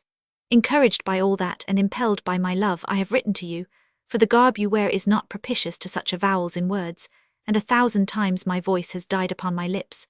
Although I believe, yes, was firmly convinced that I was speaking to a woman, that masculine costume frightened away all my tender, amorous thoughts, and prevented them from winging their way to you. I implore you, Rosalind, if you do not love me yet, try to love me, who have loved you in spite of everything, beneath the veil in which you enveloped yourself, through pity for us, I doubt not. Do not condemn me for the rest of my life to the most frightful despair and hopeless discouragement. Consider that I have adored you since the first ray of thought shone in upon my brain, that you were revealed to me before I saw you, and that when I was a little fellow, you appeared to me in a dream with a crown of dewdrops, 2 rainbow-like wings and the tiny blue flower in your hand, that you are the end, the means and the meaning of my life, that without you I am nothing but a vain shadow, and that, if you breathe upon the flame you have kindled, naught will remain of me but a pinch of dust, finer and more impalpable than that which is sprinkled upon the wings of death itself. Rosalind, do you who have so many receipts for the cure of love, cure me, for I am very sick. Play your part to the end, lay aside the garb of the fair page Ganymede, and extend your white hand to the youngest son of the gallant knight, Sir Roland Desbois. Roman 14. I was at my window busily watching the stars that bloomed joyously in the garden of the sky, and inhaling the sweet perfume of the mirabilis wafted to my nostrils by a dying breeze. The wind blowing through the open window had extinguished my lamp, the last that remained lighted in the chateau. My thoughts degenerated into vague musing, and a sort of drowsiness began to steal over me. I remained, however, with my elbows resting on the stone balustrade, either because I was fascinated by the charm of the night, or through indifference and forgetfulness. Rosette, seeing that my lamp was out, and being unable to distinguish my form because of a great wedge of shadow that fell exactly upon the window, had concluded, I presume, that I had gone to bed, and that was what she was waiting for, to risk one last, desperate attempt. She opened the door so softly that I did not hear her come in, and she was within 2 steps of me before I discovered her. She was tremendously surprised to find me still up, but she soon recovered from her astonishment, came to me and grasped my arm, calling me twice by my name, Theodore, Theodore. What, you, Rosette, here at this hour, all alone, without a light, in such complete déshabille? I must tell you that she had nothing on but a peignoir of the finest linen, and the glorious lace-trimmed chemise, which I did not choose to see on the day of the famous scene in the little kiosk in the park. Her arms, as cold and smooth as marble, were entirely bare, and the garment that covered her body was so clinging and transparent that you could see her nipples through it, as in the statues of bathers covered with damp drapery. Do you mean that for a reproach, Theodore? Or is it simply an exclamation? Yes, I, Rosette la belle dame, here in your bedroom, not in my own where I should be at 11 o'clock at night, perhaps midnight without duenna or chaperone or maid, almost naked in a simple night peignoir. That is very surprising, is it not? I am as surprised as you, and I hardly know what explanation to give you. As she spoke, she put one arm around my body and sank down on the foot of my bed in such a way as to drag me with her. Rosette, I said to her, struggling to release myself, I will try to light the lamp. Nothing is so depressing as a dark room, and then it is downright murder not to be able to see when you are here, and so be deprived of the sight of your charms. Allow me, with the help of a bit of tinder and a match, to make a little portable sun which will put in relief all that the jealous darkness blots out beneath its shadow. It is not worth while. I prefer that you should not see my blushes. I feel that my cheeks are burning hot, for it is quite enough to make me die of shame.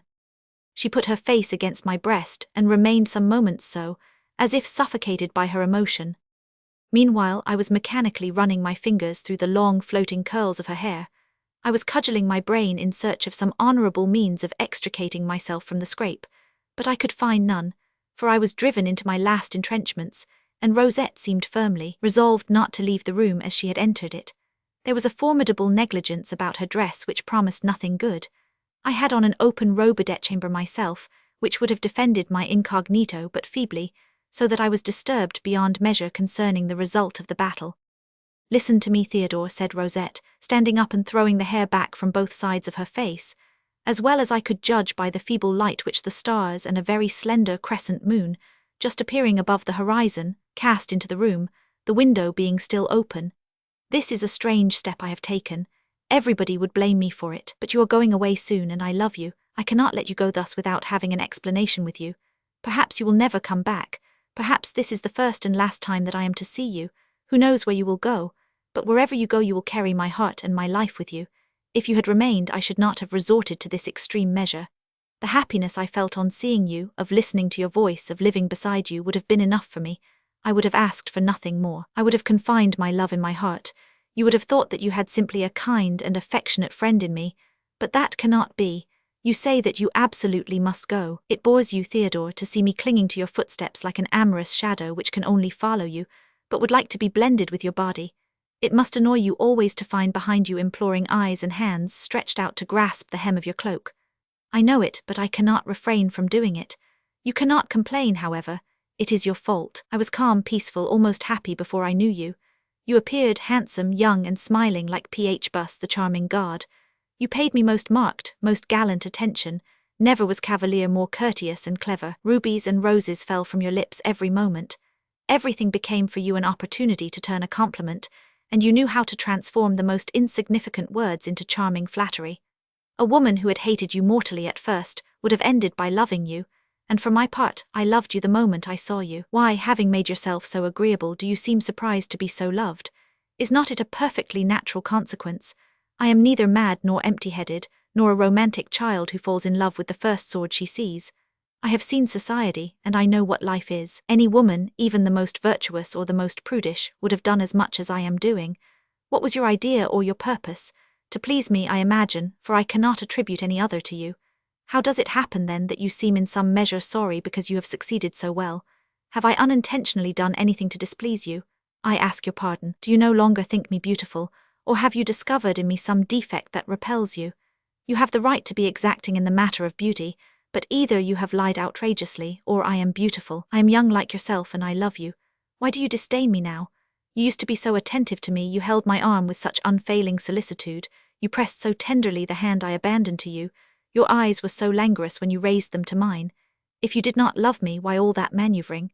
Can it be that you are cruel enough to kindle love in a heart in order to laugh at it afterward?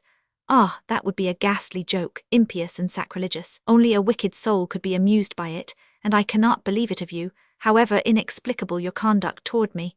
What is the cause, then, of this sudden change? As for me, I can imagine none. What mystery is hidden by such coldness? I cannot believe that you feel repugnance for me.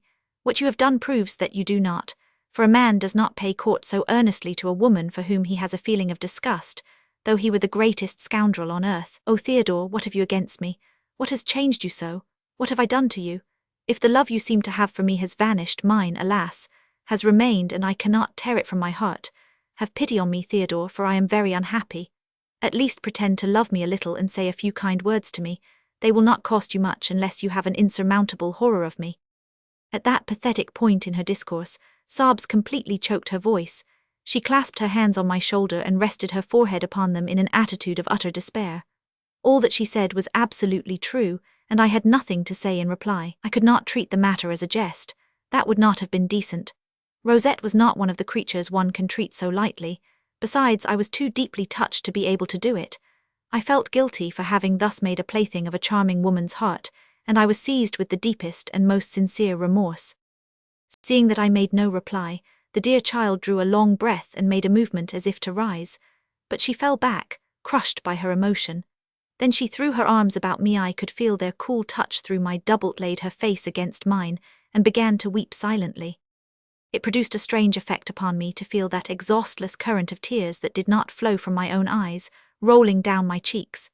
Mine was soon mingling with them, and there was a veritable rain of bitter tears, violent enough to cause another deluge, if it had lasted 40 days. At that instant the moon shone fairly on the window. A pale beam shot into the room and cast a bluish gleam upon our silent group. With her white peignoir, her bare arms, her uncovered throat and breast, of almost the same colour as the linen, her dishevelled hair and her sorrowful expression, Rosette had the aspect of an alabaster figure of melancholy sitting on a tomb. As for myself, I have no very clear idea what I may have looked like, as I could not see myself, and there was no mirror to reflect my image, but I fancy that I might very well have posed for a statue of uncertainty personified. I was moved, and I bestowed upon Rosette a caress or two rather more affectionate than usual. From her hair my hand descended to her velvety neck, and thence to her round, smooth shoulder, which I patted softly as I followed its shivering contour. The child quivered under my touch like a harpsichord under a musician's fingers, her flesh shuddered and leaped, and amorous thrills ran all over her body. I myself was conscious of a sort of vague, confused desire, the object of which I could not make out, and I took a keen delight in running my hand over those pure, delicate lines. I left her shoulder, and taking advantage of an opening in the folds of her peignoir, I suddenly closed my hand upon her little frightened breast, which palpitated madly like a turtle-dove surprised in its nest. From the extreme edge of her cheek, upon which I breathed a hardly perceptible kiss, I arrived at her half-open mouth. We remained in that position for some time. Upon my word, I have no idea whether it was 2 minutes or a quarter of an hour or an hour, for I had lost all idea of time, and I did not know whether I was in heaven or on earth, here or elsewhere, dead or alive. The heady wine of lust had so intoxicated me at the first mouthful I swallowed, that all the reason I possessed had fled. Rosette wound her arms more and more tightly about me, and enveloped me with her body. She leaned convulsively toward me and pressed me against her bare, palpitating breast. At every kiss all her life seemed to rush to the spot kissed, and to abandon the rest of her person. Strange ideas passed through my head. If I had not feared to betray my incognito, I would have given full scope to Rosette's passionate impulses, and perhaps I should have made some vain, mad attempt to impart a semblance of reality to the shadow of pleasure which my beautiful lover embraced so ardently. I had not yet had a lover, and those fierce attacks, those reiterated caresses, the touch of that lovely body, those sweet names drowned in kisses, excited me to the last degree, although they proceeded from a woman. And then that nocturnal visit, that romantic passion, the moonlight, all had for me the refreshing charm of novelty, and made me forget that after all I was not a man.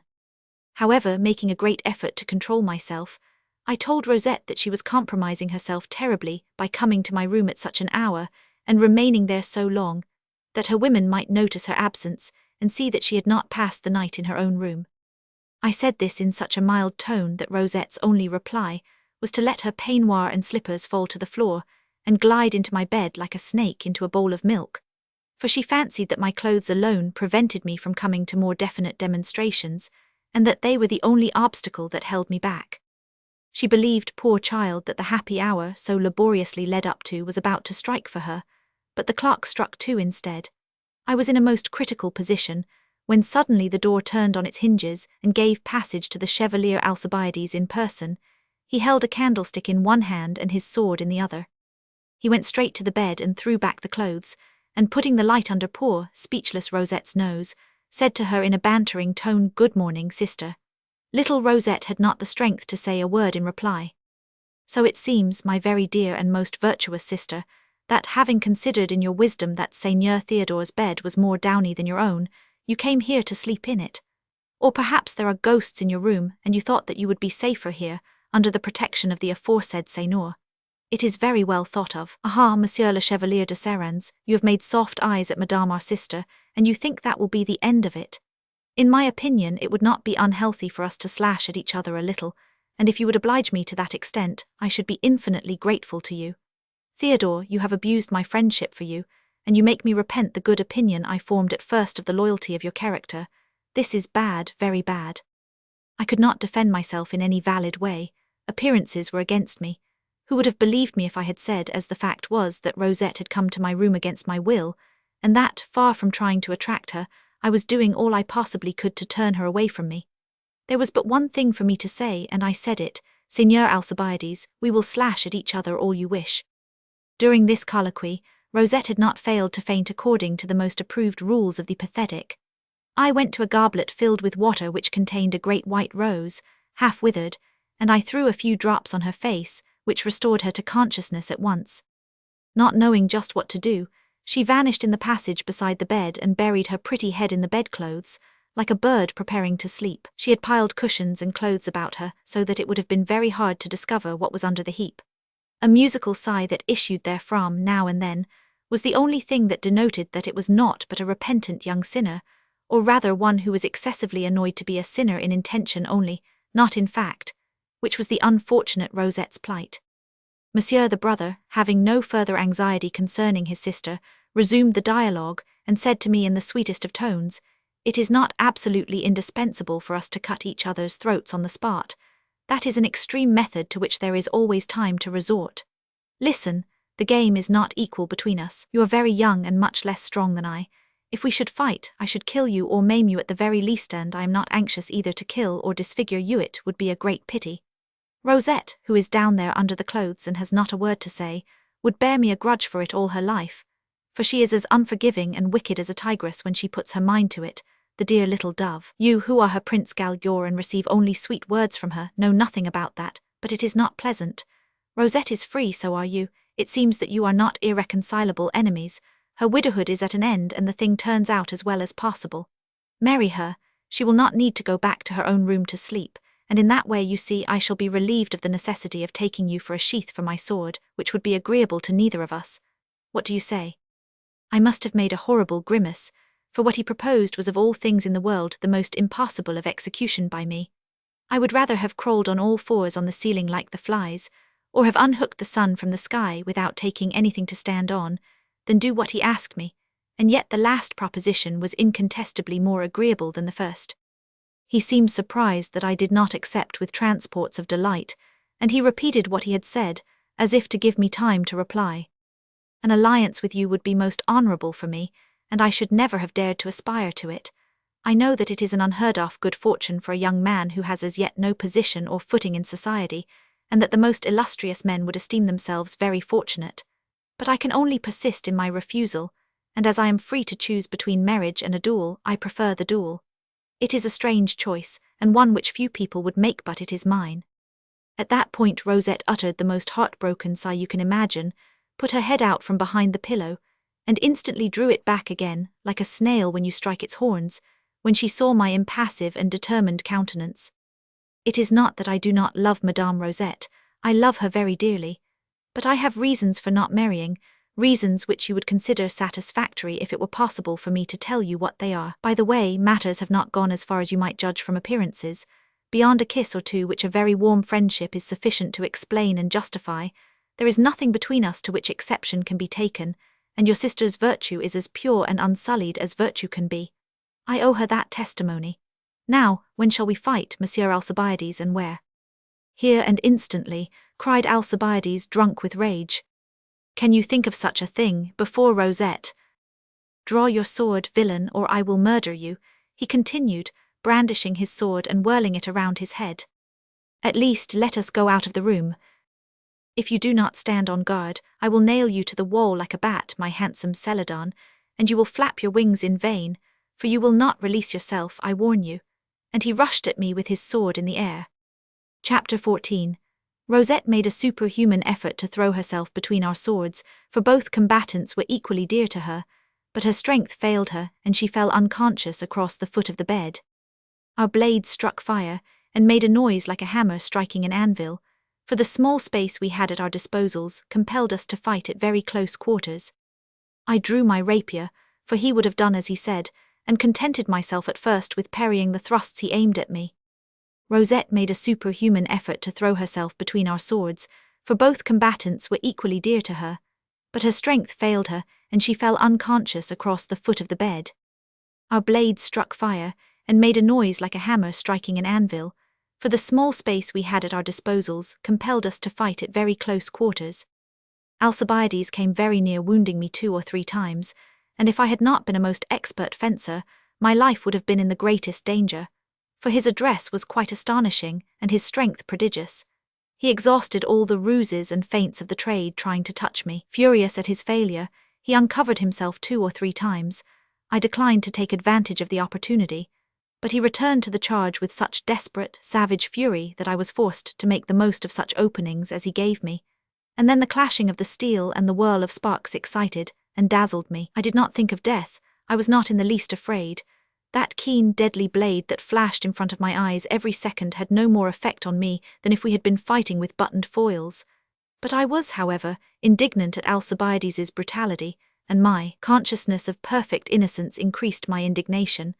I determined just to prick him in the arm or shoulder so as to make him drop his sword, for I had tried in vain to knock it out of his hand. He had a wrist of iron, and the devil himself could not have turned it.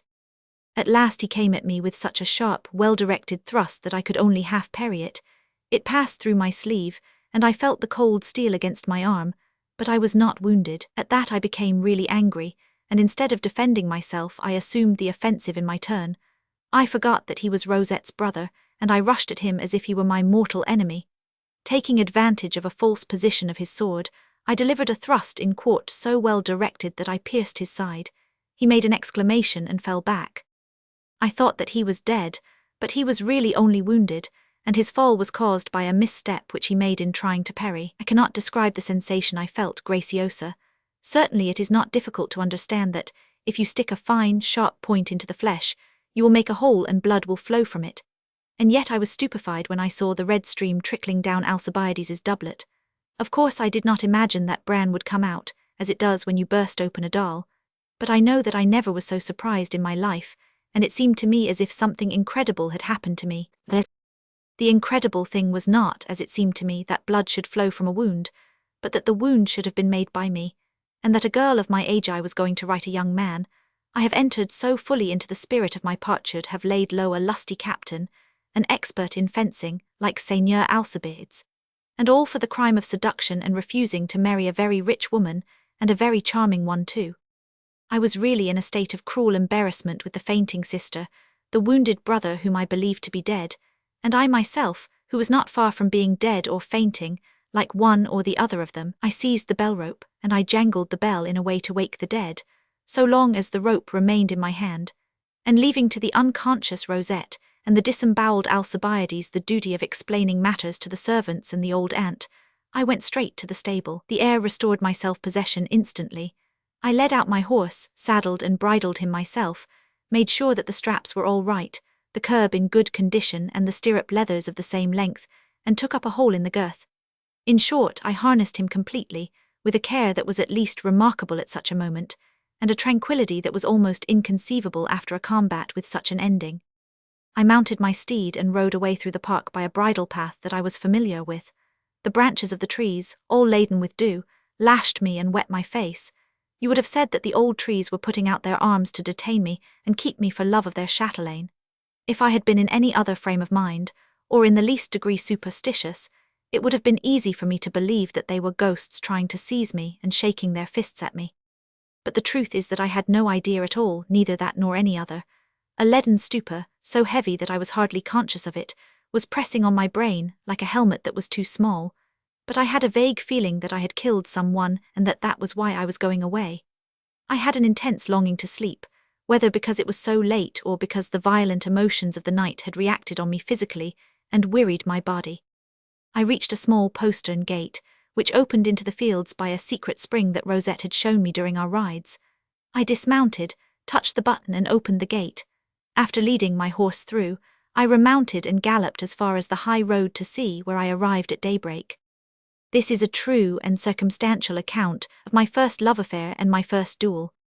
Roman 15. It was 5 o'clock in the morning when I rode into the town. The houses were beginning to put their noses out of the window. The worthy natives showed their benignant faces behind the glass, surmounted by pyramidal nightcaps. At the clatter of my horses' shoes ringing on the uneven, stony pavement, the curiously red faces and the matutinely uncovered breasts of the Venuses of the town issued from their respective casements, while their owners exhausted themselves in conjectures concerning the unusual apparition of a traveller in sea at such an hour, and in such a rig. For I was very scantily dressed, and in a costume that was suspicious, to say the least. I inquired the way to an inn of a little rascal with hair over his eyes, who cocked up his little spaniel's nose to look at me at his ease. I gave him a few sous for his trouble, and a conscientious rap with my crop, which sent him away squeaking like a jay plucked alive. I threw myself on a bed and fell into a sound sleep. When I awoke, it was 3 o'clock in the afternoon, and even that was hardly enough to rest me completely. Indeed, it was none too much for a sleepless night, an intrigue, a duel, and a very rapid, although triumphant, flight. I was very anxious about Alcibiades's wound, but a few days later my mind was set at rest, for I learned that it had had no serious consequences, and that he was convalescent. That knowledge relieved me of a heavy weight, for the idea that I had killed a man troubled me strangely, although it was strictly in self-defense and against my own wish. I had not yet attained that sublime indifference to the life of my fellow-men at which I have since arrived. Chapter 15. It was 5 o'clock in the morning when I rode into the town. The houses were beginning to put their noses out of the window. I inquired the way to an inn of a little rascal with hair over his eyes, who cocked up his little spaniel's nose to look at me at his ease.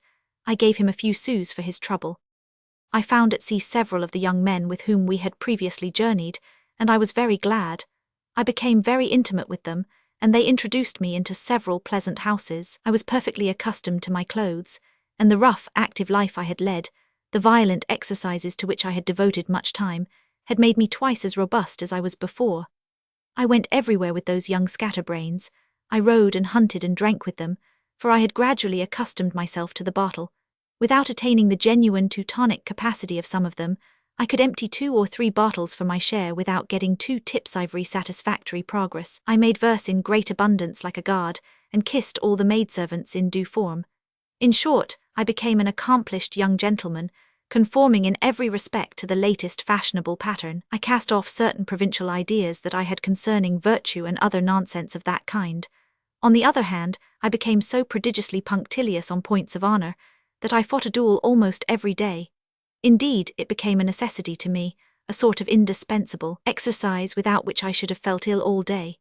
And so, when no one had stared at me or trodden on my foot, when I had no excuse for fighting, rather than remain idle and fold my hands, I acted as second for my comrades, or even for people whom I did not know by name. I soon had a tremendous reputation for courage, and nothing less than that would have sufficed to check the jocose remarks which my beardless face and effeminate manner would infallibly have called forth. But by dint of opening 3 or 4 extra buttonholes in doublets, and very delicately puncturing some recalcitrant skins, I came to be generally considered as having a more virile air than Mars himself or Priapus, and you might have found men who would have sworn that they had been godfathers to my bastards. Throughout all this apparent dissipation, in this reckless, disorderly life, I did not cease to follow out my original idea, that is to say, the conscientious study of man and the solution of the great problem of a perfect lover, a problem rather more difficult of solution than that of the philosopher's stone. It is the same with certain ideas as with the horizon, which certainly exists because you see it in front of you in whatever direction you turn, but which obstinately eludes you and is always just so far away, whether you walk or gallop toward it. For a certain fixed distance is an indispensable condition of its manifestation. It vanishes as you go toward it to take shape again farther away with its fleeting, intangible azure, and you try in vain to stop it by grasping at the hem of its waving cloak. The farther I advanced in knowledge of the animal, the more plainly I saw how impossible was the realization of my desire, and how certain it was that what I sought in order to love happily was outside the conditions of its nature. I became convinced that the man who was most sincerely in love with me would find a way, although with the best will in the world, to make me the most miserable of women, and yet I had already laid aside many of the requirements that as a girl I had thought essential. I had descended from the sublime clouds, not exactly into the street and the gutter, but to the top of a hill of moderate height, accessible, although a little steep. The ascent was decidedly rough, it is true, but I was conceited enough to believe that I was worth the trouble of making the effort, and that I should be a sufficient reward for the labor of reaching me. I could never have made up my mind to take a step forward. I waited patiently, perched upon my hilltop. This was my plan. In my masculine attire I would make the acquaintance of some young man whose exterior attracted me. I would live on familiar terms with him. By shrewd questions and false confidences which would call forth true ones, I would soon obtain full knowledge of his thoughts and his sentiments. And if I found him to be the kind of man I wanted, I would pretend that I had to make a journey, and would remain away from him 3 or 4 months to give him a little time to forget my features. Then I would return dressed as a woman. I would furnish luxuriously a little house in some retired suburb, buried among trees and flowers. I would arrange matters so that he would meet me and pay court to me. And if he showed that he loved me truly and faithfully, I would give myself to him without reserve, and without precaution. The title of his mistress would seem to me an honorable one, and I would ask for no other. But that plan is certain never to be carried out, for it is a peculiarity of the plans we make that they are not carried out, and therein the weakness of man's will and his pure nullity are principally apparent. The proverb "what woman wills, God wills" no truer than any other proverb, which is equivalent to saying that it is not true at all. So long as I saw them only at a distance and through the veil of my desire, men seemed noble creatures to me, and my eyes created an illusion. Now I find that they are horrible to the last degree, and I do not understand how a woman can take one of them into her bed. As for myself, my gorge would rise, and I could not make up my mind to it. How coarse and mean and unrefined their features are, what broken, ungraceful curves, what rough, black, furrowed skin. Some are as dark as if they had been hanged 6 months ago, sallow, bony, hairy, with violin strings on their hands, great sprawling feet, a filthy moustache always full of food and turned up toward the ears like hooks, hair as coarse as a horse's tail, a chin ending in a wild boar's jowl, lips chapped and hardened by strong liquors, eyes surrounded by 4 or 5 black circles, a neck all twisted veins, huge muscles and protruding cartilage. Others are enveloped in red flesh, and carry in front of them paunches that their belts will hardly go around. They wink their little sea-green eyes inflamed with lust and look more like hippopotami in breeches than human beings. They always smell of wine or brandy or tobacco or their own natural odor, which is far worse than all the others. As for those whose exterior is a little less disgusting, they resemble ill-made women. That's the whole story. I had not noticed all this. I was living in a cloud, as it were, and my feet hardly touched the ground. The smell of the roses and lilacs in the spring went to my head like a too powerful perfume. I dreamed only of accomplished heroes, faithful and respectful lovers, passions worthy of the altar, marvelous devotion and self-sacrifice, and I should have expected to find them all in the first blackguard who bade me good morning. However, that first, vulgar intoxication lasted only a short time. Strange suspicions entered my mind, and I had no rest until I had investigated them. In the beginning, my horror of men was carried to the last degree of exaggeration, and I looked upon them as horrible monstrosities. Their ways of thinking, their bearing, and their carelessly cynical language, their brutal manners and their contempt for women, offended and revolted me beyond endurance. The idea that I had conceived of them corresponded so little with the reality. They are not monsters if you choose, but far worse than that, on my word. They are excellent fellows of most jovial disposition, who drink and eat heartily, who will do you all sorts of favors, clever and brave, good painters and good musicians, adapted for 1,000 things, but not for the one for which they were created, which is to serve as male to the animal called woman, with whom they have not the slightest connection, moral or physical.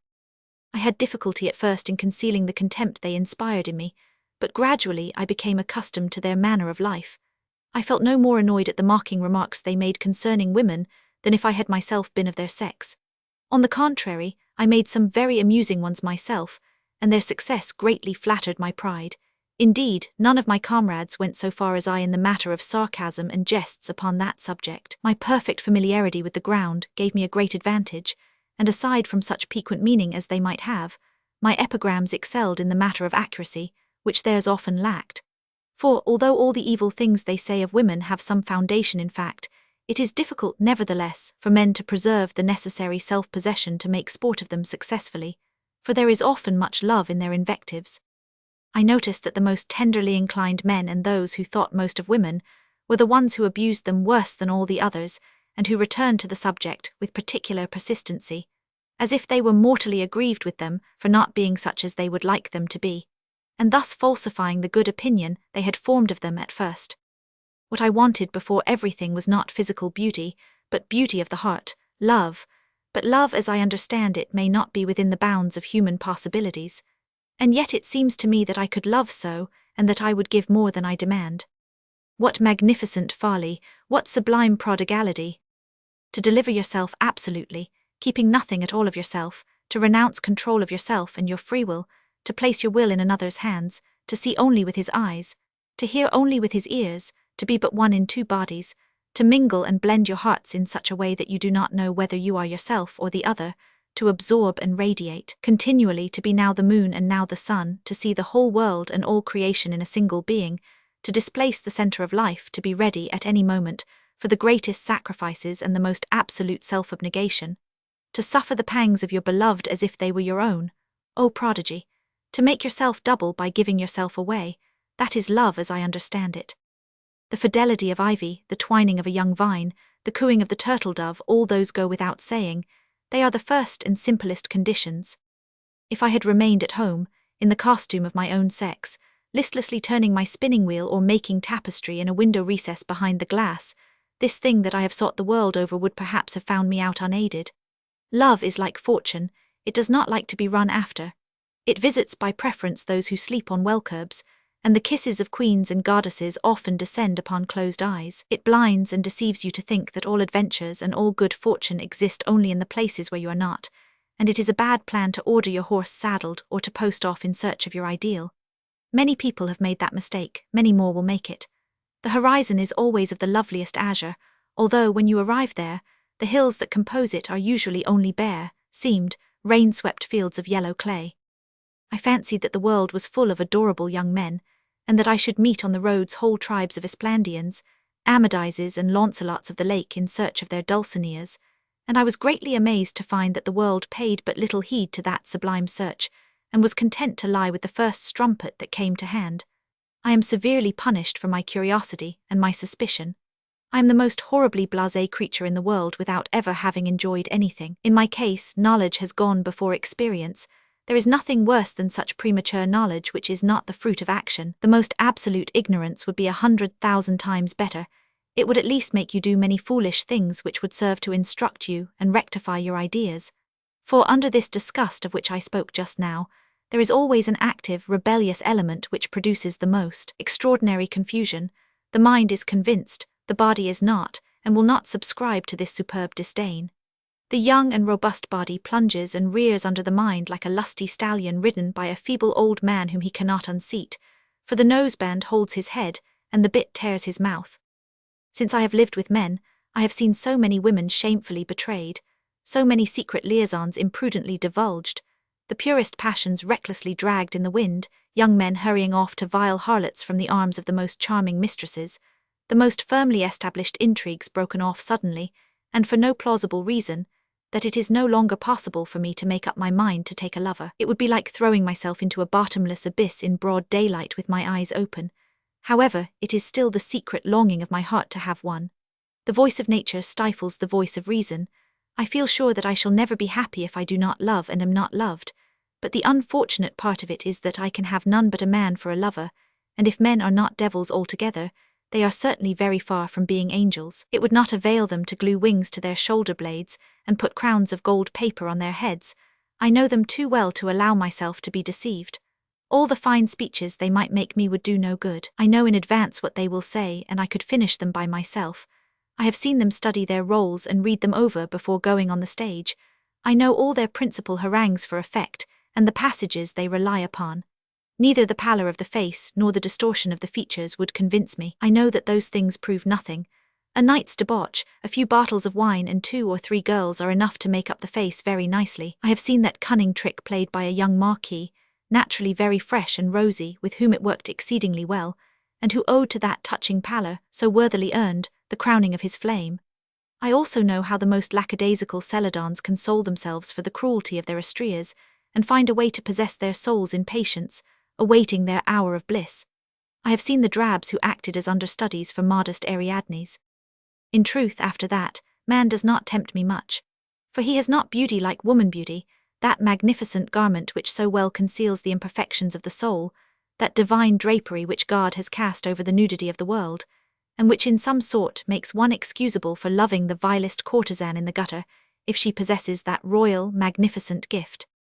In default of mental virtues, I would like to have at least the exquisite perfection of form, the satiny flesh, the roundness of outline, the graceful curves, the fine texture of the skin, everything that tends to make women charming. Since I cannot have love, I would at least have sensual pleasure, and fill the brother's place with the sister as far as possible.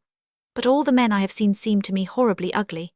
My horse is 100 times handsomer, and I could kiss him with less repugnance than some dandies who deem themselves extremely fascinating. Certain it is that the genus fop, as I know it, would be by no means a brilliant theme for me to embroider with variations of pleasure. A man of the sword would suit me no better. Soldiers have something mechanical in their gait, and bestial in their faces, which causes me to consider them as something less than human beings. Nor do men of the robe attract me much more, for they are dirty, greasy, unkempt, threadbare creatures, with a green eye and a mouth without lips. They smell terribly of must and mould, and I should not enjoy putting my face against their wolf's or badger's muzzle. As for poets, they have no thought for anything on earth except the ends of words. They go back no farther than the penultimate, and it is no exaggeration to say that it is hard to put them to any suitable use. They are greater bores than the others, and they are quite as ugly too, and have not the least distinction or refinement in their manners or their clothes, which is really strange enough. People who think all day of nothing but form and beauty do not notice that their boots are ill-made and their hats absurd. They look like country apothecaries or exhibitors of trained dogs out of work, and would disgust you with poesy and poetry for several eternities. As for painters, they are tremendously stupid. They see nothing outside of the 7 colours. One of them, with whom I passed several days at R, when he was asked what he thought of me, made this ingenious reply: "He's of a decidedly warm tone, and in the shaded parts I should have to use, instead of white, pure Naples yellow with a little castle earth and some red-brown." That was his opinion, and furthermore his nose was crooked and his eyes were like his nose, which did not improve his case. Whom shall I take? A soldier with swelling chest, a round-shouldered limb of the law, a poet or painter who looks frightened to death, or a little thin-flanked, hollow-chisted popinjay? Which cage shall I choose in that menagerie? I have no idea at all, and I feel no more inclined in one direction than another, for they are as equal as possible in stupidity and ugliness. After that, if there still remained anything for me to do, it would be to take someone I loved, whether it were a porter or a horse-jockey, but I do not love even a porter. O wretched heroine that I am, an unmated turtle-dove, condemned to coo forever in elegiacs. Oh, how many times I have longed to be really a man as I seem to be. How many women there are with whom I could have come to an understanding, whose hearts would have understood my heart. How perfectly happy the refined pleasures of love, the noble outbursts of pure passion to which I could have responded, would have made me. What bliss, what ecstasy! How freely all the sensitive chords of my heart could have relaxed without being constantly obliged to contract and close under coarse handling. What a charming harvest of invisible flowers that will never open, whose mysterious fragrance would have filled the fraternal union of our hearts with sweet perfume. It seems to me that that would have been a life of enchantment, of infinite ecstasy on wings always open, walking with hands inseparably clasped, through avenues of golden gravel, through thickets of ever-smiling rose-bushes, through parks with many ponds over which swans glide gently, with alabaster urns standing out in sharp relief against the foliage. If I had been a young man, how I would have loved Rosette, what adoration I would have poured out upon her. Our hearts were really made for each other, 2 pearls destined to be melted together and to make but a single one. How perfectly I would have realized the ideas she had formed of love. Her disposition suited me exactly, and her type of beauty pleased me. It is a pity that our love was absolutely condemned to inevitable platonism. I had an adventure recently. I frequented a house where there was a fascinating little girl, 15 years old at most. I had never seen a more adorable miniature. She was fair, but her complexion was so delicate and transparent that ordinary blondes would have seemed like brunettes, black as moles, beside her. One would have said that she had golden hair powdered with silver. Her eyebrows were of such a delicate shade, and so blended with the flesh, that they could hardly be distinguished. Her light blue eyes had the softest expression and the silkiest lashes it is possible to imagine. Her tiny mouth, so small that you could hardly put the end of your finger in it, added to the childish, dainty character of her beauty, and the soft curves and dimples in her cheeks had an indescribable charm of artless innocence. Her whole dear little person delighted me beyond expression. I loved her little slender white hands through which the light shone, her bird's foot which hardly touched the ground, her waist which a breath would have snapped, and her pearly shoulders, hardly formed as yet, which her scarf, placed awry, happily disclosed. Her childish prattle, whose naivete added a new charm to her naturally gay manner, kept me absorbed for hours at a time, and I took a singular pleasure in making her talk. She said 1,000 deliciously amusing things, sometimes with an extraordinary shrewdness of purpose, sometimes as if she had not the slightest idea of their meaning, which made her infinitely more attractive. I gave her bonbons and pastilles, which I kept expressly for her in a box of light tortoiseshell, which pleased her extremely, for she is a dainty creature like the genuine kitten she is. As soon as I arrived, she would run to meet me and feel my pockets to see if the blessed bonbonniere was there. I would pass it from one hand to the other, and that would lead to a little battle in which she necessarily ended by gaining the upper hand and stripping me completely. One day, however, she contented herself by saluting me very gravely, and did not come as usual to see if the fountain of sweetmeats was still playing in my pocket. She sat haughtily upright in her chair, her elbows back. "Well, Ninon," I said, "are you fond of salt now, or are you afraid that bonbons will make your teeth fall out?" And as I spoke, I tapped my box, which gave forth under my waistcoat the sweetest and most sugary sound in the world. She put her little tongue to her lips, as if to enjoy the sweet ideal of the absent bonbon, but she did not budge. Thereupon I took the box from my pocket, opened it and began religiously to devour the almonds which she loved above everything. The instinct of gluttony was, for an instant, stronger than her resolution. She put out her hand to take some, but instantly drew it back, saying, "I am too big to eat bonbons," and she sighed. "I had not noticed that you have grown much since last week. Are you like the mushrooms that grow in one night? Come and let me measure you." "Laugh as much as you please," she continued with a charming pout. "I am not a little girl any longer, and I am going to be very big." "Those are excellent resolutions, in which you must persevere. And might I know, my dear young lady, what has put these noble ideas into your head? For a week ago you seemed to be very well pleased to be a little girl, and you crunched almonds without a thought of compromising your dignity." The little lady looked at me with a curious expression, cast her eyes around the room, and when she had made certain that no one could overhear us, leaned toward me with a mysterious air and said, "I have a lover. The devil, I no longer wonder that you do not want pastilles, but you were unwise not to take some. You could have played at having dinner with him, or you could have exchanged them for a shuttlecock." The child shrugged her shoulders disdainfully, and seemed to be profoundly sorry for me. As she retained the attitude of an offended queen, I continued, "What is this victorious person's name? Arthur, I suppose, or Henry?" They were 2 little boys with whom she was in the habit of playing, and whom she called her husbands. "No, not Arthur or Henry," she said, fixing her bright, clear eye on me, "gentlemen." She put her hand above her head to give me an idea of his height. "As tall as that? Why, this is becoming serious. Pray, who is this tall lover?" "Monsieur Theodore, I would like to tell you, but you must not mention it to anybody, not to Mamma or to Polly her governess or to your friends, who think I am a child, and would make fun of me." I promised inviolable secrecy, for I was very curious to know who this gallant gentleman might be, and the little one, seeing that I was inclined to treat the affair as a joke, hesitated to give me her full confidence. Reassured by my solemn undertaking to hold my peace scrupulously, she left her chair, leaned over the back of mine, and whispered very softly in my ear the name of the cherished prince. I was confounded. It was the Chevalier de G., a filthy, uncivilized animal, with the morals of a schoolmaster and the physique of a drum-major, the most sottish, debauched creature imaginable, a veritable satyr, minus the cloven foot and pointed ears. That aroused serious apprehensions for my dear Ninon in my mind, and I promised myself that I would straighten matters out. Somebody came in and the conversation dropped. I withdrew into a corner and cudgelled my brains for the means of preventing the affair from going any farther, for it would have been downright murder for such a sweet creature to fall to such an errant knave. The little one's mother was a rather dissolute woman, who gave card parties and kept a sort of bureau of wit. People read wretched verses at her house and lost good crowns, which was a compensation. She cared little for her daughter, who was a living certificate of baptism, so to speak, and embarrassed her in the matter of falsifying her chronology. Besides, she was growing apace, and her nascent charms occasioned comparisons which were not to the advantage of her prototype, who was already a little defaced by the action of years and men. The child was rather neglected, therefore, and left defenceless against the blackguardly habitus of the house. If her mother had bestowed any attention upon her, it would have been for no other purpose probably than to sell her youth at a good bargain, and farm out her beauty and her innocence. In one way or another, the fate in store for her was not doubtful. That grieved me, for she was a fascinating little thing, deserving surely of something better, a pearl of the fairest water lost in that noxious pest-hole. The idea affected me so strongly that I determined to rescue her from the horrible place at any price.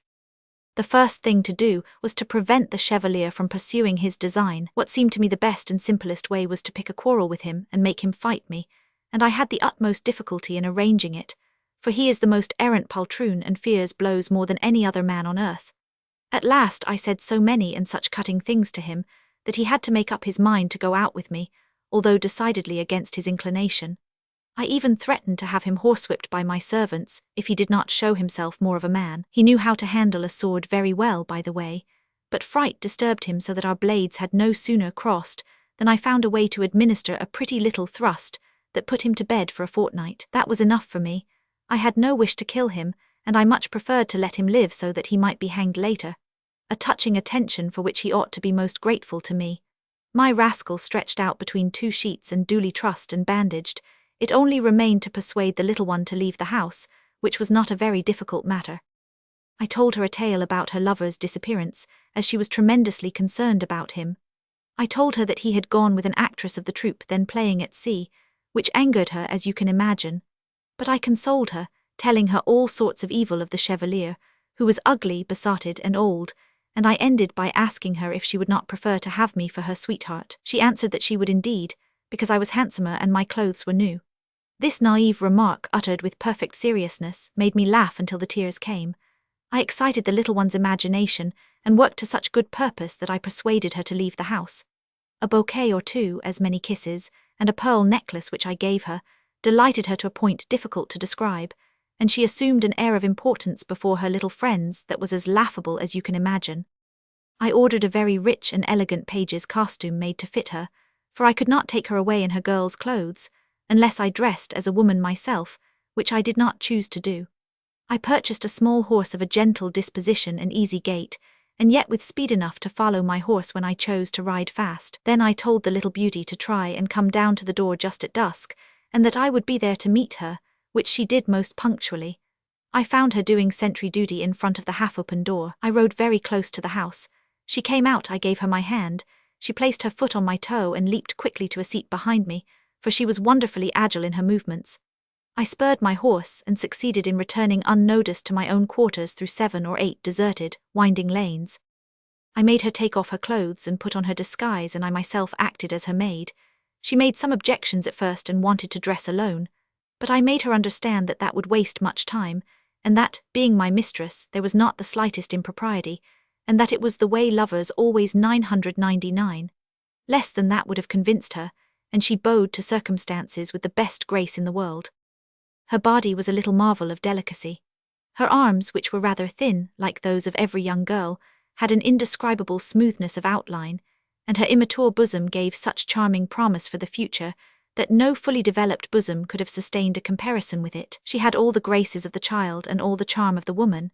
She was in the adorable period of transition from girl to young woman, a fleeting, intangible, delicious period when beauty is full of hope, and each succeeding day, instead of taking anything away from your love, adds new elements of perfection.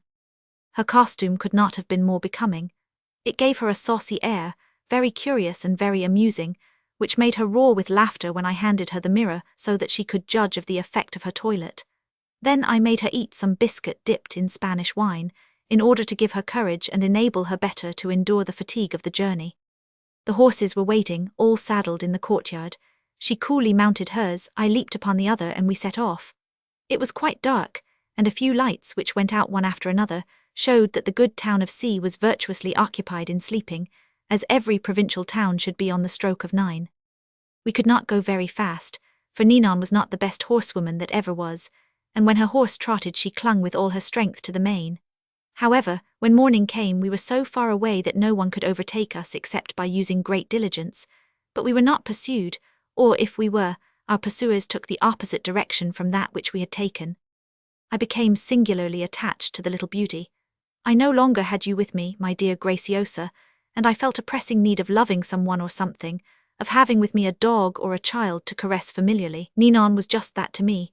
She lay in my bed and slept with her little arms around my body. She believed herself my mistress in all seriousness, and did not suspect that I was not a man. Her extreme youth and her absolute innocence confirmed her in that error which I was very careful not to correct. The kisses I gave her rounded out her illusion perfectly, for her ideas did not yet go beyond kisses, and her desires did not speak loud enough to make her suspect anything else. However, she was only half deceived. Really, there was the same difference between her and myself as between myself and men. She was so transparent, so slender, so light and airy, and her nature was so refined and exceptional, that she seemed like a woman even to me, who am myself a woman, but who look like a Hercules beside her. I am tall and dark, she is small and fair. Her features are so soft that they make mine seem almost hard and stern, and her voice is such a melodious hum that my voice seems harsh beside it. Any man who had her would break her in pieces, and I am always afraid that the wind will blow her away some fine morning. I would like to shut her up in a box of cotton wool and wear it around my neck. You cannot imagine, my dear friend, how graceful and bright she is, what fascinating, cajoling, dainty little childish ways she has.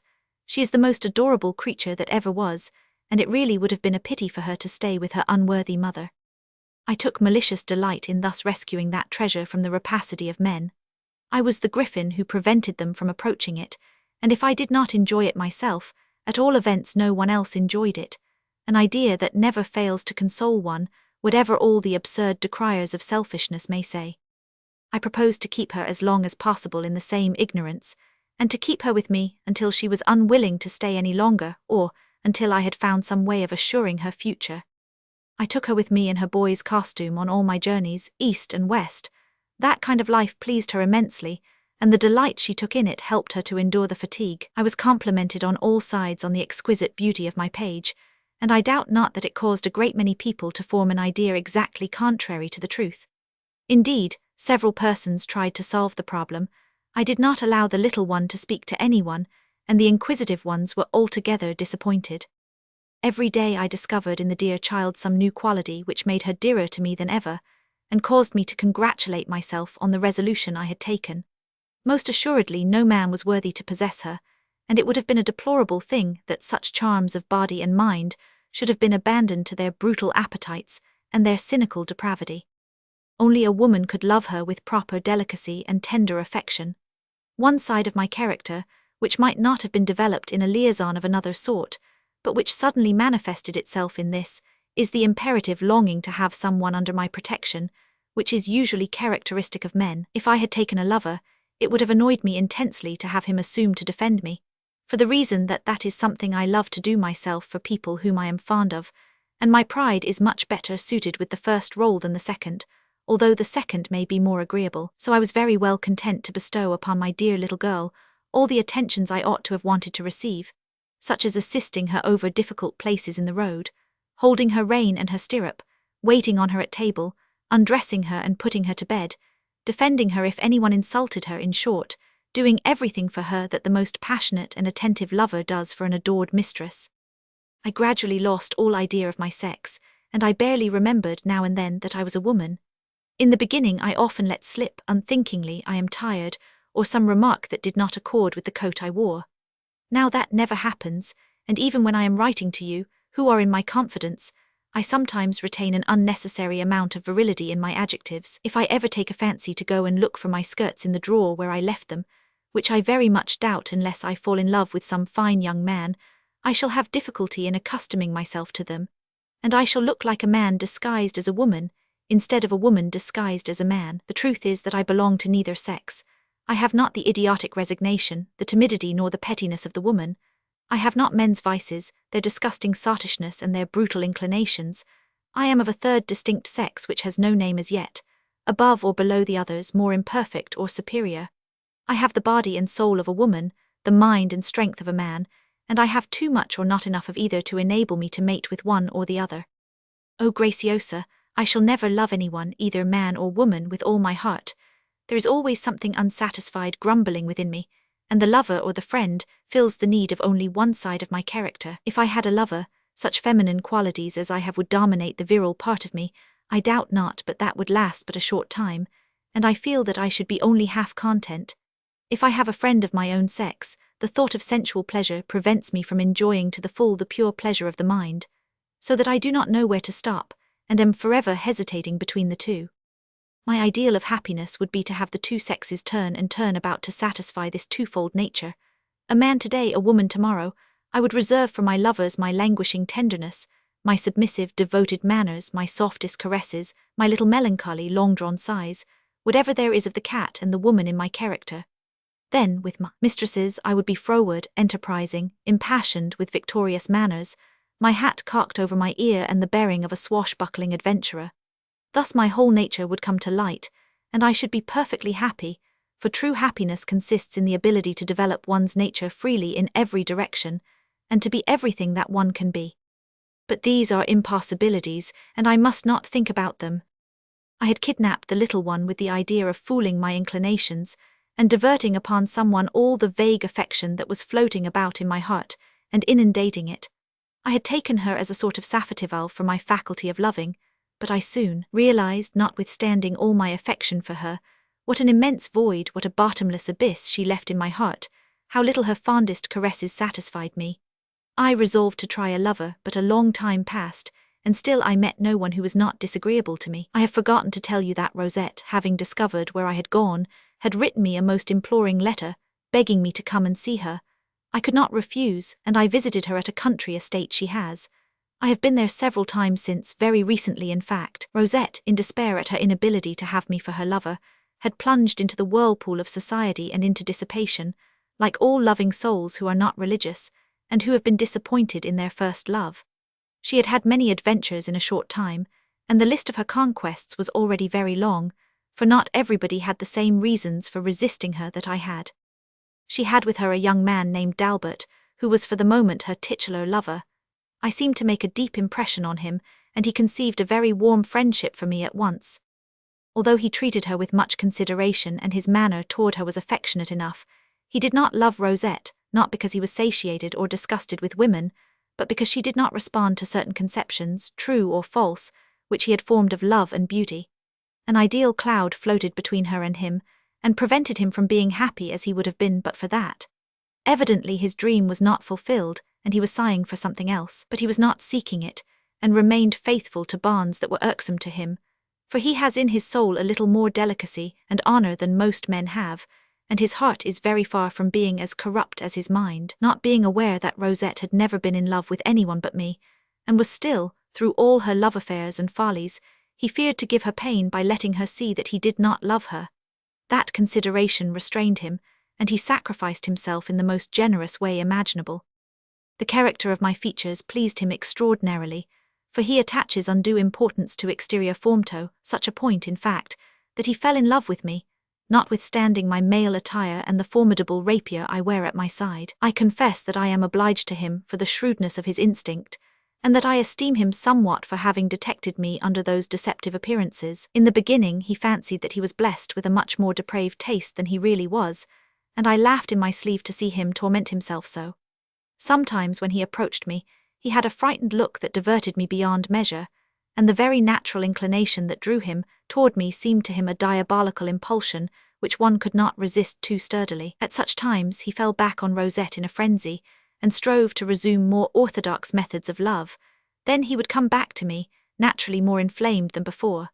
At last the illuminating idea that I might be a woman stole into his mind. To convince himself of it, he set about watching and studying me with the most minute attention. He must have an intimate acquaintance with each hair on my head, and know just how many lashes I have on my eyelids.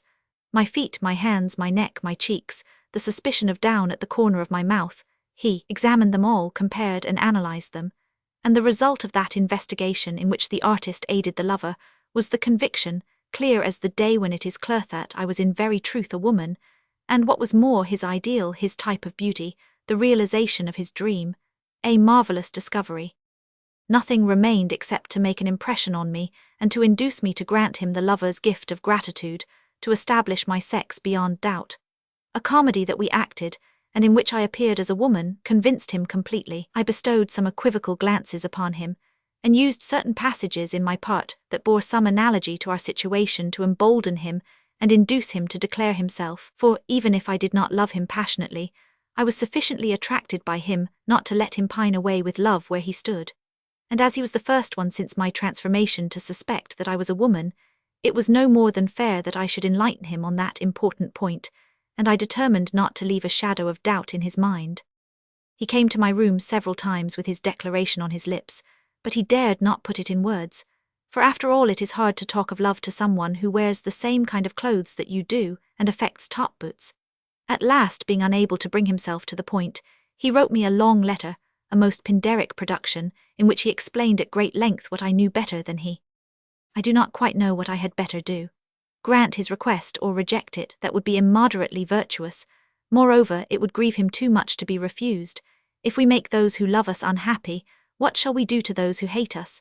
Perhaps it would be more in accordance with strict propriety to play the cruel for some time, and to wait at least a month before unclasping the tigress's skin to don the civilized chemise. But as I am determined to yield to him, it is quite as well to do it at once as later. I do not think very much of the noble resistance, mathematically graduated, which abandons one hand today, the other tomorrow, then the foot, then the leg and the knee as far as the garter only, or the intractable virtue that is always ready to clutch the bell-rope if you go a hair's breadth beyond the limit of the territory they have decided to surrender on that day. It makes me laugh to see these methodical Lucreces walking backward with signs of the most maidenly terror, and casting a furtive glance over their shoulder from time to time to see if the sofa on which they are to fall is directly behind them.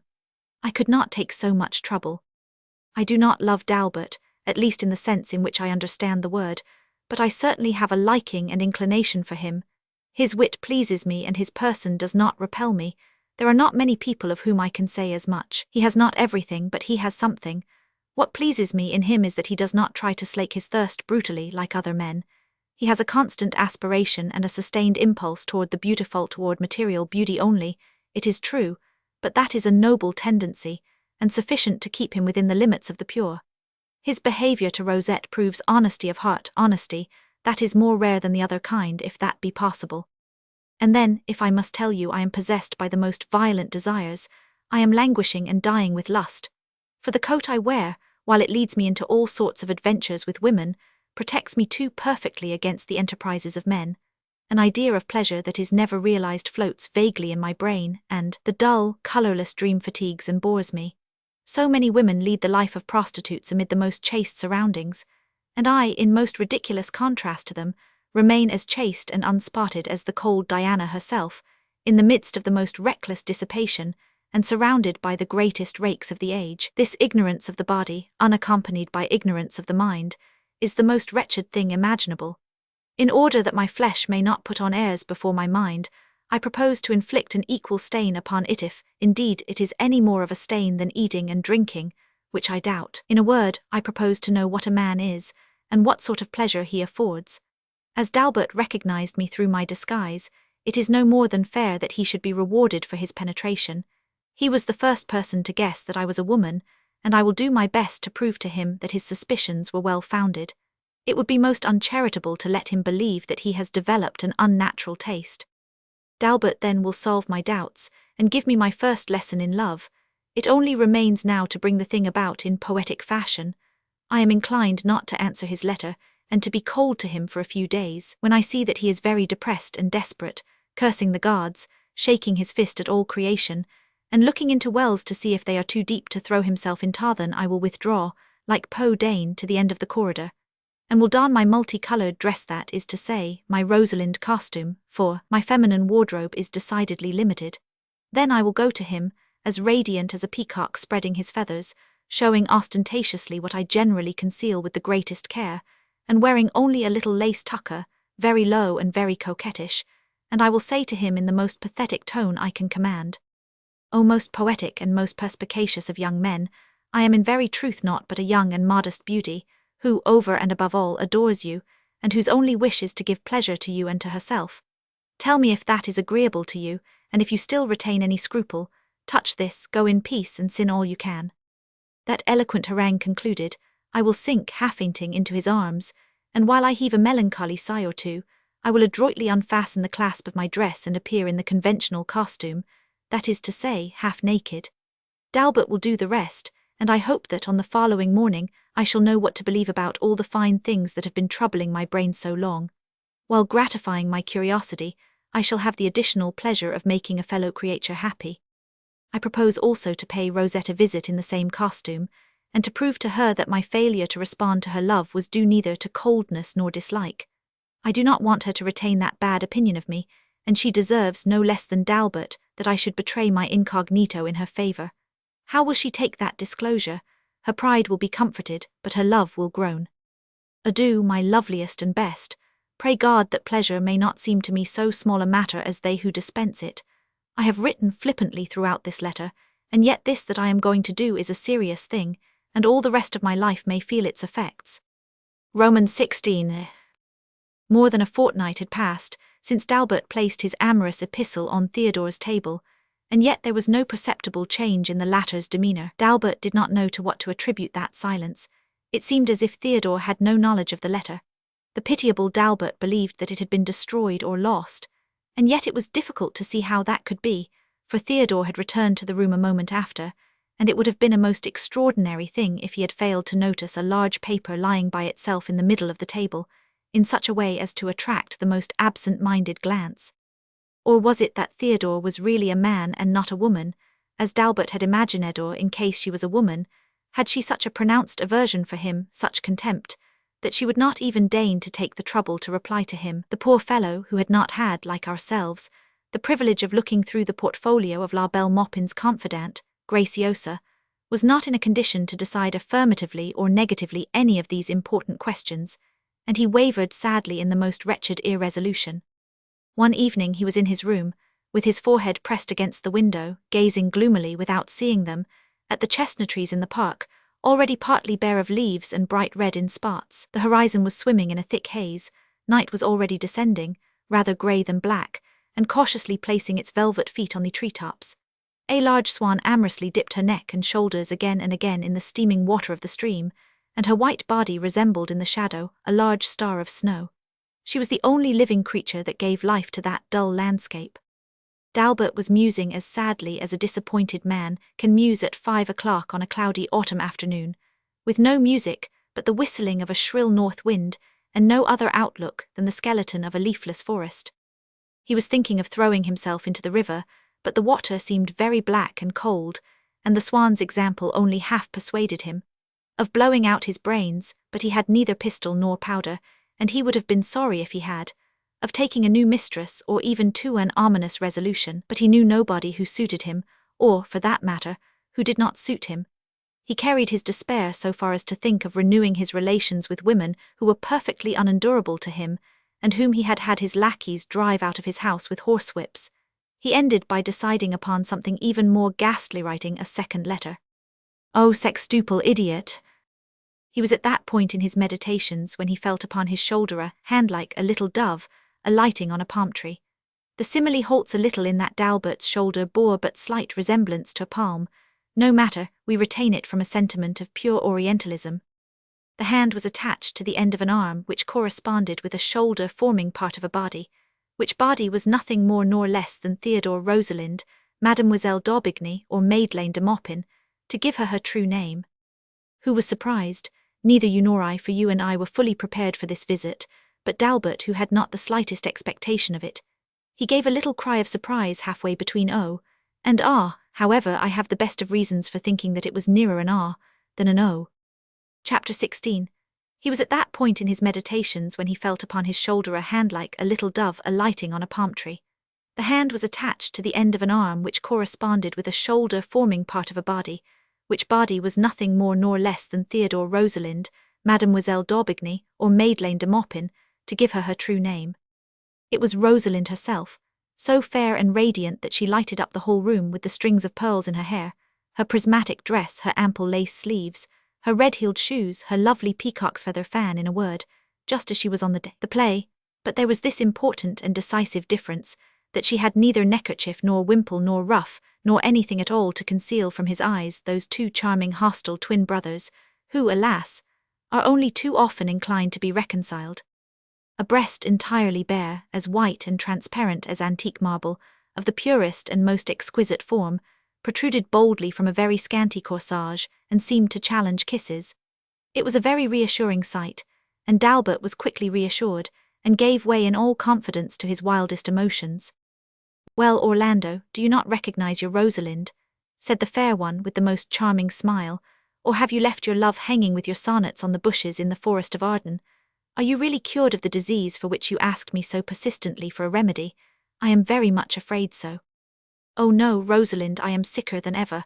I am in the death agony, I am dead, or nearly so." "You look very well for a corpse, and many living men have not so good a colour as you." "What a week I have passed! You cannot imagine it, Rosalind. I hope that it will be worth at least 1,000 years of purgatory to me in the other world. But if I may venture to ask you, why did you not answer sooner?" "Why, I am not quite sure, unless it was just because, if that reason does not strike you as satisfactory, here are 3 others not so good. You can take your choice. First, because in the excitement of your passion you forgot to write legibly, and it took me more than a week to guess what your letter was about. Secondly, because my modesty could not accustom itself in less time to the ridiculous idea of taking a dithyrambic poet for a lover.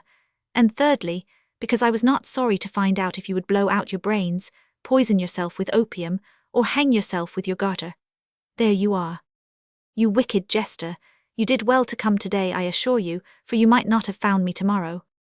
Really, poor boy, do not put on such a disconsolate expression, for I shall be touched too, and that would make me stupider in my single person than all the animals that were in the ark with the late Noah. If I once open the floodgates of my sentimentality, you will be submerged, I warn you. Just now I gave you 3 bad reasons, I offer you now 3 good kisses. Will you accept on condition that you are to forget the reasons for the kisses? I owe you that much and more." As she spoke, the lovely girl stepped up to the doleful lover and threw her beautiful bare arms around his neck. D'Albert kissed her effusively on both cheeks and on the mouth. The last kiss lasted longer than the others, and might well have counted for 4. Rosalind saw that all that she had done hitherto was mere child's play. Her debt paid, she sat on D'Albert's knee, still deeply moved, and said, passing her hands through his hair, "All my cruelty is exhausted, my sweet friend. I took this fortnight to satisfy my natural ferocity. I will confess that it seemed very long to me. Do not be conceited because I speak frankly, but that is the truth. I put myself in your hands, take your revenge for my past rigour. If you were a fool, I would not say this to you, nor indeed would I say anything else, for I do not care for fools. It would have been very easy for me to make you believe that I was tremendously incensed by your boldness, and that you would not have a sufficient store of platonic sighs and highly concentrated rhapsodies to obtain forgiveness for an offence with which I was well pleased. I might, like other women, have haggled with you for a long while, and given you in instalments what I give you freely and all at once. But I do not think you would have loved me a single hair's breadth more. I do not ask you for an oath of everlasting love nor for any extravagant protestations. Love me as much as God pleases. I will do the same for my part. I will not call you a perfidious villain when you cease to love me. You will have the kindness also to spare me the odious corresponding titles, if I should happen to leave you. I shall simply be a woman who has ceased to love you, nothing more. It is not necessary for us to hate each other all our lives, because we have lain together for a night or 2. Whatever happens, and wherever my destiny may guide me, I swear to you, and this is an oath one can keep, that I will always retain a delightful memory of you, and even if I am no longer your mistress, that I will always be your friend as I have been your comrade. For you I have laid aside my man's clothes for tonight. Tomorrow morning I shall resume them again for all. Remember that I am Rosalind only at night, and that through the day I am and can be only plain Theodore de Serrans."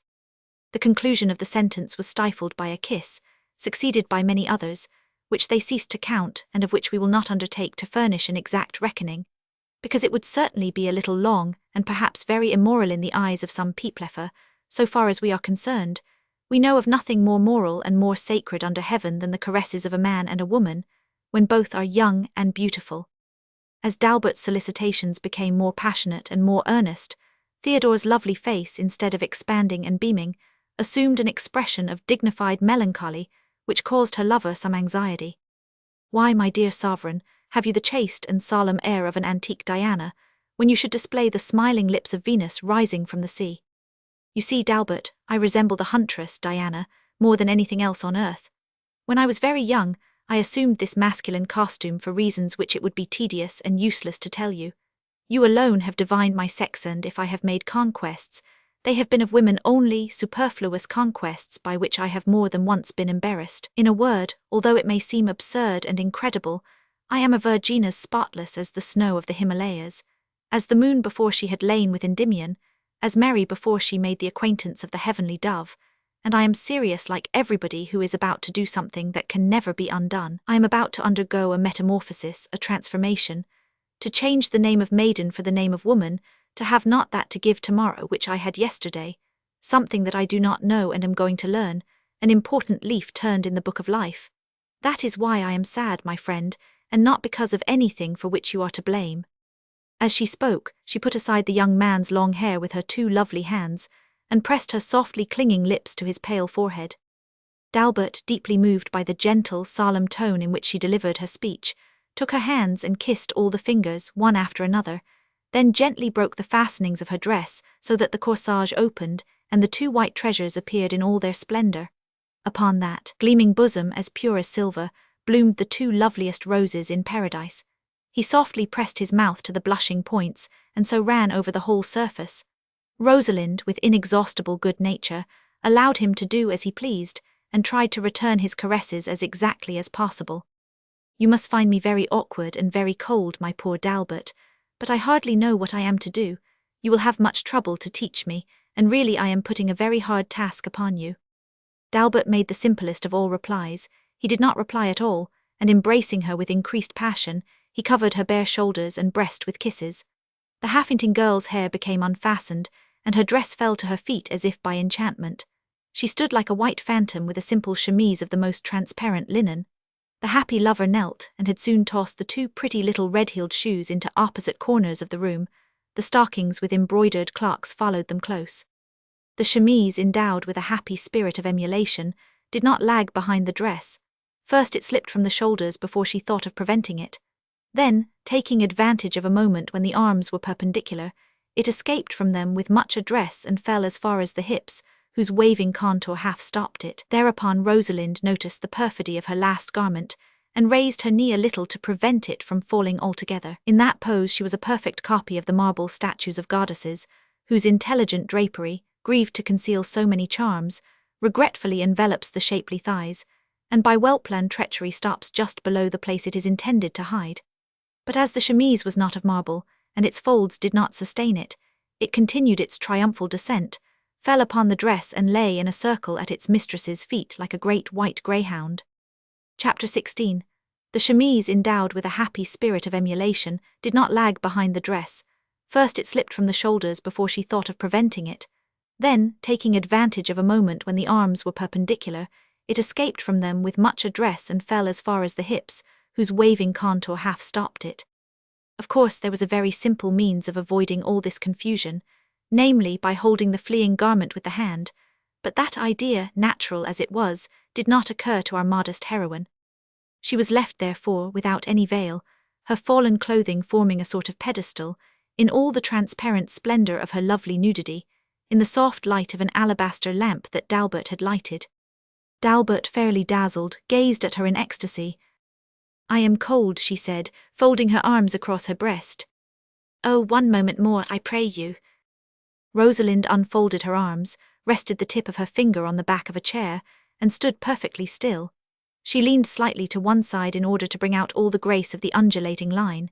She seemed in no wise embarrassed, and the imperceptible flush on her cheek did not deepen a single shade, but the somewhat hurried beating of her heart made the contour of her left bosom tremble. The young enthusiast in beauty could not feast his eyes enough on such a spectacle. We must say, to the unbounded praise of Rosalind, that this time the reality surpassed his dream, and that he was not conscious of the slightest disillusionment. Everything was combined in the lovely body posing before him, delicacy and strength, form and colouring, the outlines of a Grecian statue of the most glorious days of the art, and the tones of a Titian. He saw there, palpable and crystallized, the misty chimera he had tried so many times to check in its flight. He was not compelled, as he had complained so bitterly to his friend Silvio, to confine his glances to some special well-formed portion of the body, and not to look beyond it, under penalty of seeing something horrible, and his amorous eyes descended from the head to the feet, and ascended from the feet to the head, always softly caressed by a harmonious, correctly proportioned line. The knees were wonderfully pure, the ankles slender and shapely, the legs and thighs built upon a noble, superb model, the belly as lustrous as agate, the hips supple and strong, a bosom that might well tempt the gods to come down from heaven to kiss it, arms and shoulders of the most magnificent shape. A torrent of beautiful brown hair, curling slightly, as in the heads drawn by the old masters, fell in tiny waves along a back of polished ivory, marvellously heightening the effect of its whiteness. The painter satisfied, the lover gained the upper hand, for however great one's love of art, there are things which one cannot long remain contented in looking at. He took the fair one in his arms and carried her to the bed. In a twinkling he had undressed himself and jumped in beside her.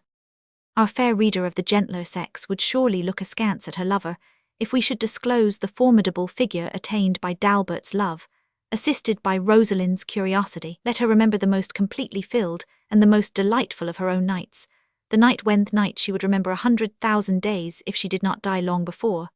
Let her put the book beside her, and count upon her pretty white fingers how many times he who loved her best loved her that night, and thus fill the gap which we leave in this glorious history. Rosalinde was extremely well disposed, and made astonishing progress in that one night. The artlessness of body which wondered at everything, and the finesse of mind which wondered at nothing, formed a most alluring and fascinating contrast. D'Albert was enchanted, bewildered, transported, and would have liked the night to last 48 hours, like that in which Hercules was conceived. Toward morning, however, despite an infinity of the most amorous kisses, and caresses and endearments well adapted to keep a man awake, he was obliged, after a superhuman effort, to take a little rest. Sweet, luxurious slumber touched his eyelids with the end of its wing, his head sank and he fell asleep between his fair mistress's bosoms. She gazed at him for some time with an air of profound and melancholy meditation. Then, as the dawn cast its first rays through the curtains, she raised him gently, laid him beside her, rose and passed lightly over his body. She seized her clothes and dressed in haste, then returning to the bed, leaned over D'Albert, who was still sleeping, and kissed both his eyes on their long silky lashes. That done, she left the room, walking backward and still looking at him. Instead of returning to her room, she went to Rosette's. What she said there, what she did there, I have never been able to learn, although I have striven most conscientiously to do so. I have not found among Graciosa's papers or D'Albert's or Silvio's anything relating to that visit, but one of Rosette's maids told me of this singular circumstance. Although her mistress did not lay with her lover that night, her bed was rumpled and tossed about, and bore the impressions of two bodies. Furthermore, she showed me 2 pearls exactly like those Theodore wore in his hair when he played Rosalinde. She had found them in the bed when she made it. I state the fact and leave the reader to draw whatever deductions he may choose therefrom. For my own part, one have made 1,000 conjectures, each more unreasonable than the last, and so ridiculous that I really do not dare to write them even in the most virtuously periphrastic style. It was quite noon when Theodore left Rosette's chamber. He did not appear at dinner or supper. D'Albert and Rosette did not seem surprised. He went to bed early, and the next morning at daybreak, without a word to anyone, he saddled his horse and his pages and left the chateau, telling a servant not to expect him at dinner, and that he might not return for some days. D'Albert and Rosette were greatly astonished, and did not know how to account for this sudden disappearance, especially D'Albert, who, by the prowess he displayed the first night, thought he had well earned a second. Toward the end of the week, the unhappy, disappointed lover received a letter from Theodore which we propose to transcribe. I am afraid it will not satisfy my readers of either sex, but the letter was written so and not otherwise, and this glorious romance shall have no other conclusion. Romans 17. Doubtless, my dear D'Albert, you are greatly surprised by what I now do after what I have done. I permit you to be, there is good reason for it. I will wager that you have already applied to me at least 20 of the epithets we agreed to strike out of our vocabulary. Perfidious, inconstant, vile creature, is it not so? At all events, you will not call me cruel or virtuous, which is so much gained. You curse me, and you are wrong. You desired me, you loved me, I was your ideal. Very good. I granted you on the spot what you wanted. It was nobody's fault but your own that you had not it sooner. I served as body to your dream in the most accommodating way. I gave you what I certainly shall never again give anyone, a surprise upon which you hardly reckoned, and for which you certainly ought to be most grateful to me. Now that I have satisfied you, it pleases me to go away. What is there so monstrous in that? You had me absolutely and without reserve a whole night. What more do you want? Another night and then still another. You would even put up with a few days at need. And so you would go on until you were disgusted with me. I can hear you from here crying most politely that I am not one of those with whom men become disgusted. Mon Dieu, yes, with me as with others. It would last 6 months, 2 years, even 10 years if you choose, but it must end at some time or other. You would keep me through a sort of feeling of duty, or because you had not the courage to give me my dismissal. What is the use of waiting until it comes to that? And then perhaps I should be the one to cease to love you. I have found you charming. Perhaps by virtue of seeing you often I should have found you detestable. Forgive that supposition. By living with you on terms of close intimacy, I should have occasion, I doubt not, to see you in a cotton nightcap, or in some absurd or grotesque domestic situation. You would necessarily have lost the romantic and mysterious side that charms me above all things, and your character, being better understood, would no longer have seemed so unique to me. I should be less engrossed with you, having you near me, just as it happens with books that one never opens because one has them in his library. Your nose or your mind would no longer seem to me nearly as well turned. I should notice that your coat did not fit you, or that your stockings were not drawn tight. I should have 1,000 disillusionments of that sort which would have made me very unhappy, and I should have come at last to this conclusion, that you certainly had neither heart nor soul, and that I was destined not to be understood in the matter of love. You adore me and I reciprocate the feeling. You have not the slightest reason to reproach me, and I have not the slightest complaint to make of you. I have been perfectly faithful to you throughout our whole liaison. I have deceived you in nothing. I had neither a false bosom nor false virtue. You had the extreme kindness to tell me that I was even more beautiful than you imagined. In return for the beauty I gave you, you gave me much pleasure. We are quits. I go my way and you yours, and perhaps we shall meet again at the Antipodes. Live in that hope. You think perhaps that I do not love because I leave you. Later you will realize how far that is true. If I had cared less for you, I would have remained and poured out the insipid draught for you to the dregs. Your love would soon have been dead of ennui. After some time you would have entirely forgotten me, and as you read my name on the list of your conquests you would have asked yourself, who the devil was she? I have at least the satisfaction of thinking that you will remember me more than some others. Your unsatisfied desire will still spread its wings to fly to me. I shall always be to you something desirable to which your fancy will love to return, and I hope that in the bed of the mistresses you may have hereafter, you will think sometimes of the single night you passed with me. You will never be more lovable than you were on that blessed evening, and even if you should be as much so, that would show a falling off, for in love, as in poetry, to remain at the same point is to retrograde. Cling to that impression, you will do well. You have made the task of such lovers as I may have if I have other lovers a difficult one, and no one will ever be able to efface my memory of you. They will be the heirs of Alexander. If it grieves you too deeply to lose me, burn this letter, which is the only proof that you have had me, and you will think you have had a pleasant dream. What is there to prevent that? The vision vanished before dawn, just at the hour when dreams return home through the doors of horn or ivory. How many men have died, less fortunate than you, without giving so much as a single kiss to their chimera? I am neither whimsical nor mad nor prudish. What I do is the result of profound conviction. It was not to inflame your passion or from any deep design of coquetry that I left sea. Do not try to follow me or to find me. You will not succeed. My precautions to conceal my tracks from you are too well taken. You will always be in my mind, the man who opened to me a world of novel sensations. Those are things a woman does not readily forget. Although absent, I shall think of you often, more often than if you were with me. Do your best to console poor Rosette, who is likely to be at least as grieved as you at my departure. Love each other well in memory of me, whom you have both loved, and mention my name sometimes in a kiss.